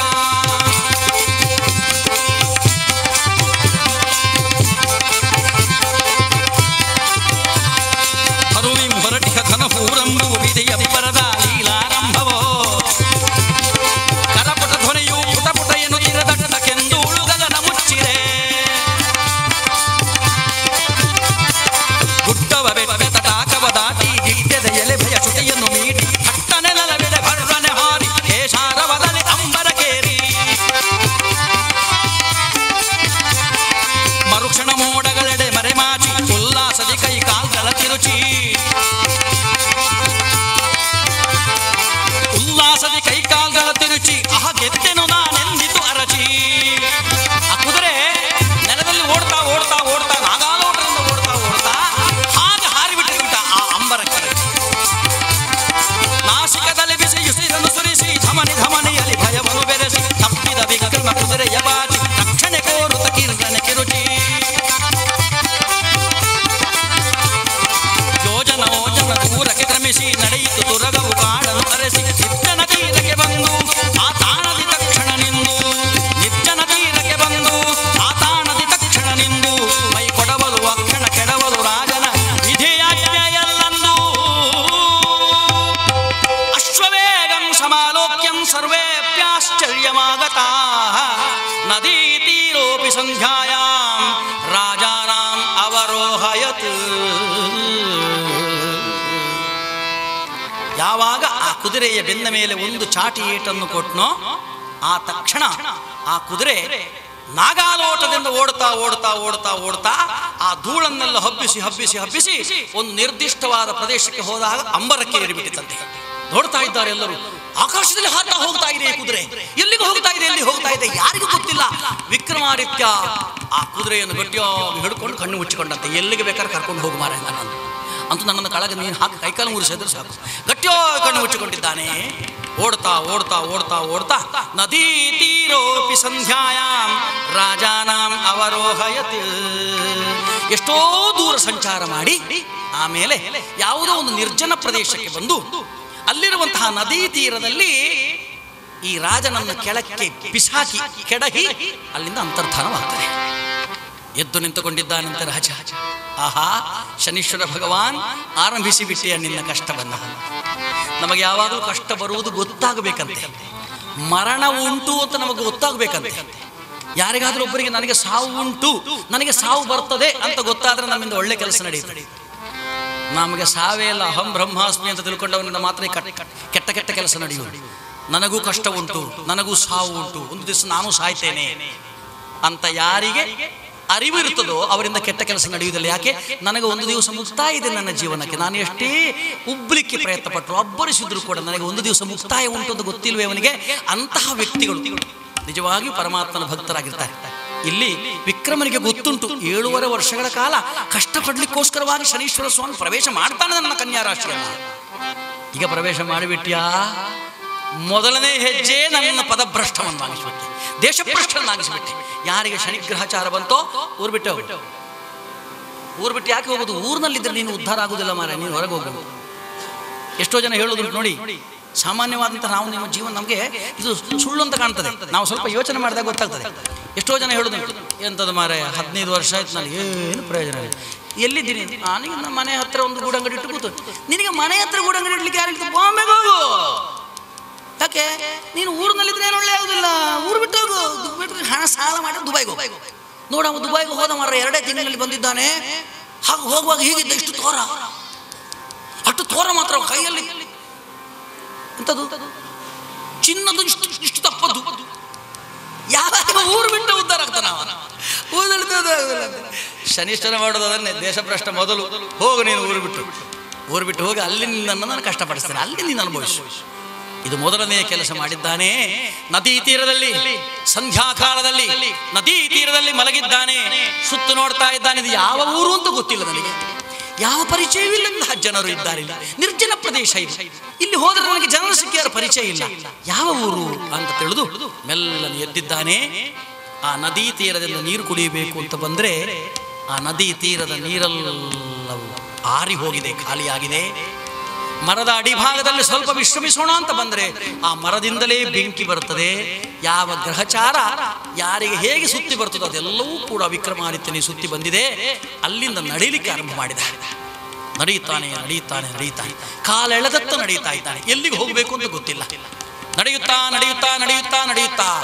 ಬೆಳಕಾಗೋ ಹೊತ್ತಿಗೆ ಒಂದು ಊರಿಗೆ ಬಂದಿದ್ದಾನೆ. ಆ ಊರಿನ ಹೊರಭಾಗದಲ್ಲಿ ಒಂದು ಆಲದ ಮರದ ಅಡಿಭಾಗದಲ್ಲಿ ಒಂದು ಕಟ್ಟೆ ಇದೆ. ಆ ಕಟ್ಟೆಯಲ್ಲಿ ಧೊಪ್ಪನೆ ಬೀಳ್ತಾನೆ. ರಾತ್ರಿ ಇಡೀ ನಡೆದಿದ್ದಾನೆ. ಆಯಾಸ, ಮೈ ವಿಶ್ರಾಂತಿಯನ್ನು ಬಯಸ್ತಾ ಉಂಟು. ಆ ಕಟ್ಟೆ ಮೇಲೆ ಮಲಗಿದ್ದಾನಂತೆ. ಮಲಗಿದ ಕ್ಷಣವೇ ನಿದ್ರೆ ಬಂತು. ಎಷ್ಟು ಹೊತ್ತು ನಿದ್ರೆ ಮಾಡಿದ್ದಾನೆ ಗೊತ್ತಿಲ್ಲ. ಅವ ಯಾವ ಕಟ್ಟೆ ಮೇಲೆ ಮಲಗಿದ್ದಾನೋ ಆ ಕಟ್ಟೆಯ ಸರಿ ಎದುರು ಭಾಗದಲ್ಲಿ ಒಂದು ಅಂಗಡಿ, ದಿನಸಿನ ಅಂಗಡಿ. ಆ ಊರಿನ ಪ್ರಖ್ಯಾತನಾದಂತಹ ರತ್ನಯ್ಯ ಶ್ರೇಷ್ಠಿ ಎನ್ನುವಂತಹ ಒಬ್ಬ ವ್ಯಕ್ತಿಯ ದಿನಸಿನ ಅಂಗಡಿ ಅದಾಗಿತ್ತು. ಬೆಳಗ್ಗೆ ಬಂದು ಅಂಗಡಿ ಬಾಗಿಲು ತೆರೀತಾನೆ. ಇಷ್ಟು ವರ್ಷಗಳಾಯ್ತು ಅಂಗಡಿ ಮಾಡಿ, ಒಂದೇ ಒಂದು ದಿವಸ ಲಾಭ ಅಂತ ಅವನಿಗೆ ಆದದ್ದಿಲ್ಲ. ಯಾವಾಗ ಆ ದಿವಸ ಅಂಗಡಿ ಬಾಗಿಲು ತೆರೆದು 10-20 ಮಂದಿ ಬಂದಿದ್ದಾರೆ. ನನಗೆ ಅದು ಬೇಕು ಇದು ಬೇಕು ಅಂತ. ಸ್ಟಾಕ್ ಇಲ್ಲ, ಎಲ್ಲ ಖಾಲಿ ಆಗಿದೆ ಅಂತ ಹೇಳೋದು. ನೀವು ಖಾಲಿಯಾಗಿದೆ. ಹೋಗಿ ತಂದ ಅದು ಖಾಲಿ ಆಯ್ತು. ಆಶ್ಚರ್ಯ ಆಯ್ತು ಇವನಿಗೆ. ಮಧ್ಯಾಹ್ನ ಆಗಬೇಕಾದ್ರೆ ನನಗೆ 3 ವರ್ಷದ ಲಾಭ ನನಗೆ ಬಂದಿದೆ, ಹೇಗಾಯ್ತು, ಯಾಕೆ ಆಯ್ತು ಅಂತ ಚಿಂತನೆ ಮಾಡ್ತಾ ಇರುವಾಗ ತನ್ನ ಕಣ್ಣೆದುರು ಭಾಗದಲ್ಲಿ ಕಟ್ಟೆ ಮೇಲೆ ಮಲಗಿದ್ದ ಒಬ್ಬ ಅಪರಿಚಿತನ ದೃಷ್ಟಿ ಬೀಳ್ತದೆ. ಇವನು ಯಾರಾಗಿರ್ಬೋದು? ಒಂದು ವೇಳೆ ಇವ ಮಲಗಿದ್ದ ಕಾರಣದಿಂದ, ಇವನ ಪ್ರಭಾವದಿಂದ ನನಗೇನಾದರೂ ಇದು ಒಳ್ಳೆಯದಾಗಿದೆ. ನಮ್ಮಲ್ಲಿ ಎಷ್ಟೋ ಜನರ ಗ್ರಹಚಾರದವರು ಬಂದರೆ ಗ್ರಹಚಾರದವರು ಮಾತ್ರ ಹಾಳಾಗುವುದು, ಅವನು ಒಟ್ಟಿಗಿದ್ದವರೆಲ್ಲ ಒಳ್ಳೆದಾಗ್ತಾ ಹೋಗ್ತಾರೆ. ನೋಡಿ, ಎಲ್ಲಿಯಾದ್ರೂ ಒಂದಕ್ಕೆ ನಮಗೆ ಕಷ್ಟ ಆದರೆ ನಾವು ನಮ್ಮ ಗ್ರಹಚಾರ ವಶಾತ್ ನಾವು ಎಲ್ಲಿಯಾದ್ರೂ ಹೋದರೆ ನಮಗೆ ಗ್ರಹಚಾರ ಇರ್ತದೆ, ನಮ್ಮ ಒಟ್ಟಿಗಿದ್ದವರೆಲ್ಲ ಒಳ್ಳೆದಾಗ್ತಾ ಹೋಗುದು, ನಾವು ನೋಡೋದೇ ಬಾಕಿದೆ. ಅಂದರೆ ಆ ಗ್ರಹಚಾರದಿಂದಾಗಿ ಅವನಿಗೆ ಒಳ್ಳೆಯದಾಗ್ತದೆ. ಶನೀಶ್ವರ ಸ್ವಾಮಿಯ ಪ್ರಭಾವದಿಂದ ಕಷ್ಟವನ್ನು ಅನುಭವಿಸುವಂತಹ ರಾಜ ವಿಕ್ರಮ ತಾನು ಆ ಕಟ್ಟೆಯಲ್ಲಿ ಮಲಗಿದ್ದಾನೆ.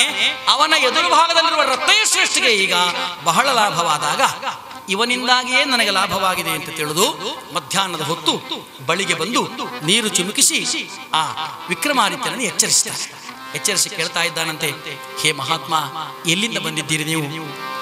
ಯಾರು ನಿಮ್ಮ ಹಿಂದೆ, ಯಾರು ನಿಮ್ಮ ಮುಂದೆ, ಯಾರು ನಿಮ್ಮ ತಂದೆ, ಎಲ್ಲಿಗೆ ಹೋಗ್ತಾ ಇದ್ದೀರಿ, ಎಲ್ಲಿಂದ ಬರ್ತಾ ಇದ್ದೀರಿ, ಏನು ಹೆಸರು, ಎಲ್ಲವೂ ನನಗೆ ಸವಿಸ್ತಾರವಾಗಿ ಹೇಳಬೇಕು, ನಿಮಗೆ ನಾನು ಆಶ್ರಯ ಕೊಡ್ತೇನೆ ಅಂತ.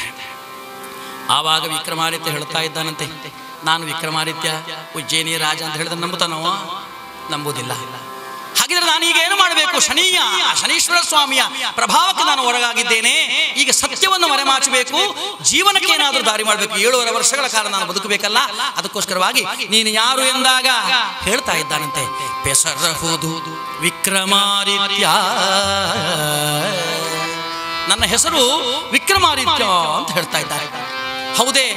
ಹಾಗಿದ್ರೆ ನಿನಗೆ ಇಲ್ಲಿ ಊರಿನಲ್ಲಿ ಯಾರು ಬಂಧುಗಳಿದ್ದಾರೆ, ಯಾರ ಮನೆಗೆ ಬಂದಿದ್ದೀರಿ, ಅವರ ಮನೆ ನನಗೆ ಗೊತ್ತಿದ್ರೆ ನಿಮ್ಮನ್ನು ಕರ್ಕೊಂಡು ಹೋಗಿ ಅಲ್ಲಿಗೆ ಬಿಡುತ್ತೇನೆ ಎಂದಾಗ ಹೇಳ್ತಾ ಇದ್ದಾನೆ, ದಿಶೆ ದಿಶೆಯೊಳಗೆ ಎನಗೆ ಬಂಧುಗಳು ಈಗರಯ್ಯ. ಬಂಧುಗಳು ಎಲ್ಲಿದ್ದಾರೆ ಅಂತ ಕೇಳ್ತಾ ಇದ್ದೀರಾ? ಈ ವಿಕ್ರಮಾದಿತ್ಯನಿಗೆ ಎಲ್ಲೋ ಕಡೆಯಲ್ಲಿ ಬಂಧುಗಳು, ಅಲ್ಲಿಯೂ ಬಂಧುಗಳು, ಇಲ್ಲಿಯೂ ಬಂಧುಗಳು, ಎಲ್ಲರೂ ಬಂಧುಗಳು. ಆದರೆ ಆದರಿಸಿ ಉಣಬಡಿಸುವರ ಕಾಣೆ. ದಿಶೆ ದಿಶೆಯಲ್ಲಿ ನನಗೆ ಬಂಧುಗಳಿದ್ದರೂ ಕೂಡ ನನ್ನನ್ನು ಆಧರಿಸಿ, ಹೇ ವಿಕ್ರಮ ಬಾ, ನಿನಗೆ ಹಸಿವಾಗುತ್ತಾ ಇದೆಯೋ, ನಿನಗೆ ಊಟ ಬೇಕೋ, ನಿನಗೆ ನಿದ್ರೆ ಬರ್ತಾ ಇದೆಯೋ, ಹಾಸಿಗೆ ಬೇಕೋ ಎಂಬುದಾಗಿ ಆಧರಿಸಿ ಉಣಬಡಿಸುವರ ಕಾಣೆ. ಯಾಕೆಂತಂದ್ರೆ ಶಕ್ತನಾದರೆ ನೆಂಟರೆಲ್ಲರೂ ಹಿತರು, ಅಶಕ್ತನಾದರೆ ಊರೆಲ್ಲ ವೈರಿಗಳು. ಶಾಶ್ವತವಾದ ಸತ್ಯವನ್ನು ಹೇಳುತ್ತಾನೆ. ನನಗೆ ಊರಿನಲ್ಲೆಲ್ಲ ಬಂಧುಗಳಿದ್ದಾರೆ, ಊರಿನಲ್ಲೆಲ್ಲ ನೆಂಟರಿದ್ದಾರೆ, ಊರಿನಲ್ಲೆಲ್ಲ ಸ್ನೇಹಿತರಿದ್ದಾರೆ. ಆದ್ರೆ ನನ್ನನ್ನು ಕರೆದು ಆಧರಿಸುವವರಿಲ್ಲ. ಯಾಕೆಂತಂದ್ರೆ ನಾನು ಶಕ್ತನಾಗಿದ್ದಾಗ ಎಲ್ಲರೂ ನನ್ನಿಂದ ಆ ಸತ್ಕಾರವನ್ನು ಪಡೆದಿದ್ರು. ಈಗ ನಾನು ಅಶಕ್ತನಾಗಿದ್ದೇನೆ, ಭಗವಂತನ ಅನುಗ್ರಹದಿಂದ ವಂಚಿತನಾಗಿದ್ದೇನೆ. ಆದ ಕಾರಣ ನನಗೆ ಯಾರು ಆಧರಿಸುವವರಿಲ್ಲ ಅಂತ ಕಣ್ಣೀರು ತುಂಬಿದಂತಹ ವಿಕ್ರಮಾದಿತ್ಯನನ್ನು ಕಂಡು ಆಧರಿಸಿ ರತ್ನಯ್ಯ ಶ್ರೇಷ್ಠ ಹೇಳ್ತಾ ಇದ್ದಾನಂತೆ, ಹೇ ವಿಕ್ರಮ, ಯಾಕೆ ಚಿಂತೆ ಮಾಡ್ತಿ? ನಾನಿಲ್ವೇ ನಿನಗೆ? ಆದ್ದರಿಂದ ಬಾರೋ ಬಾರೋ ಮನೆಗೆ ವಿಕ್ರಮ, ಬಾರೋ ಬಾರೋ ಮನೆಗೆ, ಬಾರೋ ಬಾರೋ ಮನೆಗೆ ವಿಕ್ರಮ, ಬಾರೋ ಬಾರೋ ಮನೆಗೆ, ಬಾರೋ ಬಾರೋ ನೀ ನನ್ನ ಜೊತೆಗೆ ಮಮಕಾರ ತೋರಿ, ನೀ ನನ್ನ ಗುಡಿಗೆ ಪಾರಯ್ಯ, ಬಾರೋ ಮನೆಗೆ ವಿಕ್ರಮ, ಬಾರೋ ಬಾರೋ ಮನೆಗೆ. ಯಾರು ಆಧರಿಸುವುದಿಲ್ಲ ಅಂತ ಹೇಳಬೇಡ, ನಿನ್ನ ನಾನು ಆಧರಿಸ್ತೇನೆ, ನನ್ನ ಮನೆಗೆ ಬಾ.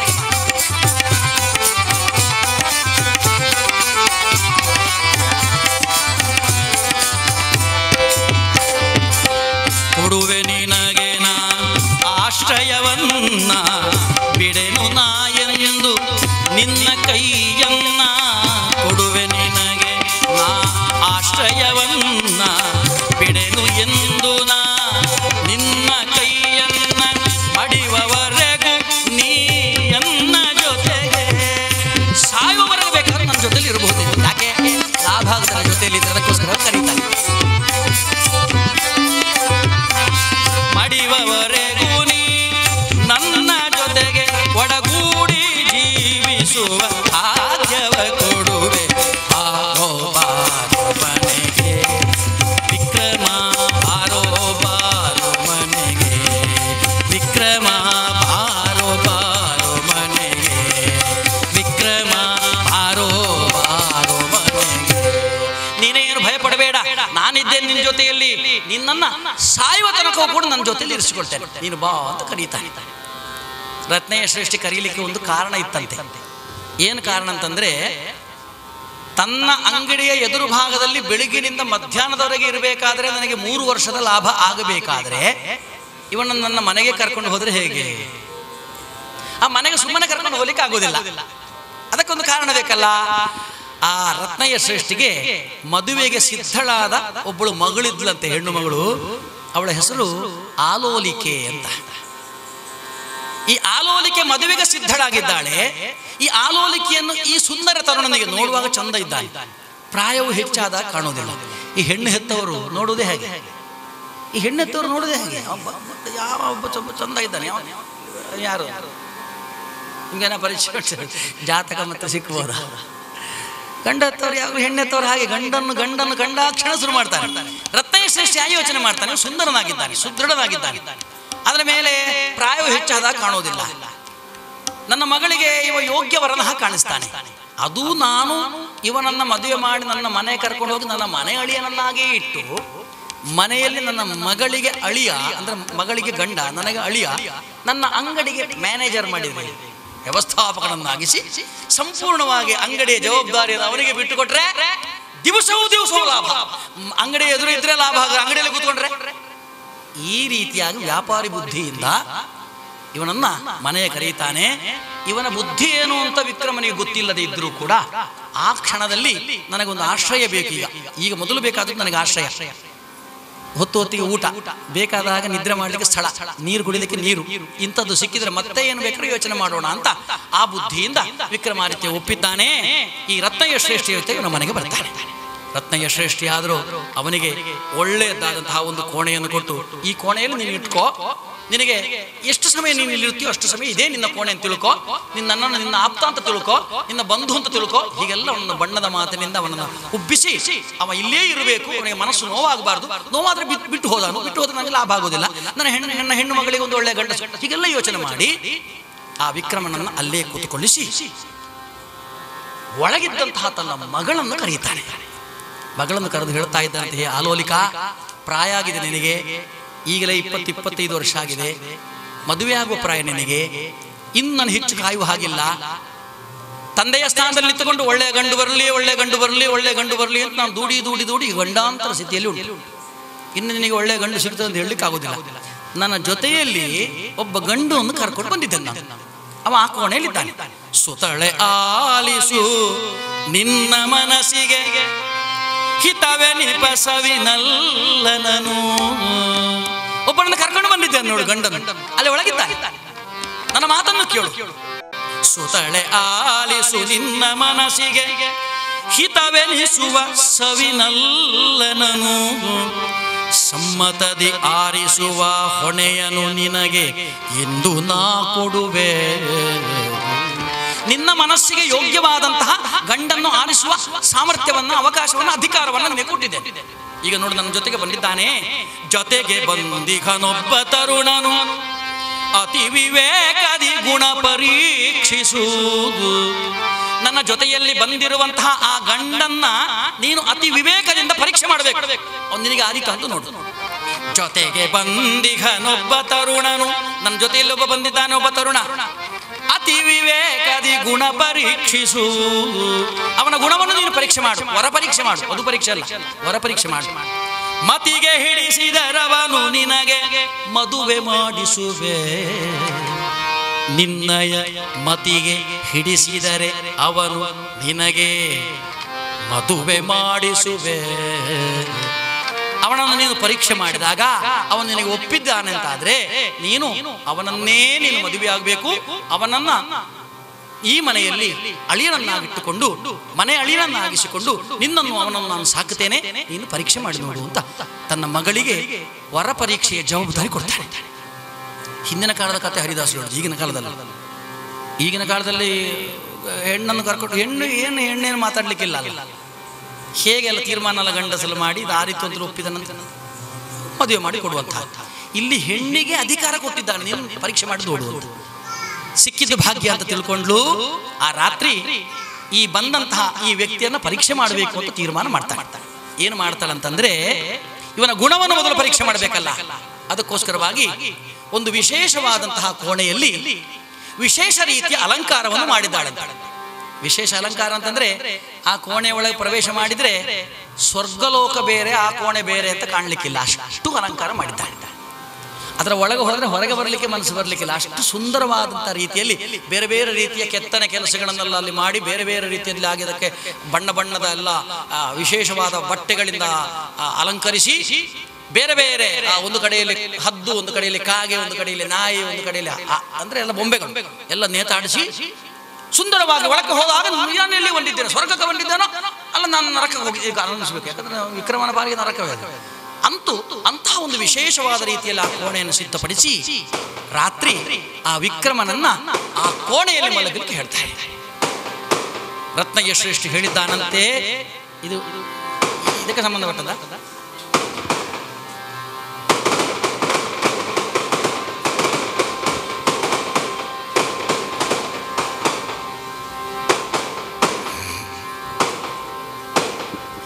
ಸುಂದರವಾದಂತಹ ಕೋಣೆಯನ್ನು ಸಿದ್ಧಪಡಿಸಿ ರತ್ನಯ್ಯ ಶ್ರೇಷ್ಠಿ ವಿಕ್ರಮನನ್ನ ಆ ಕೋಣೆಯಲ್ಲಿ ಮಲಗಲಿಕ್ಕೆ ಹೇಳಿದ್ದಾನೆ. ವಿಕ್ರಮಾದಿತ್ಯ ಸ್ನಾನಾದಿಗಳನ್ನು ಮುಗಿಸಿ ಭೋಜನವನ್ನೆಲ್ಲ ಮಾಡಿ ಆ ಕೋಣೆಗೆ ಬಂದು ನೋಡ್ತಾನೆ. ಎಂತಹ ವಿಶೇಷವಾದಂತಹ ಅಲಂಕಾರ ಮಾಡಿದ್ದಾರೆ.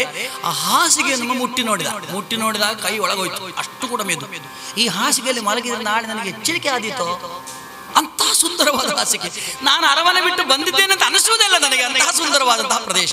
ಆಹಾ, ನನ್ನ ಭಾಗ್ಯ. ಅದರಲ್ಲಿಯೂ ಕೂಡ ಆ ಭಾಗ್ಯದಲ್ಲಿ ಒಂದು ಭಾಗ್ಯ ಅಂತ ತಿಳ್ಕೊಂಡು ಆ ಹಾಸಿಗೆ ಮೇಲೆ ಹೊರಳಿದ್ದಾನೆ. ಬಾಗಿಲು ಹಾಕಿಕೊಂಡ ಹಾಸಿಗೆ ಮೇಲೆ ಹೊರಳಿ ಇನ್ನೇನು ನಿದ್ರೆಗೆ ಜಾರಬೇಕು ಅಂತಾಗುವಾಗ ವಿಕ್ರಮನನ್ನು ಪರೀಕ್ಷೆ ಮಾಡಬೇಕು ಎನ್ನುವಂತಹ ಉದ್ದೇಶದಿಂದ ಆಲೋಲಿಕೆ ಹೇಗೆ ಬಂದಿದ್ದಾಳೆ ಎಂಬುದನ್ನ ಆ ಕಲ್ಪೋಕ್ತ ಕಥೆಯಲ್ಲಿ ಹೇಳ್ತಾರೆ. ಹೇಗೆ ಬಂದವಳು ಅಂತಂದ್ರೆ, ಸರ್ವಾಂಗ ಸುಂದರಿಯಾಗಿ ದೇವಲೋಕದ ಅಪ್ಸರೇ ಬಂದಿದ್ದಾಳು ಅಂತ ಅನಿಸ್ತದೆ. ಮೊದಲು ಕಂಡಿದ್ದು ದೇವಲೋಕ ಅಂತ, ಈಗ ಬಂದವಳು ಅಪ್ಸರೆ. ಸರ್ವಾಂಗ ಸುಂದರಿಯಾಗಿ ಸರ್ವಾಭರಣ ಭೂಷಿತೆಯಾಗಿ ಸುರಲೋಕದಪ್ಸರೆಯ ಮೀರಿಸುವ ತರದಲ್ಲಿ ಸುರಲೋಕದ ಅಪ್ಸರೆಯನ್ನು ಮೀರಿಸುವಂತಹ ರೀತಿಯಲ್ಲಿ ಅಲಂಕಾರ ಮಾಡಿಕೊಂಡು ಮೆಲ್ಲ ಒಳ ಪ್ರವೇಶ ಮಾಡ್ತಾ ಇದ್ದಾಳೆ. ನೀರೆ ಆಲೋಲಿಕೆಯು ಅಡಿಯಿಟ್ಟಳ ಕ್ಷಣದಿ ಅರಸನ ಮನ ಸೆಳೆವ ಮೋಹಿನಿಯ ರೂಪದಿ, ಅರಸನ ಮನ ಸೆಳೆವ ಮೋಹಿನಿಯ ರೂಪದಿ, ಮೋಹಿನಿಯ ರೂಪದಲ್ಲಿ ಸರ್ವಾಲಂಕಾರ ಭೂಷಿತೆಯಾಗಿರತಕ್ಕಂತಹ ಅಪ್ಸರೇ ತಾನಾಗಿ ಆ ಆಲೋಲಿಕೆ ವಿಕ್ರಮನ ಮನಸ್ಸನ್ನು ಸೆಳೆಯಲಿಕ್ಕೋಸ್ಕರವಾಗಿ ಮೆಲ್ಲನೆ ಬಾಗಿಲನ್ನು ತೆರೀತಾಳೆ.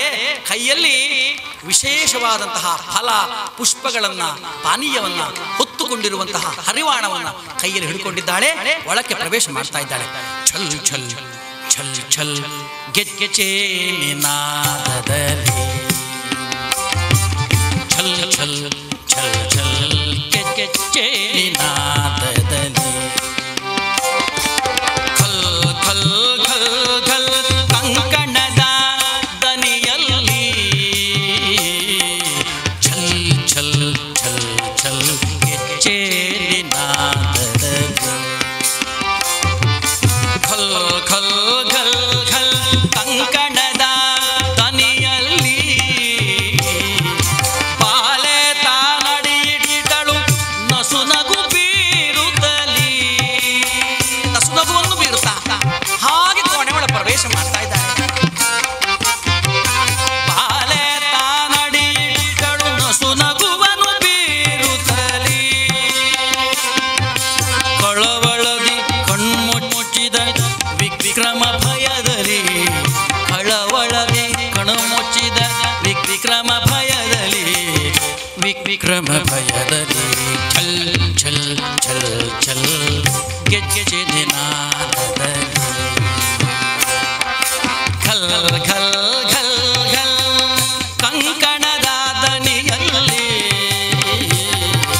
ಛಲ್ ಛಲ್ ಛಲ್ ಛಲ್ ಗೆಜ್ಜೆ ನಿನಾದದಲ್ಲಿ, ಛಲ್ ಛಲ್ ಛಲ್ ಛಲ್ ಎಂಬುದಾಗಿ ನಡೆಯುವಾಗ ಗೆಜ್ಜೆಯ ಧ್ವನಿ, ಕೈಯಲುಗಾಡಿಸುವಾಗ ಕಂಕಣದ ಧ್ವನಿ.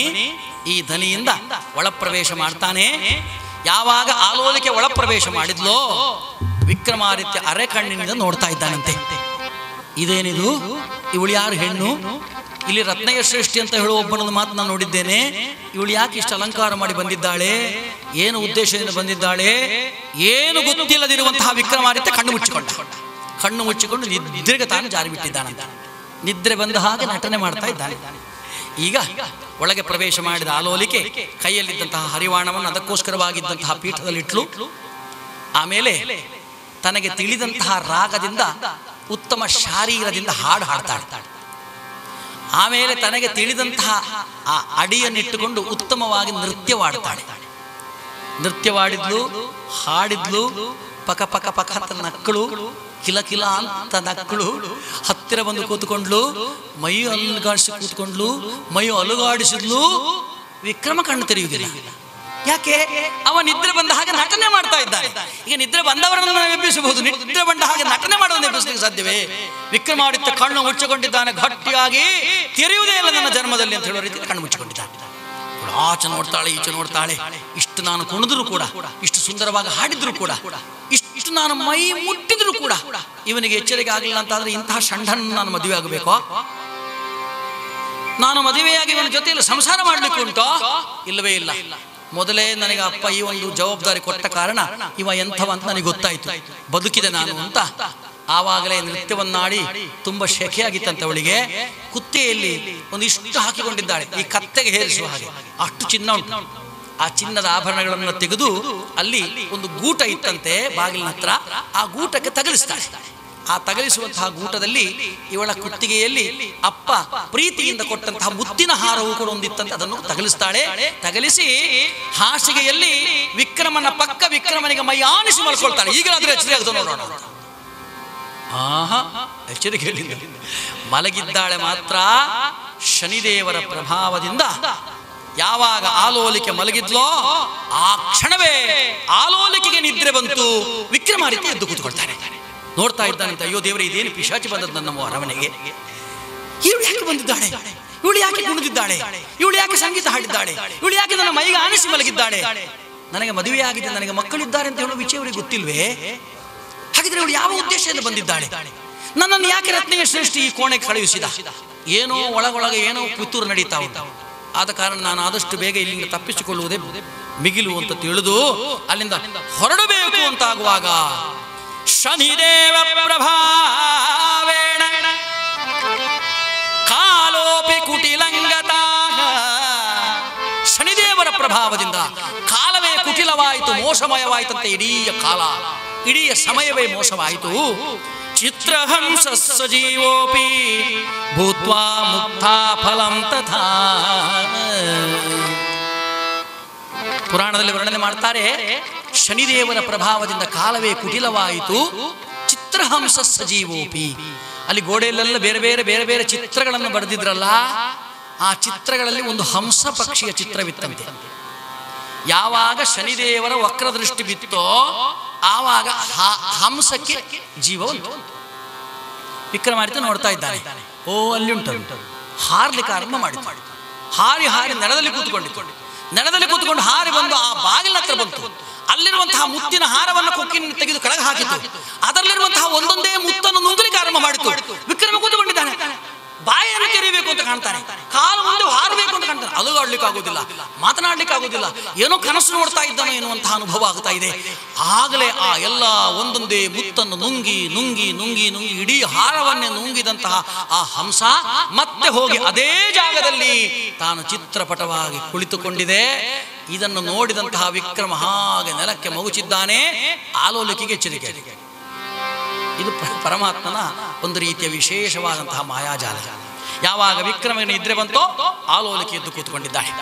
ನಾನು ಇಷ್ಟು ಹೊತ್ತು ಮೈ ಆನಿಸಿ ಮಲಗಿದ್ರು ಕೂಡ ಇವನಿಗೆ ಎಚ್ಚರಿಕೆ ಆಗಲಿಲ್ಲ ಅಂತಾದ್ರೆ ಇವನು ನಿಜವಾಗಿಯೂ ಷಂಡ. ಇವನಂತಹ ಷಂಡವನ್ನ ನಾನು ಮದುವೆ ಆಗಬೇಕು ಅಂತ ತೀರ್ಮಾನ ಮಾಡಿದ್ನಲ್ಲ. ಇಲ್ಲ ಇಲ್ಲ, ಅಪ್ಪನಿಗೆ ಹೋಗಿ ಈಗಲೇ ಹೇಳ್ತೇನೆ, ನನಗೆ ಇವನು ಬೇಡ, ನೀನು ಯಾರನ್ನು ಬೇಕಾದ್ರೆ ನನಗೆ ಮದುವೆ ಮಾಡಿಸಿಕೊಡು, ಇಂತಹ ಬೇಡ ನನಗೆ ಅಂತ ಅಪ್ಪನಿಗೆ ಹೇಳ್ತೇನೆ ಅಂತ ಹೇಳಿ ಅಲ್ಲಿಂದ ಹೊರಟು ಆ ಆಭರಣಗಳನ್ನೆಲ್ಲ ಕುತ್ತಿಗೆ ಹಾಕಿಕೊಂಡ್ರೆ ಅಪ್ಪ ಕೊಟ್ಟಂತಹ ಒಂದು ಮುತ್ತಿನ ಹಾರ ಕಾಣಿಸ್ತಾ ಇಲ್ಲ. ಎಲ್ಲಿಗೆ ಹೋಯ್ತು? ಯಾರು ತಗೊಂಡಿದ್ದಾರೆ? ನೋಡ್ತಾ ಇದ್ದಾಳೆ, ಮಲಗಿದ್ದಾನೆ ವಿಕ್ರಮಾದಿತ್ಯ. ಈ ವಿಕ್ರಮ ಮಲಗಿದ್ದಾನೆ. ಇವ ಸಾಮಾನ್ಯ ಷಂಡ ಮಾತ್ರವಲ್ಲ, ಅಪರಾಧಿಯೂ ಕೂಡ, ದೊಡ್ಡ ಕಳ್ಳ ಇವ. ಯಾಕೆ? ನಾನು ಒಳಗೆ ಬಂದ ಮೇಲೆ ಒಳಗಿನಿಂದ ಚಿಲುಕ ಹಾಕಿದ್ದೇನೆ, ಚಿಲುಕ ಹಾಗೆ ಇದೆ. ಒಳಗೆ ಇದ್ದವರು ಇಬ್ಬರು ಕದ್ದವರು ಯಾರು? ನಾನಂತೂ ಕದ್ದುಕೊಳ್ಳಿಲ್ಲ, ನನ್ನ ವಸ್ತು ನಾನೇ ಯಾಕೆ ಕದ್ದುಕೊಳ್ತೇನೆ? ನಾನು ನಿದ್ರೆ ಮಾಡಿದ್ದೇನೆ. ಹಾಗಿದ್ರೆ ಒಳಗಿದ್ದವ ಇನ್ನೊಬ್ಬ ಯಾರು ಅಂತಂದ್ರೆ ಇವನೇ. ಇವ ಬರಿಯ ಷಂಡ ಮಾತ್ರವಲ್ಲ, ದರೋಡೆಗಾರನು ಹೌದು. ಮನೆಯನ್ನೆಲ್ಲ ಗುಡಿಸಿ ಗುಂಡಾಂತರ ಮಾಡ್ಲಿಕ್ಕೋಸ್ಕರವಾಗಿ ಬಂದಿದ್ದಾನೆ. ಅಪ್ಪನಿಗೆ ಈಗಲೇ ಹೋಗಿ ಹೇಳ್ತೇನೆ ಅಂತ ತಿಳಿದು ಅಲ್ಲಿಂದ ನೇರವಾಗಿ ಹೋಗಿ ರತ್ನಯ್ಯ ಶ್ರೇಷ್ಠರು ಹೇಳ್ತಾ ಇದ್ದಾನಂತ, ಅಪ್ಪ ನೀನು ಕರ್ಕೊಂಡು ಬಂದಿದ್ದೀಯಲ್ಲ, ಪರೀಕ್ಷೆ ಮಾಡಬೇಕು ಅಂತ ಹೇಳಿದ್ಯಲ್ಲ, ನೀನು ಪರೀಕ್ಷೆ ಮಾಡಿ ನೋಡಿದಿನಪ್ಪ, ಅವನು ದೊಡ್ಡದಾದ ದರೋಡೆಗಾರ ಅಂತಾನೆ. ವಿಷಯವನ್ನೆಲ್ಲ ತಿಳಿದ ಕ್ಷಣ ಶನಿದೇವನ ಪ್ರಭಾವದಿಂದ ಯಾರಿಗೂ ಕೂಡ ವಿಚಾರ ಮಾಡಿ ಮನಸ್ಸೇ ಬರಲಿಲ್ಲ. ರತ್ನಯ್ಯ ಶ್ರೇಷ್ಠಿ ಹೋಗಿ ಆ ಊರಿನ ರಾಜನಾದ ಚಂದ್ರಸೇನ ಮಹಾರಾಜನಿಗೆ ದೂರು ಕೊಡ್ತಾನೆ. ಚಂದ್ರಸೇನ ಮಹಾರಾಜ ಈ ವಿಕ್ರಮನನ್ನು ಕರೆಯಿಸ್ತಾನೆ. ನೀನು ಆ ಮುತ್ತಿನ ಹಾರವನ್ನು ಕದ್ದಿದ್ದಿ ತಂದು ಕೊಡು ಅಂತ ಹೇಳ್ತಾನೆ. ತಸ್ಕರ ನೋಡಿ, ಕಳ್ಳತನದ ಅಪವಾದ ಬರುವಂಥದ್ದು ಶನಿಗ್ರಾಚಾರ್ಯ. ಶನಿಗ್ರಹಚಾರದಲ್ಲಿ ಕಳ್ಳತನದ ಅಪವಾದ ಬರ್ತದೆ, ಹೆದರಬೇಡಿ. ಎಷ್ಟು ನೀವು ಅಪವಾದ ಹೊಂದಿಕೊಳ್ತೀರೋ ಅದಕ್ಕಿಂತ 4 ಪಾಳಿನಷ್ಟು ನಿಮಗೆ ಸೌಭಾಗ್ಯ ಮತ್ತೆ ಕೊಡ್ತಾನೆ ಪರಮಾತ್ಮ. ಅದು ಶನಿದೇವರ ಒಂದು ದೊಡ್ಡದಾದಂತಹ ಒಂದು ಗುಣ. ಎಷ್ಟು ಕಷ್ಟ ಕೊಟ್ಟರು ಕೂಡ ಅದರ 4 ಪಟ್ಟಿನಷ್ಟು ಸುಖವನ್ನು ಕೊಟ್ಟೇ ಹೋಗುವಂಥದ್ದು. ಕಳ್ಳತನ ಮಾಡಿದ್ದು ನೀನು ನನ್ನ ರಾಜ್ಯಕ್ಕೊಳಪಟ್ಟಂತಹ ಪ್ರದೇಶದಲ್ಲಿ ನನ್ನ ಪ್ರಜೆಯ ಮನೆಯೊಳಗೆ ನುಗ್ಗಿ ನಿನಗೆ ಆಶ್ರಯ ಕೊಟ್ಟಂತಹ ಆ ಉಂಡ ಬಟ್ಲಿಗೆ ನೀನು ಯಾವ ರೀತಿಯಾಗಿ ಹೊಲಸು ಮಾಡಿದ್ದಿ. ಅವನ ಮನೆಯಲ್ಲಿದ್ದಂತಹ ಅವನ ಮಗಳ ಆ ಆಭರಣವನ್ನು ಕದ್ದುಕೊಂಡಿದ್ದಿ, ತಂದು ಕೊಟ್ಟರೆ ಬದುಕುತ್ತಿ, ಇಲ್ಲಂತಾದ್ರೆ ನಿನ್ನನ್ನು ಬದುಕುಲಿಸುವುದಿಲ್ಲ. ಚಂದ್ರಸೇನ ಮಹಾರಾಜನಿಗಾಗಲಿ, ರತ್ನಯ್ಯ ಶ್ರೇಷ್ಠಿಗಾಗಲಿ, ಅಲ್ಲಿರತಕ್ಕಂತಹ ಮಂತ್ರಿ ಸಾಮಂತ ವಿಭುದೇಶ್ವರರಿಗಾಗಲಿ ಒಂದು ಕ್ಷಣ ಇಂಥವನೊಬ್ಬ ಕಳ್ಳನಾಗಿರಬಹುದೇ ಎಂಬುದಾಗಿ ವಿಚಾರ ಮಾಡುವಂತಹ ಮನೋಭಾವ ಬರಲಿಲ್ಲ. ಶನಿದೇವ ಪ್ರಭಾವೇನ ಕಾಲೋಪಿ ಕುಟಿಲಂಗದ. ಶನಿದೇವರ ಪ್ರಭಾವದಿಂದ ಈ ರೀತಿಯಾಗಿ ಕಾಲವೇ ಕುಟಿಲವಾಗಿರಲಾಗಿ ವಿಕ್ರಮಾದಿತ್ಯ ಹೇಳಿದ್ದನ್ನು ಯಾವುದನ್ನು ನಂಬುವುದಿಲ್ಲ. ನನ್ನ ಅರಮನೆಯಲ್ಲಿ ನನ್ನ ರಾಜ್ಯದಲ್ಲಿ ಈ ರೀತಿಯ ಅಪರಾಧ ಮಾಡಿದವನನ್ನು ನಾನು ಸುಮ್ಮನೆ ಬಿಟ್ಟರೆ ಉಳಿದವರೆಲ್ಲರೂ ಅಪರಾಧ ಮಾಡ್ತಾರೆ. ಆದ್ದರಿಂದ ಇವ ಕದ್ದುಕೊಂಡಿದ್ದಾನಾದ್ದರಿಂದ ಇವನ 2 ಕೈಗಳನ್ನು ಕತ್ತರಿಸಬೇಕು. ಇವನು ಈ ಊರಿಗೆ ಬಂದು ಇನ್ನೊಂದು ಊರಿಗೆ ಕದ್ದುಕೊಳ್ಳಿಕ್ಕೆ ಹೋಗಬಾರದು, ಅದಕ್ಕೋಸ್ಕರವಾಗಿ 2 ಕಾಲುಗಳನ್ನು ಕತ್ತರಿಸಬೇಕು ಅಂತ ಆಜ್ಞೆ ಮಾಡಿ ಕಟ್ಟಿಬಿಡ್ತಾ ಇರ್ತಾರೆ. ನಾನು ಅಪರಾಧಿಯಲ್ಲ, ನಾನು ಇಲ್ಲಿ ಆಶ್ರಯಕ್ಕೋಸ್ಕರವಾಗಿ ಬಂದವ, ನಾನು ಯಾವತ್ತೂ ಅಪರಾಧ ಮಾಡುವನಲ್ಲ, ಸಾತ್ವಿಕ ವ್ಯಕ್ತಿ ನಾನು ಅಂತ ಎಷ್ಟು ಹೇಳಿದ್ರೂ ಕೂಡ ಶನಿದೇವನ ಪ್ರಭಾವದಿಂದ ಯಾವುದೇ ರೀತಿಯಲ್ಲಿಯೂ ಕೂಡ ಅವನಿಗೆ ಕ್ಷಮೆಯನ್ನು ಕೊಡದಂತಹ ರಾಜ ಅವನ ಸೇವಕರಿಗೆ ಆಜ್ಞೆ ಕೊಟ್ಟಾಗ ವಿಕ್ರಮನನ್ನು ಕೈಕಾಲು ಕಟ್ಟಿಕೊಂಡು ಧರಧರನ್ನು ಎಳಕೊಂಡು ಬಂದು ಅರಣ್ಯ ಮಧ್ಯದಲ್ಲಿ ಎತ್ತಿದ ಕರವಾಳದಿಂದ ಅವನ 2 ಕೈಗಳನ್ನು 2 ಕಾಲುಗಳನ್ನು ತುಂಡರಿಸ್ತಾನೆ.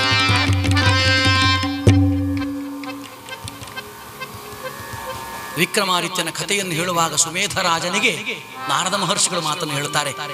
ಕೇರಳದ ಒಡೆಯನಾದ ಸುಮೇಧ ಮಹಾರಾಜ ಎಲ್ಲವನ್ನು ಕಳುಕೊಂಡು ಅರಣ್ಯದಲ್ಲಿರುವಂತಹ ಸಂದರ್ಭ, ತನ್ನ ಕಷ್ಟವನ್ನು ಹಳೆಯುತ್ತಿರುವಂತಹ ಸಂದರ್ಭದಲ್ಲಿ ನಾರದ ಮಹರ್ಷಿಗಳು ಬಂದಾಗ ನಾರದ ಮಹರ್ಷಿಗಳಲ್ಲಿ ಈ ಮಾತನ್ನು ಕೇಳ್ತಾನಂತೆ, ಇಷ್ಟೆಲ್ಲ ದೈವ ಭಕ್ತಿಯನ್ನು ಮಾಡಿ ಇಷ್ಟೆಲ್ಲ ಒಳ್ಳೆಯ ಕೆಲಸ ಮಾಡಿದ ನನಗೆ ಯಾಕೆ ಇಂತಹ ತೊಂದರೆ ಎಂದಾಗ ನಾರದ ಮಹರ್ಷಿಗಳು ಹೇಳುವ ಮಾತದು, ಸುಖವಳಿದು ಕಷ್ಟ ಬಂತೆಂದು ಅಳದಿರು ನಿಮರುಳೆ,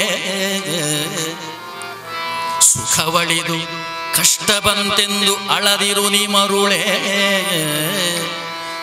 ಸುಖಿಗಳು ಅತಿ ಕಷ್ಟ ಪಡಲಿಲ್ಲವೇ. ನೀನು ಸುಖಿಗಳು ಅಂತ ಯಾರು ತಿಳ್ಕೊಂಡಿದ್ದಿ? ಅವರೆಲ್ಲ ಕಷ್ಟಪಟ್ಟಿದ್ದಾರೆ. ಆ ಕಥೆಯನ್ನು ನನಗೆ ಹೇಳುತ್ತೇನೆ ಅಂತ ಈ ಕಥೆಯನ್ನು ಹೇಳಿದ ಸುಮೇಧ ಮಹಾರಾಜನೇ ನಾರದ ಮಹರ್ಷಿಗಳು.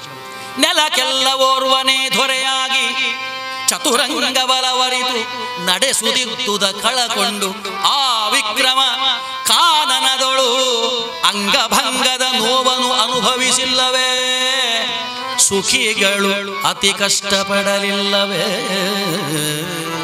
ಸುಖಿಗಳು ಅಂತ ನೀನು ಯಾರನ್ನು ತಿಳ್ಕೊಂಡಿದ್ಯೋ ಅವರೆಲ್ಲ ಕಷ್ಟಪಟ್ಟಿದ್ದಾರೆ ಅಂತ ನಾರದ ಮಹರ್ಷಿಗಳು ಹೇಳಿದ್ದಾರೆ. ನೋಡಿ, ಅಂತಹ ಅಂಗಭಂಗದ ನೋವನ್ನು ಅನುಭವಿಸಿದ್ದಾನೆ. 2 ಕಾಲುಗಳು ಕಳೆದುಕೊಂಡಿದ್ದಾನೆ, 2 ಕೈಗಳನ್ನು ಕಳೆದುಕೊಂಡಿದ್ದಾನೆ. ರಕ್ತದ ಮಡುವಿನಲ್ಲಿ ವಿಲವಿಲನೆ ಒದ್ದಾಡಿ ಬೊಬ್ಬಿಡುವಂತಹ ವಿಕ್ರಮನನ್ನು ರಕ್ಷಣೆ ಮಾಡಲಿಕ್ಕೆ ಅಲ್ಲಿ ಯಾರು ಬರಲಿಲ್ಲವಂತೆ. ತೆವಳಿಕೊಂಡು ತನಗೆ ಬೇಕಾದಂತಹ ಸಾಮಗ್ರಿಗಳನ್ನು ಪಡ್ಕೊಳ್ಳಿಕ್ಕೆ ತೆವಳಿಕೊಂಡು ಹೋಗ್ತಾನೆ. ಆ ಬಂಡೆಕಲ್ಲಿನ ಮೇಲೆ, ಮುಳ್ಳು ರಾಶಿಗಳ ಮೇಲೆ ತಾನು ನಿದ್ರೆ ಮಾಡ್ತಾನೆ. ನೋಡಿ, ಆಲೋಚನೆ ಮಾಡಿ. ಪರಮಾತ್ಮ ಆ ಪ್ರತಿಜ್ಞೆ ಮಾಡುವಾಗ ನಿನಗೆ ನಾನು ಮೃಷ್ಟಾನ್ನ ಭೋಜನ ತಿನ್ನುವವನಿಗೆ ಗೆಡ್ಡೆ ಗೆಣಸುಗಳನ್ನು ತಿನ್ನುವ ಹಾಗೆ ಮಾಡ್ತೇನೆ ಅಂತನಲ್ಲ. ಅಲ್ಲಿರತಕ್ಕಂತಹ ಗೆಡ್ಡೆ ಗೆಣಸುಗಳನ್ನು, ಪ್ರಾಣಿಗಳು ತಿಂದು ಬಿಟ್ಟು ಹೋದಂತಹ ಗೆಡ್ಡೆ ಗೆಣಸುಗಳನ್ನು ವಿಕ್ರಮ ತಿಂತಾನೆ. ಅದನ್ನು ತಿನ್ನಲಿಕ್ಕೂ ಅದನ್ನು ಎತ್ತಿ ಬಾಯಿಗೆ ಇಡ್ಲಿಕ್ಕೆ ಜನ ಇಲ್ಲ, ಅಲ್ಲಿಗೆ ಹೋಗಿ ಅದನ್ನು ಬಾಯಿಯಲ್ಲಿ ಕಚ್ಚಿಕೊಂಡು ಈ ಪ್ರಕಾರವಾಗಿ 7 ವರ್ಷಗಳ ಕಾಲ ಹಾಗೆ ದುಡಿತಾನಂತೆ. ಆ ಜೊತೆಯಲ್ಲಿ ಪರಮಾತ್ಮನನ್ನು ಧ್ಯಾನ ಮಾಡ್ತಾನೆ. ಹೇ ಪರಮಾತ್ಮ, ನೀನು ಇಟ್ಟಾಂಗೆ ಇರುವೆನೋ ಎಂಬಂತಹ ಭಾವನೆಯಿಂದ ನೀನು ಕೊಟ್ಟ ಕಷ್ಟವನ್ನೆಲ್ಲ ಅನುಭವಿಸ್ತಾ ಇದ್ದೇನೆ. ಇದೋ ಇನ್ನೂ ನನ್ನ ಮೇಲೆ ನಿನಗೆ ದಯೆ ಬರಲಿಲ್ವೇ ಸ್ವಾಮಿ?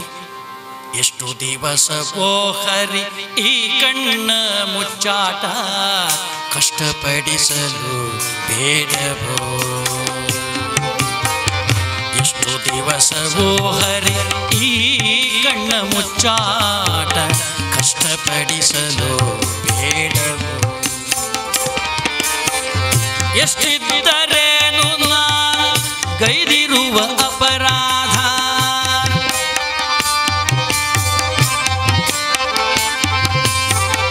ಎಷ್ಟಿದ್ದರೇನು ನಾ ಗೈದಿರುವ ಅಪರಾಧ, ಅಷ್ಟು ಮರೆತೆನ್ನ ಇಷ್ಟದಿ ಕೈಯ ಪಿಡಿಯೋ, ಅಷ್ಟು ಮರೆತೆನ್ನ ಇಷ್ಟದಿ ಕೈಯ ಬಿಡಿಯೋ ಏಕೆ ನಿರ್ದಯನಾಗುವೆ ರಂಗಯ್ಯ ರಂಗ ಏಕೆ ನಿರ್ದಯನಾಗುವೆ ಏಕೆ ನಿರ್ದಯ ರಂಗ ಕಾರುಣ್ಯಪತಿಯನ್ನ ಏಕೆ ನಿರ್ದಯ ರಂಗ ಕಾರುಣ್ಯಪತಿಯನ್ನ ಸಾಕುವುದು ನಿನ್ನ ಭಾರ ಸಾಕುವುದು ನಿನ್ನ ಭಾರ ಸಾಕುವುದು ನಿನ್ನ ಭಾರ ಪಾಕಶಾಸನ ಭಂಗ ಏಕೆ ನಿರ್ದಯ ಆಗುವೆ ಹೇ ಪರಮಾತ್ಮ ಯಾಕೆ ನಿರ್ದಯನಾಗ್ತಾ ಇದ್ದೀವಿ ಎಷ್ಟು ದಿವಸವೂ ಹರಿ ಕಣ್ಣು ಮುಚ್ಚಾಲೆ ಕಷ್ಟಪಡಿಸಬೇಡ ಎಷ್ಟಿದ್ದರೇನು ನಾನು ಗೈದಿರುವ ಅಪರಾಧ ನಾನು ಎಷ್ಟು ಅಪರಾಧವನ್ನು ಗೈದಿದ್ದರೂ ಕೂಡ ಅಷ್ಟನ್ನು ಮರೆತು ಬಿಡು ನೀನು ನನ್ನನ್ನು ಇಷ್ಟದಲ್ಲಿ ಕೈ ಹಿಡಿ ಅಂತ ಪ್ರಾರ್ಥನೆ ಮಾಡ್ತಾನೆ ಸಕಲ ಗ್ರಹ ಬಲ ನೀನೆ ಸರಸಜಾಕ್ಷ ಇನ್ನು ನಂಬಿದವನಲ್ವೇ ಆ ರೀತಿ ಪ್ರಾರ್ಥನೆ ಮಾಡಿದಂಥ ಆ ಪ್ರಾರ್ಥನೆಗೆ ಒಲಿದೋ ಏನೋ ಅದೊಂದು ದಿವಸ ಕತ್ತಲೆಯಲ್ಲಿ ತೆವಳಿಕೊಂಡು ಹೋಗುತ್ತಿರುವಂತಹ ವಿಕ್ರಮಾದಿತ್ಯ ಒಬ್ಬಳು ಹೆಣ್ಣಿನ ದೃಷ್ಟಿಗೆ ಬೀಳ್ತಾನೆ ಉಜ್ಜಯಿನಿಯಲ್ಲಿಯೇ ಹುಟ್ಟಿದಂತಹ ಒಬ್ಬಳು ಹುಡುಗಿ ಅವಳನ್ನು ತಾಮಲಿಂದಪುರಕ್ಕೆ ಮದುವೆ ಮಾಡಿಕೊಟ್ಟಿದ್ದರಂತೆ ಆ ತಾಮಲಿಂದಪುರಕ್ಕೆ ಮದುವೆ ಮಾಡಿಕೊಟ್ಟ ಮಾವನ ಮನೆಯಲ್ಲಿ ಮಾವನಿಗೆ ಎಣ್ಣೆ ಮಾಡುವ ಗಾಣಿಗನ ಕೆಲಸ ಆ ಮನೆಗೆ ಬಂದಿದ್ದಾಳೆ ಸುಖ ದಾಂಪತ್ಯ ಜೀವನದಲ್ಲಿ ಅವಳು ಗರ್ಭವತಿಯಾಗಿದ್ದಾಳೆ ಗರ್ಭವತಿಯಾದಂತಹ ಅವಳನ್ನ ಸೀಮಂತ ಕಾರ್ಯಕ್ಕೋಸ್ಕರವಾಗಿ ಉಜ್ಜಯಿನಿಗೆ ಕರ್ಕೊಂಡು ಹೋಗಿ ಅಲ್ಲಿ ಸೀಮಂತ ಕಾರ್ಯ ಮುಗಿದ ಮೇಲೆ ಪಲ್ಲಕ್ಕಿಯಲ್ಲಿಟ್ಟುಕೊಂಡು ಮತ್ತೆ ತಾಮಲಿಂದಪುರಕ್ಕೆ ನಡ್ಕೊಂಡು ಬರ್ತಾ ಇದ್ದಾರಂತೆ ಆ ಸಮಯದಲ್ಲಿ ಉಜ್ಜಯಿನಿಯ ಆ ಹುಡುಗಿಗೆ ಆ ಹೆಂಗಸಿಗೆ ವಿಕ್ರಮಾದಿತ್ಯ ದೃಷ್ಟಿಗೆ ಬೀಳ್ತಾನೆ ಪರಮಾತ್ಮನ ಅನುಗ್ರಹ ನೋಡಿ ಸ್ವಲ್ಪ ಸ್ವಲ್ಪ ನಾವೆಲ್ಲ ಕಷ್ಟವನ್ನು ಅನುಭವಿಸಿ ಮತ್ತೆ ಸ್ವಲ್ಪ ಒಳ್ಳೆಯದು ಬರುವಂತ ಹಂತ ಹಂತವಾಗಿ ಕಷ್ಟವನ್ನು ಅನುಭವಿಸಬೇಕು ಹಂತ ಹಂತವಾಗಿ ಸುಖವನ್ನು ಅನುಭವಿಸಬೇಕು ಪರಮಾತ್ಮ ಈ ವಿಕ್ರಮಾದಿತ್ಯನನ್ನ ಆ ಹುಡುಗಿಯ ಆ ಹೆಂಗಸಿನ ದೃಷ್ಟಿಗೆ ಬೀಳಿಸ್ತಾನೆ ಬಳಿಗೆ ಬಂದು ನೋಡ್ತಾ ಇದ್ದಾಳೆ ಅಯ್ಯೋ ಇದು ಯಾರು ಕೈಯೆತ್ತಿ ನನಗೆ ಅನ್ನದಾನ ಮಾಡಿದ ಪ್ರಭುವಲ್ವೇ ಕೈಯೆತ್ತಿ ನನಗೆ ಒಂದು ಸೀರೆಯನ್ನು ಕೊಟ್ಟವರಲ್ಲ ನನ್ನ ಮನೆಯಲ್ಲಿ ನನ್ನ ಸಂಬಂಧಿಕರು ಆದರೆ ಪ್ರತಿ ವರ್ಷವೂ ಕೂಡ ಅರಮನೆಗೆ ಕರೆತಂದು ಕೈ ತುಂಬ ಬಾಗಿನ ಕೊಡುವಂತಹ ಅರಸನಲ್ವೇ ಇವನು ಅಯ್ಯೋ ಹರಸ ಏನಾಯ್ತು ನನಗೆ ಅಂತ ಆ ಪಾದ ಮುಟ್ಟಿ ನಮಸ್ಕಾರ ಮಾಡ್ಲಿಕ್ಕೆ ಪಾದವೂ ಇಲ್ಲ ಆ ವಿಕ್ರಮನ ಕಾಲ ಬುಡದಲ್ಲಿ ದೊಡ್ಡ ನಮಸ್ಕಾರ ಮಾಡ್ತಾನೆ ವಿಕ್ರಮನಿಗೆ ಯಾರ ಪರಿಚಯ ಉಂಟು ಹೇಳಿ ಅಲ್ವೇ ಎಷ್ಟೋ ಲಕ್ಷ ಜನರಿಗೆ ಎಷ್ಟೋ ಕೋಟಿ ಜನರಿಗೆ ತಾನು ಸಹಾಯ ಮಾಡಿದ್ದಾನೆ ಅವರೆಲ್ಲರೂ ಕೂಡ ಪರಿಚಯ ಇಟ್ಟುಕೊಂಡಿದ್ದಾನೆ ಎಲ್ಲರ ಪರಿಚಯ ರಾಜನಿಗೆ ಸಾಧ್ಯ ಉಂಟು ನೀನು ಎಲ್ಲಿಂದ ಬಂದವಳು ಯಾರು ಅಂತ ಎಲ್ಲ ವಿಚಾರ ತಿಳಿದ ಮೇಲೆ ವಿಕ್ರಮಾದಿತ್ಯ ಒಂದು ಮಾತು ಕೇಳ್ತಾ ಇದ್ದಾನಂತೆ ಹೆಣ್ಣೆ ನನಗೆ ನಿನಗೆ ಸಹಾಯ ಮಾಡಬೇಕು ಅಂತ ಮನಸ್ಸಿದ್ರೆ ಒಂದು ಕೆಲಸ ಮಾಡಬೇಕು ನನ್ನನ್ನು ಎಲ್ಲಿಯಾದ್ರೂ ಒಂದು ದಿಕ್ಕಿನಲ್ಲಿ ನನಗೆ ಆಶ್ರಯ ಕೊಡುವ ಹಾಗೆ ಮಾಡು ಆದರೆ ಯಾವತ್ತೂ ಕೂಡ ನಾನು ಯಾರು ಉಜ್ಜಯಿನಿಯ ರಾಜ ನಾನು ಅಂತ ಹೇಳಿ ನೀನು ಹೇಳಬಾರ್ದು ಇದು ಭಾಷೆ ಕೊಡುವಂತ ಭಾಷೆಯನ್ನು ತೆಗೆದುಕೊಂಡು ಅಲ್ಲಿಂದ ಮಾವನ ಬಳಿಗೆ ಬಂದವಳೇ ಈ ಹೆಂಗಸು ಹೇಳ್ತಾ ಇದ್ದಾಳೆ ತುಂಬಾ ಬೇಕಾದವರು ತಾನು ತುಂಬಾ ಉಪಕಾರ ಮಾಡಿದವರು ಆದ್ದರಿಂದ ಇವನಿಗೆ ಒಂದು ಕೆಲಸವನ್ನು ಕೊಡಬೇಕಂತ ಒಂದು ಆಶ್ರಯ ಕೊಡಬೇಕು ಅಂತ ಮಾವನನ್ನು ಒಪ್ಪಿಸಿ ಆ ವಿಕ್ರಮನನ್ನ ಅಲ್ಲಿಂದ ಕರ್ಕೊಂಡು ತನ್ನ ಮನೆ ಕರ್ಕೊಂಡು ಬರ್ತಾನೆ ಈ ಗಾಣಿಗ ಆಮೇಲೆ ಗೊತ್ತಾಗುತ್ತದೆ ಇದು ರಾಜ ಕೊಟ್ಟ ಶಿಕ್ಷೆ ಅಂತ ತಿಳಿದು ರಾಜನಾದ ಚಂದ್ರಸೇನನಲ್ಲಿಗೆ ಬಂದು ನೀವು ಯಾರಿಗೆ ಶಿಕ್ಷೆಯನ್ನು ಕೊಟ್ಟಿದ್ದೀರಿ ಸ್ವಾಮಿ ಅಂತಹ ಆ ವ್ಯಕ್ತಿಯನ್ನು ನಾನು ಮನೆ ಕರ್ಕೊಂಡು ಒಂದು ಆಶ್ರಯ ಕೊಟ್ಟಿದ್ದೇನೆ ಅವನಿಗೆ ಕೈಯೂ ಇಲ್ಲ ಕಾಲು ಇಲ್ಲ ಆದ ಕಾರಣ ಇನ್ನು ಕಳ್ಳತನ ಮಾಡಲಿಕ್ಕೆ ಸಾಧ್ಯವಿಲ್ಲ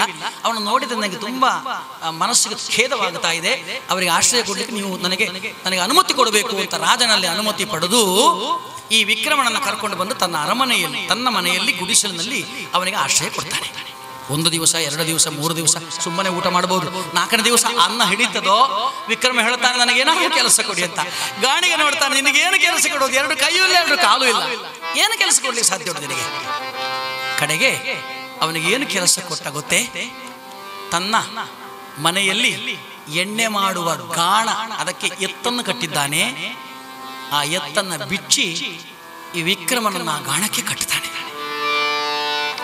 ಕೈಯಿಂದ ಎಳ್ಕೊಂಡು ಹೋಗ್ಲಿಕ್ಕೆ ಆಗೋದಿಲ್ಲ ನಡ್ಕೊಂಡು ಹೋಗ್ಲಿಕ್ಕೆ ಆಗೋದಿಲ್ಲ ಆ ಗಾಣಕ್ಕೆ ಕಟ್ಟಿಕೊಂಡು ತೆವಳಿಕೊಂಡೇ ಹೋಗ್ತಾ ಇದ್ದಾನೆ ವಿಕ್ರಮಾದಿತ್ಯ ಆಳಾಗಿ ಬಾಳಿದವ ನೋಡಿ ಎಲ್ಲಿದ್ದವ ಅರಸನಾಗಿದ್ದ ಅರಸನಾಗಿ ಆಳಿದ ವಿಕ್ರಮನನ್ನ ಆಳಾಗಿ ಬಾಳುವ ಹಾಗೆ ಮಾಡಿದ್ನಲ್ಲಿ ವಿಶ್ವೇಶ್ವರ ಸ್ವಾಮಿ ಅವನ ಚಾರಿತ್ರ್ಯವನ್ನ ಪ್ರಕಾಶಗೊಳಿಸಲಿಕ್ಕೋಸ್ಕರವಾಗಿ ಎಳ್ಕೊಂಡೆ ಈ ಪ್ರಕಾರವಾಗಿ ತಾನು ಕೆಲಸ ಮಾಡ್ತಾ ಇರುವಂತಹ ಸಂದರ್ಭ 6 ತಿಂಗಳು ಕಳೆದು ಹೋಯ್ತಂತೆ ಇನ್ನೇನು ಕೆಲವೇ ದಿವಸಗಳು ಮಾತ್ರ ಆ ಸಂದರ್ಭದಲ್ಲಿ ಯಾರೋ ಅತ್ತೆ ಯಾವುದೋ ಊರಿಗೆ ಹೋಗುವಂತಹ ವ್ಯಕ್ತಿಗಳು ದಾರಿ ಹೋಗರು ಅಲ್ಲಿಗೆ ಬಂದವರು ಈ ವಿಕ್ರಮನನ್ನು ನೋಡ್ತಾ ಇದ್ದಾರೆ. ವಿಕ್ರಮನನ್ನು ನೋಡಿ ಹೇಳ್ತಾ ಇದ್ದಾರಂತೆ, ಪಾಪ ಯಾವತ್ತಿನಿಂದ ಕೆಲಸ ಮಾಡ್ತಾ ಇದ್ದಾನೆ, ಇವನು ನೋಡಿದ ನಿರಪರಾಧ ಕಾಣಿಸ್ತಾ ಇದ್ದಾನೆ, ಇವ ಪಾಪ ಬಡವನಿರಬೇಕು, ಇವ ಎಲ್ಲೂ ಪರದೇಶಿ ಇರಬೇಕು, ಪಾಪ ಗಾಣಿ ಕರ್ಕೊಂಡು ಬಂದಿದ್ದಾನೆ. ವಿಕ್ರಮಾದಿತ್ಯನ ಕಣ್ಣಿನಿಂದ ಚಿಲ್ಲನೆ ನೀರು ಚಿಮ್ಮುತ್ತದೆ. ನಾನು ಪರದೇಶಿಯೇ, ನಾನು ಬಡವನೇ, ಪರಮಾತ್ಮ ನಿನ್ನ ಅನುಗ್ರಹವಿರುವಾಗ ನಾನು ಯಾಕೆ ಬಡವನಾಗುತ್ತೇನೆ, ನಾನು ಯಾಕೆ ಪರದೇಶಿ ಆಗ್ತೇನೆ, ನಾನ್ಯಾಕೆ ಬಡವನೋ, ನಾನ್ಯಾಕೆ ಪರದೇಶಿ, ನಾನ್ಯಾಕೆ ಬಡವನೋ, ನಾನ್ಯಾಕೆ ಪರದೇಶಿ, ಶ್ರೀನಿಧೆ ಹರಿಯೇ ನಗೆ ನೀನಿರುವ ತನಕ, ನಾನ್ಯಾಕೆ ಬಡವನೋ. ಕಟ್ಟೆ ಹೊಡೆದ ಕಡಲೋಪಾದಿ ಅಂತ ಕಣ್ಣೀರು ಹರಿತಾ ಇದೆ ವಿಕ್ರಮನ ಕಣ್ಣಂಚಿ. ನಾನೇನು ಅಪರಾಧ ಮಾಡಿದ್ದೇನೆ ಸ್ವಾಮಿ, ಯಾವುದೇ ಗುರುತಿಲ್ಲದಂತಹ ಸ್ಥಿತಿಗೆ ನನ್ನನ್ನು ಮುಗಿಬಿಟ್ಟೆ, ನಾನು ಬಡವನಾಗುತ್ತೇನೆ, ನಾನು ಪರದೇಶಿ ಆಗುತ್ತೇನೆ ಸ್ವಾಮಿ.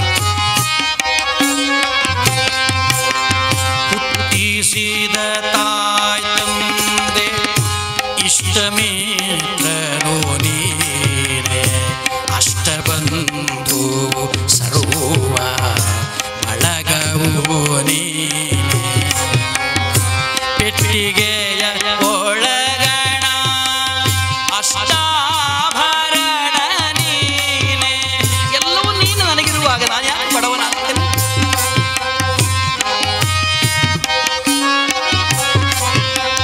ಪೆಟ್ಟಿಗೆಯ ಒಳಗಣ ಅಷ್ಟಾಭರಣ ನೀನೆ, ಶ್ರೇಷ್ಠ ಮೂರುತಿ ಕೃಷ್ಣ ನೀನಿರುವ ತನಕ, ನಾನ್ಯಾಕೆ ಬಡವನೋ.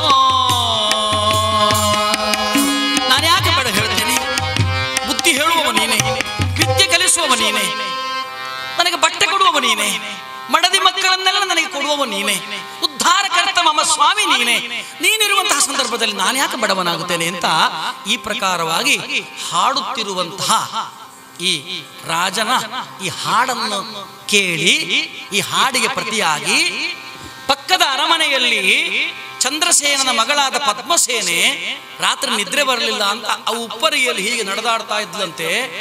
ಆವಾಗ ಉತ್ತಮ ಶಾರೀರದಿಂದ ಒಳ್ಳೆಯ ರಾಗದಿಂದ ಹಾಡುತ್ತಿರುವಂತಹ ವಿಕ್ರಮನ ಈ ಹಾಡಿನ ರಾಗಕ್ಕೆ ಪದ್ಮಸೇನೆಯ ಅಂತಃಪುರದ ಒಳಗಿರುವಂತಹ ಎಲ್ಲ ದೀಪಗಳು ಜಗ್ಗನೆ ಉರಿಯುತ್ತದಂತೆ. ಯಾಕೆ ದೀಪಕ ರಾಗ ಅಂತ ಹೇಳೋದು. ನಮ್ಮಲ್ಲಿ ಸಂಗೀತದಲ್ಲಿ ಒಂದೊಂದು ರಾಗಕ್ಕೆ ಒಂದೊಂದು ರೀತಿಯದ್ದಾದಂತಹ ವಿಶೇಷವಾದಂತಹ ಶಕ್ತಿ ಉಂಟು. ನಾವು ಆನಂದ ಭೈರವಿ ರಾಗ, ಕಲ್ಯಾಣಿ ರಾಗ ಇಂತಹದ್ದನ್ನೆಲ್ಲ ಹಾಡಿದರೆ ನಮ್ಮ ಹೈಪರ್ ಟೆನ್ಷನ್ ಏನು ಅಂತ ಕಡಿಮೆ ಆಗ್ತದೆ. ಬಂಧುಗಳನ್ನ ನೀವು ಆಲೋಚನೆ ಮಾಡಿಕೊಳ್ಳಿ. ಬಾಲಮುರಳಿ ಕೃಷ್ಣರವರು ಆನಂದ ಭೈರವಿ ಅಂತ ಹೇಳಿ ಒಂದು ಕ್ಯಾಸೆಟ್ ಅನ್ನು ಮಾಡಿದ್ದಾರೆ. ಅದು ಯಾರಿಗೆ ಅಂತಂದ್ರೆ ಪ್ರಕೃತಿ ಚಿಕಿತ್ಸೆಯಲ್ಲಿ ಹೈಪರ್ ಟೆನ್ಷನ್, ಆವೇಗ, ಉದ್ವೇಗ, ಏನಾದ್ರು ಮಾತಾಡಿದಾಗಲೂ ಕೋಪ ಬರೋದು, ಇನ್ನು ಸ್ವಲ್ಪ ಹೊತ್ತು ಕಳೆದ್ರೆ ನಿಮಗೂ ಶುರು ಆಗ್ತದೆ, ನಿಲ್ಲಿಸ್ತೀರಲ್ವ ಅರಿಕತೆ, ಅಷ್ಟರವರೆಗೆ ಹೈಪರ್ ಟೆನ್ಷನ್ ಬರುವಂತಹದ್ದು ಉಂಟು. ಅದೆಲ್ಲ ಕಡಿಮೆ ಆಗ್ತದೆ. ಕಡೆಗೆ ನಾವು ಆನಂದ ಭೈರವಿ ರಾಗ ಹಾಕೋದು, ಹೈಪರ್ ಟೆನ್ಷನ್ ಬರಬಾರ್ದು. ಅವರು ಅಂತ ಒಂದು ಕ್ಯಾಸೆಟೇ ಮಾಡಿದ್ದಾರೆ. ಒಂದೊಂದು ರಾಗಕ್ಕೆ ಒಂದೊಂದು ವಿಶೇಷವಾದಂತಹ ಶಕ್ತಿ ಉಂಟು. ಕಲ್ಯಾಣಿ, ಮೋಹನ ರಾಗದಿಂದ ಮನಸ್ಸು ಪ್ರಫುಲ್ಲವಾಗ್ತದೆ, ಭಕ್ತಿ ಮೂಡುತ್ತದೆ. ಬೇರೆ ಬೇರೆ ರೀತಿಯದ್ದಾದಂತಹ ರಾಗಗಳು.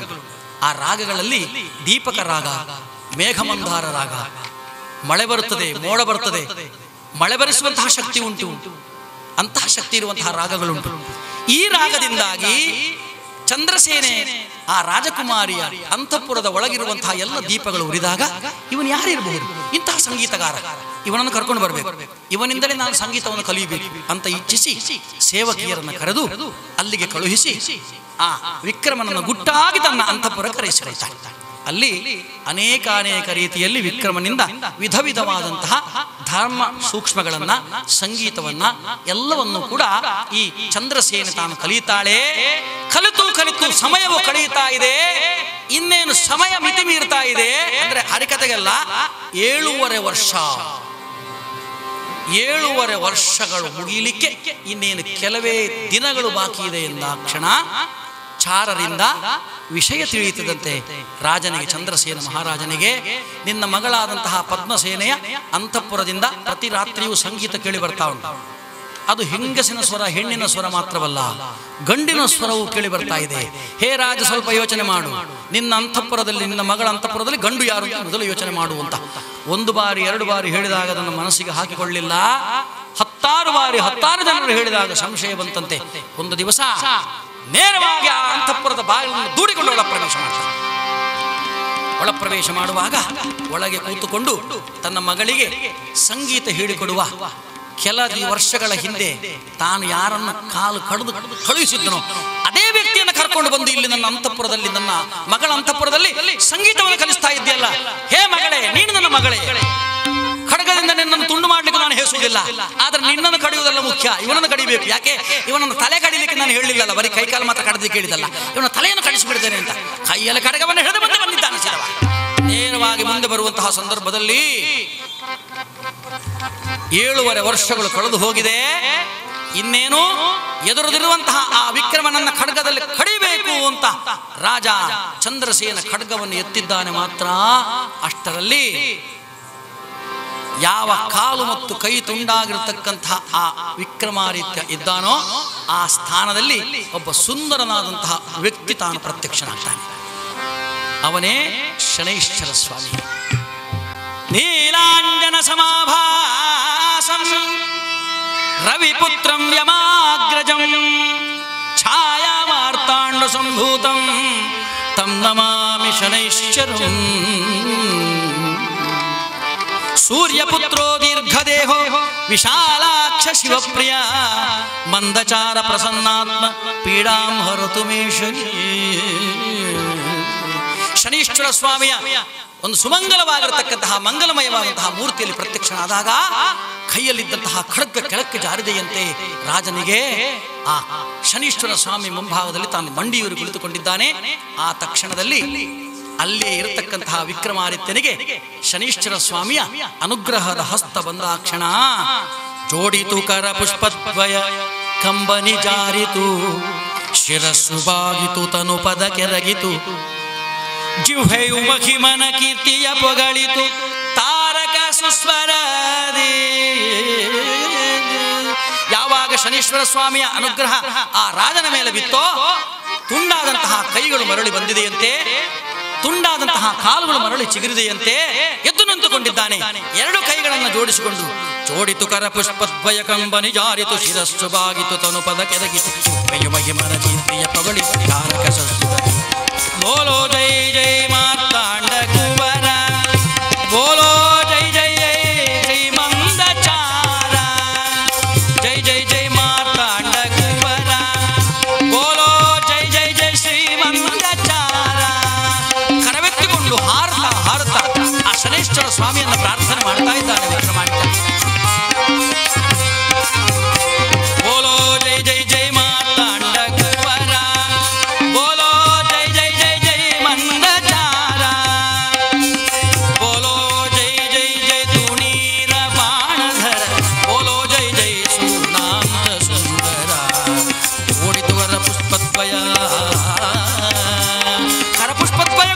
ಜೋಡಿದೆಯಂತೆ, ಕಂಬನಿ ಜಾರಿದೆಯಂತೆ. ಆ ಭಗವಂತನ ದಿವ್ಯವಾದ ಸುಂದರ ಮೂರ್ತಿಯನ್ನು ಕಂಡಾಕ್ಷಣ ಆ ವಿಕ್ರಮಾದಿತ್ಯನ ಹಿಂದಿನ ಎಲ್ಲ ಸ್ವರೂಪಗಳು ಕೂಡ ಕಣ್ಣು ಮುಂಭಾಗದಲ್ಲಿ ಪ್ರತ್ಯಕ್ಷವಾಗಿದೆ. ಯಾವಾಗ ವಿಕ್ರಮಾದಿತ್ಯನನ್ನು ಕಣ್ಣೋ ರಾಜ ಪದ್ಮಸೇನನಿಗೆ ಚಂದ್ರಸೇನನಿಗೆ ಲೋಕ ಉಂಟೋ ಅಲ್ಲಿಂದ ವಿಕ್ರಮನ ಪಾದಕ್ಕೆ ಬಿದ್ದು ನಮಸ್ಕಾರ ಮಾಡ್ತಾ ಇದ್ದಾರೆ. ನಾನು ಇಷ್ಟೆಲ್ಲ ಅಪರಾಧ ಮಾಡಿದ್ದೇನೆ, ನೀನು ವಿಕ್ರಮ ಅಂತ ಗೊತ್ತಾಗಲಿಲ್ಲ ಅಂತ. ಆವಾಗ ಶನೀಶ್ವರ ಸ್ವಾಮಿ ಹೇಳ್ತಾ ಇದ್ದಾರಂತೆ, ಹೇ ವಿಕ್ರಮಾದಿತ್ಯ, ನಿನಗೆ ಕಷ್ಟ ಕೊಡಬೇಕು ಅಂತ ನಾನು ಬಂದೆ, ಕಷ್ಟವನ್ನು ಕೊಟ್ಟೆ. ಆದರೆ ಎಲ್ಲ ಮನುಷ್ಯರಿಗೆ ಕೊಟ್ಟ ಹಾಗೆಲ್ಲ ನೀನು ಸ್ವೀಕಾರ ಮಾಡಿಕೊಂಡದ್ದು. ನೀನು ಸ್ವೀಕಾರ ಮಾಡಿಕೊಂಡದ್ದು ಹೇಗೆ ಗೊತ್ತೇ? ಸವಾಲಾಗಿ ಸ್ವೀಕಾರ ಮಾಡಿದ್ದೇನೆ. ಇದನ್ನು ಸವಾಲಾಗಿ ಸ್ವೀಕಾರ ಮಾಡಿ ಇದನ್ನು ಸಹಿಸಿದ್ದೀನಿ, ಇದನ್ನು ಅನುಭವಿಸಿದ್ದೀನಿ. ನಾನು ಕೊಡುವಂತಹ ಎಲ್ಲ ಕಷ್ಟಗಳನ್ನು ಕೂಡ ನೀನು ಇದನ್ನು ವ್ರತ ಅಂತ ತಿಳಿದು ಮಾಡಿ.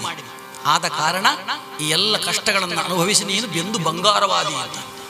ಒಂದು ಚಿನ್ನ ಕೋಲಾರದಲ್ಲಿ ನಾವು KGF ನಲ್ಲಿ ಸಿಕ್ಕುವಂತಹ ಚಿನ್ನದ ಒಂದು ತುಂಡನ್ನು ತಗೊಂಡು ಬಂದರೆ ಅದಕ್ಕೆ ಯಾವುದೇ ರೀತಿಯ ಬೆಲೆ ಇರುವುದಿಲ್ಲ. ಕೋಲಾರದಲ್ಲಿ ಸಿಕ್ಕಿದ ಚಿನ್ನವನ್ನು ತಕೊಂಡು ಬರಬೇಕು, ಬೆಂಕಿಯಲ್ಲಿ ಅದನ್ನು ಕಾಯಿಸಬೇಕು, ಸುತ್ತಿಗೆಯಲ್ಲಿ ಅದನ್ನು ತಾಡನ ಹೊಡಿಬೇಕು, ಆಮೇಲೆ ಮರ್ಧನ, ಆಮೇಲೆ ಛೇದನ, ಕೈಯಲ್ಲಿರುವಂತಹ ಉಳಿದನ್ನು ಛೇದಿಸಬೇಕು, ಆಮೇಲೆ ಅದನ್ನು ತಿಕ್ಕಬೇಕು, ಆಮೇಲೆ ಅದನ್ನು ತುತ್ತು ಮಾಡಬೇಕು. ಇದೆಲ್ಲ ಮಾಡಬೇಕು. ದಹನ ಮಾಡಬೇಕು, ತಾಡನ ಮಾಡಬೇಕು, ಛೇದನ ಮಾಡಬೇಕು, ಮರ್ಧನ ಮಾಡಬೇಕು.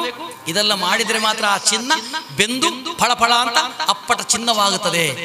ಆಗ ಮಾಡಿದ ಆಭರಣ ಭಗವಂತನ ಆ ಮೈಯನ್ನ ಸುಂದರವನ್ನಾಗಿಸ್ತದೆ, ನಮ್ಮ ಕಂಠಕ್ಕೆ ಶೋಭೆ ಆಗ್ತದೆ.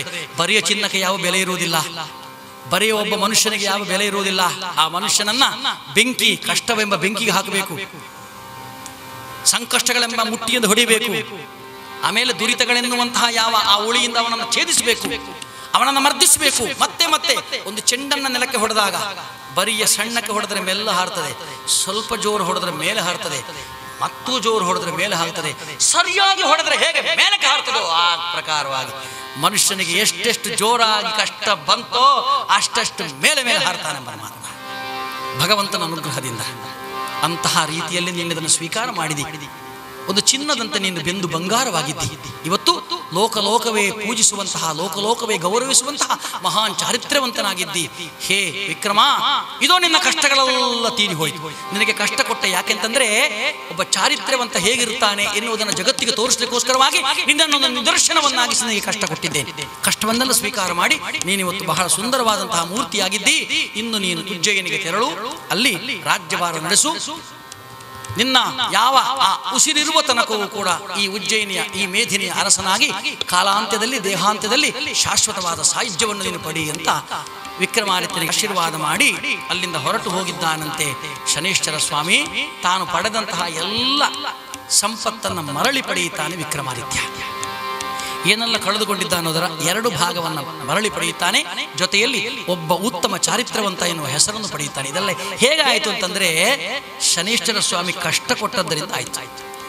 ಕಷ್ಟವೇ ಇಲ್ಲದೆ ಸುಖವಾಗಿರ್ತಿದ್ರೆ ವಿಕ್ರಮನಿಗೆ ಹೆಸರೇ ಬರುತ್ತಿರಲಿಲ್ಲ.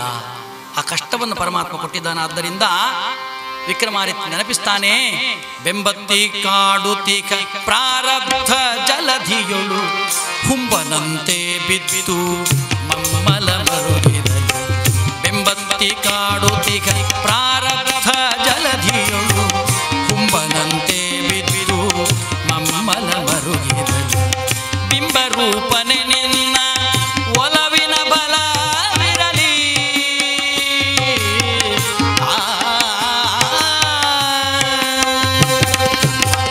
ಬಿಂಬರೂಪನೆ ನಿನ್ನ ಒಲವಿನ ಬಲವಿರಲಿ. ಕಂಬದಂತಿರುವೆನ ಇನಿತು ಭಯಪಡದೆ, ಕಂಬದಂತಿರುವೆನ ಇನಿತು ಭಯಪಡದೆ. ಸುಖವಾಗಿರಲಿ ದುಃಖವಾಗಿರಲಿ ಸಖನಾಗಿರೋ ನೀ ಪಾಂಡುರಂಗ. ಸುಖವಾಗಿರಲಿ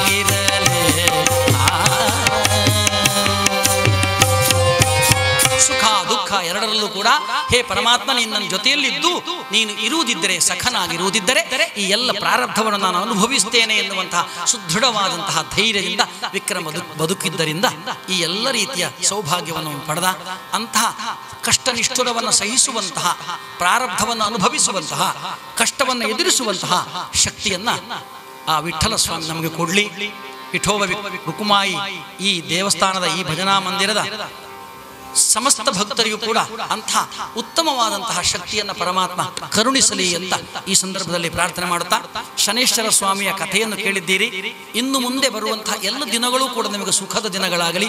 ಆ ಶನೈಶ್ಚರ ಸ್ವಾಮಿ ನಿಮ್ಮನ್ನು ಆವರಿಸಿದ್ದರೂ ಕೂಡ ನಿಮ್ಮ ಗುರಿಯನ್ನ ಕೊನೆಗೆ ಸೌಭಾಗ್ಯದತ್ತವೇ ಕರೆದುಕೊಂಡು ಹೋಗಲಿ ಎನ್ನುವಂತಹ ಆಶಯವನ್ನು ಕೂಡ ಈ ಸಂದರ್ಭದಲ್ಲಿ ಹೇಳುತ್ತಾ, ನನಗಿಂತ ಅವಕಾಶ ಮಾಡಿಕೊಟ್ಟದ್ದಕ್ಕೋಸ್ಕರವಾಗಿ ಈ ಭಜನಾ ಮಂದಿರದ ಸಮಸ್ತ ಪದಾಧಿಕಾರಿಗಳಿಗೂ ಕೂಡ ನನ್ನ ಅನಂತವಾದ ತುಂಬು ಹೃದಯದ ಧನ್ಯವಾದ ಸಮರ್ಪಣೆ ಮಾಡ್ತಾ ಇದ್ದೇನೆ. ಅದರ ಜೊತೆಯಲ್ಲಿ ಬಂಧುಗಳೇ, ಒಂದು ನನ್ನ ವಿಜ್ಞಾಪನೆ. ಗೋವಿಂದ ಚಲಿಸುವ ಜಲದಲ್ಲಿ ಮತ್ಸ್ಯನಿಗೆ, ಗಿರಿಯ ಬೆನ್ನಲ್ಲಿ ಪುತ್ತಕೂಮನಿಗೆ. ಚಲಿಸುವ ಜಲದಲ್ಲಿ ಮತ್ಸ್ಯನಿಗೆ, ಗಿರಿಯ ಬೆನ್ನಲಿ ಪುತ್ತಕೂಮನಿಗೆ. ಧರೆಯನು ಧರಿಸಿದ ವರಹವತಾರಗೆ, ಧರೆಯನು ಧರಿಸಿದ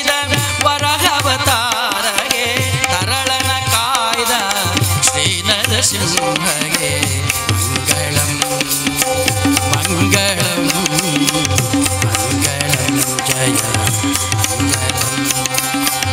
ಮಂಗಳಂ ಮಂಗಳಂ ಮಂಗಳಂ ಜಯ ಮಂಗಳಂ ಭೂಮಿಯ ದಾನವ ಬೇಡಿದಗೆ ಅಮಹ ಕ್ಷತ್ರಿಯರ ಗೆಲಿದವಗೆ ರಾಮಚಂದ್ರನೆಂಬ ದಶರಥ ಸುತನಿಗೆ ಭಾಮೆಯರ ರಸ ಶ್ರೀ ಗೋಪಾಲ ಕೃಷ್ಣನಿಗೆ ಮಂಗಳಂ ಮಂಗಳಂ ಮಂಗಳಂ ಜಯ ಮಂಗಳಂ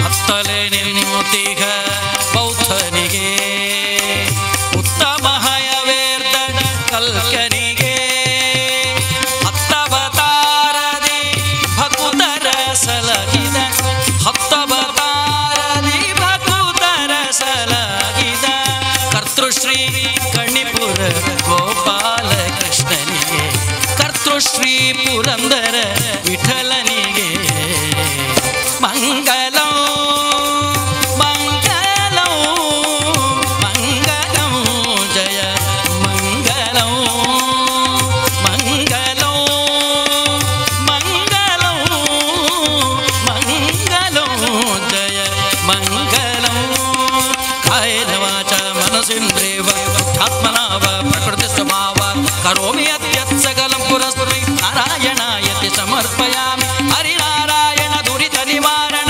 ಪರಮಾನಂದ ಸದಾ ಶಿವ ಶಂಕರ ಭಕ್ತಜನ ಪ್ರಿಯ ಪಂಕಜಲೋಚನ ನಾರಾಯಣ ತವ ದಾಸೋಹಂ ಪಾವನ ರಮಾಪತಿತ ಪಾವನ ರಮಾಪತಿತ ಪಾವನ ರಮಾಪತಿತ ಪಾವನ ರಮಾ ಪಾವನ ರಮಾ ಪಾವನ ರಮಾ ಪಾವನ ರಮಾ